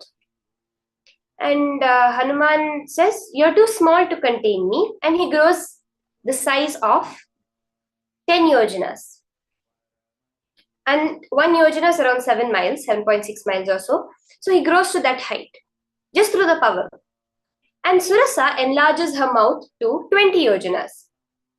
So Hanuman stretches to 30 yojanas, Surasa to 40 yojanas, Hanuman to 50 yojanas. It goes on until Hanuman is towering 100 yojanas in height. And then Surasa enlarges her mouth also to that height. And seeing the way it's described, Surasa's fiery mouth like the gates of hell in front of him, he suddenly reduces his size to the size of a thumb, flies all the way into her mouth and comes out before she can realize what is happening, and tells her, I have fulfilled your condition of entering your mouth. Now please let me pass. And she reveals herself and blesses him as the mother of all serpents. She had taken the form of a demoness just to test the devotion of Hanuman, and she blesses him. All the devatas bless him, and he continues on his journey. We see this so beautifully, where we see that when he appears to Sita, he appears as a small monkey. But when he's fighting the Asuras, he's huge, and he's the Bhima Rupa, the Vikata Rupa, the huge form through which he fights all the Asuras. And this is just one place where we see. And in Swamiji's own life, there's a very beautiful incident of where Swamiji manifested this power physically in front of everyone's eyes, was when they were trying to move Nataraja into the Los Angeles temple. So the Nataraja seemed to be too tall for the door frame actually. It was 2 inches too tall for the door frame that was there for the temple.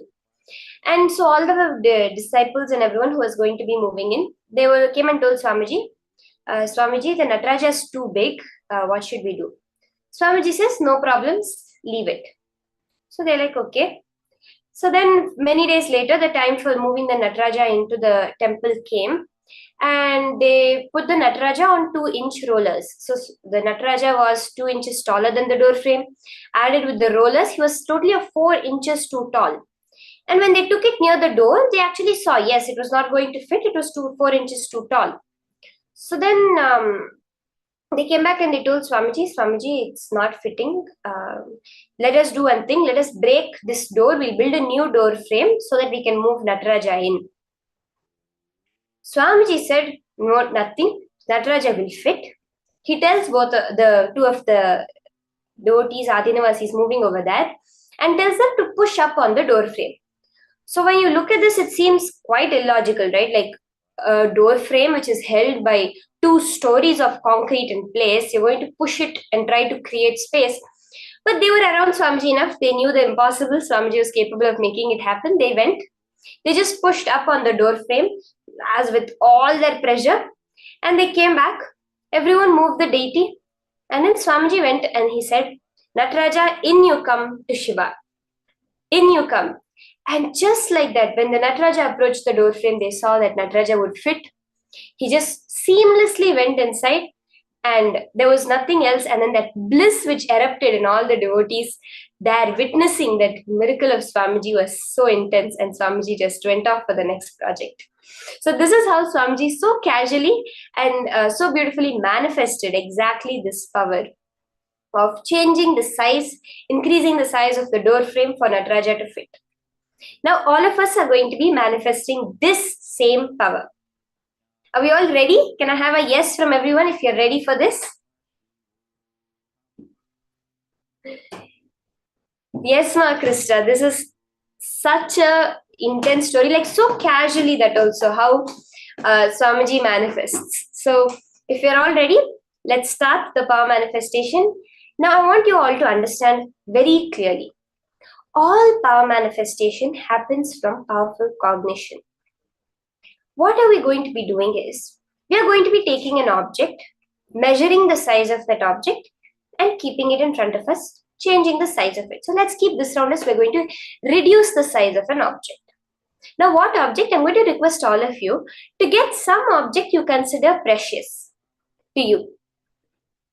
In the modern day, we consider money very precious. So maybe a coin or a gold ring, some jewelry, or if you have something that you consider as your wealth, what you consider as your treasure, maybe something with emotional value for you, something like that you can get and keep in front of you now. So while we're doing this, this is directly correlated with your life. Now, when the size of the object changes, it is directly the size of, let's say, your bank balance or the size of your inner space which expands. When we have a more inner space, we're able to hold much more within it. When we create that empty vacuum, now modern science has found out, vacuum is not empty as we think it is. Vacuum is actually full of energy. It is filled to the brim of energy. And if we can harness that energy, we can run our civilization for billions of years without even using 1% of that energy. That's the amount of energy which is contained at the level of vacuum.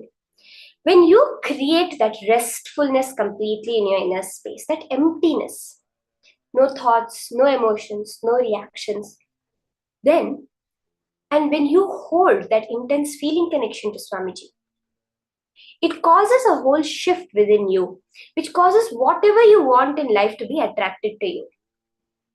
You become a center for gravity. Just by your very existence, everything you need in life will just flow through towards you. We see a tornado, right?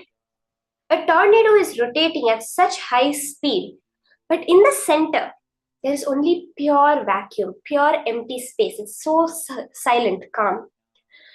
The tornado, just by its very existence, attracts everything towards it. It does not have to do anything. Earth, by its very existence, attracts us all to it. It's not doing something for us to come towards it. By its very existence, it's happening. This is very important because by our very existence, we can manifest whatever we want. We do not have to do some hard work. We do not have to try to make it happen, including power manifestation. We do not have to do anything to make it happen. Only thing is, we have to stop doing. We have to become completely resting within Paramashiva himself. That is what is our job. Each and every one of our job is nothing but establishing ourselves in the space dimension, in that which whatever we are able to conceive as the highest, as the ultimate, Paramashiva, Swamiji, establishing ourselves as that. Then the manifestation part becomes his job. Swamiji says, don't do too much, leave a little bit for God also to do. When you establish yourself in Paramashivatva, in the space of unclutching, in the space of completion, in the space of ajapa japa, feeling connection, oneness, all of this, then at that moment, that energy overflows in you, because the very empty space is the ultimate energy. The very space of being complete is Paramashivatva. Are we all understanding this and ready for the power manifestation? I hope all of you had been able to gather your object which you're going to be manifesting with. You can place it in front of you and take a picture. I would request everyone, measure it. If you have a measuring tape scale, you can measure the size. And if you do not, you can just take a pencil and trace it on a paper, on a piece of paper. So actually, I would suggest you trace it on a piece of paper, because sometimes it changes this way, it changes that way, it changes this way, it changes that way. So because of that, you can just measure the size on a piece of paper. And what you are going to be doing is increasing the size of that object. Maybe the height of that object, let's keep it as. So if you have a ring, you're going to make it bigger. If you have a necklace, you're going to make it longer. If you have a deity, you can make it taller. So this is how we are going to be manifesting this power. So let's start. Sit with your head, neck and spine in a straight line. I would suggest everyone to completely close your eyes. If you feel more connected with looking at the deity, at whatever object, you can do that. Just close your eyes. Stop any movement happening.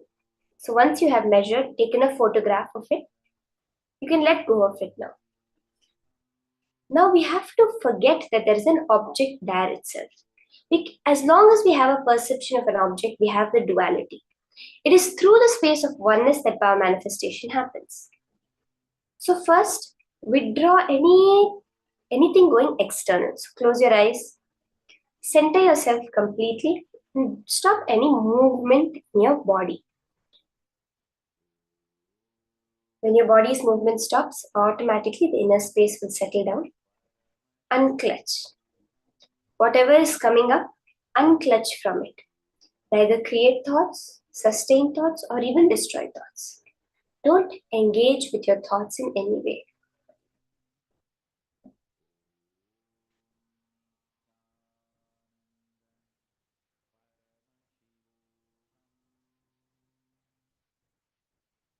Start chanting Namaha Vakya.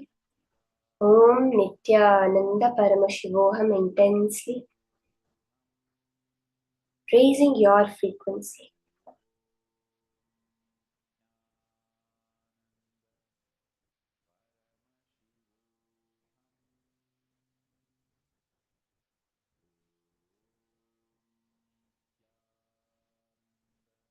Remember Paramashiva, Swamiji, Krishna, any form of the divine you connect to the most. Hold in your inner space yourself as that divine being.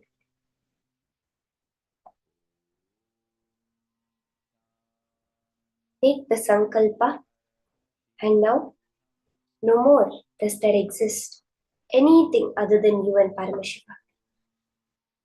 That you itself dissolve into Paramashiva. Let your body, your form be dissolved into his form. Let your mind be dissolved into his. Let your will be dissolved into His will. Let your very consciousness dissolve into His consciousness.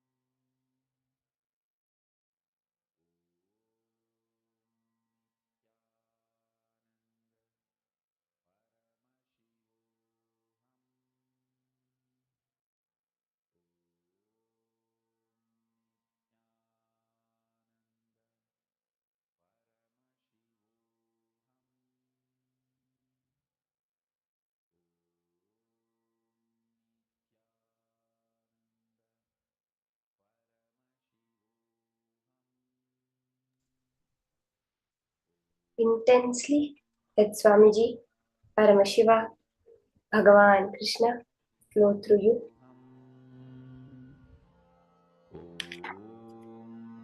Nithyananda Paramashivoham.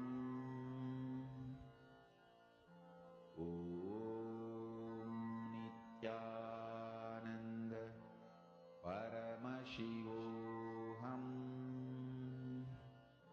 Nithyananda Paramashivoham.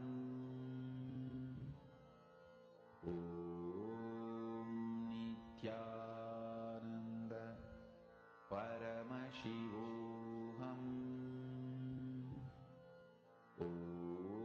Nithyananda Paramashivoham. Nithyananda Paramashivoham. Nithyananda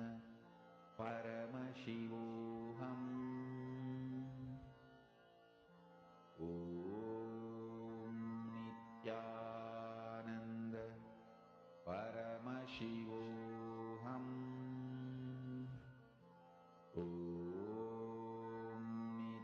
Nithyananda Paramashivoham.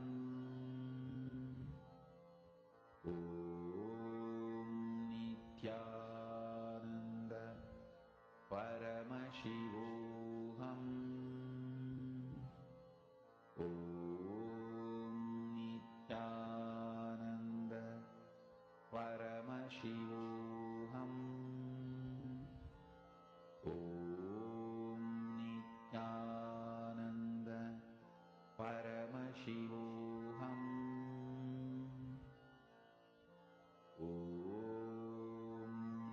Nithyananda Paramashivoham.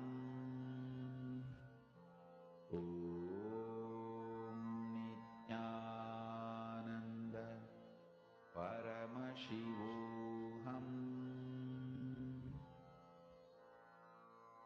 Mahamahavagya, spiritual lullaby for Samadhi, and Suprabhatam, wake up call, wake up song for Paramashiva.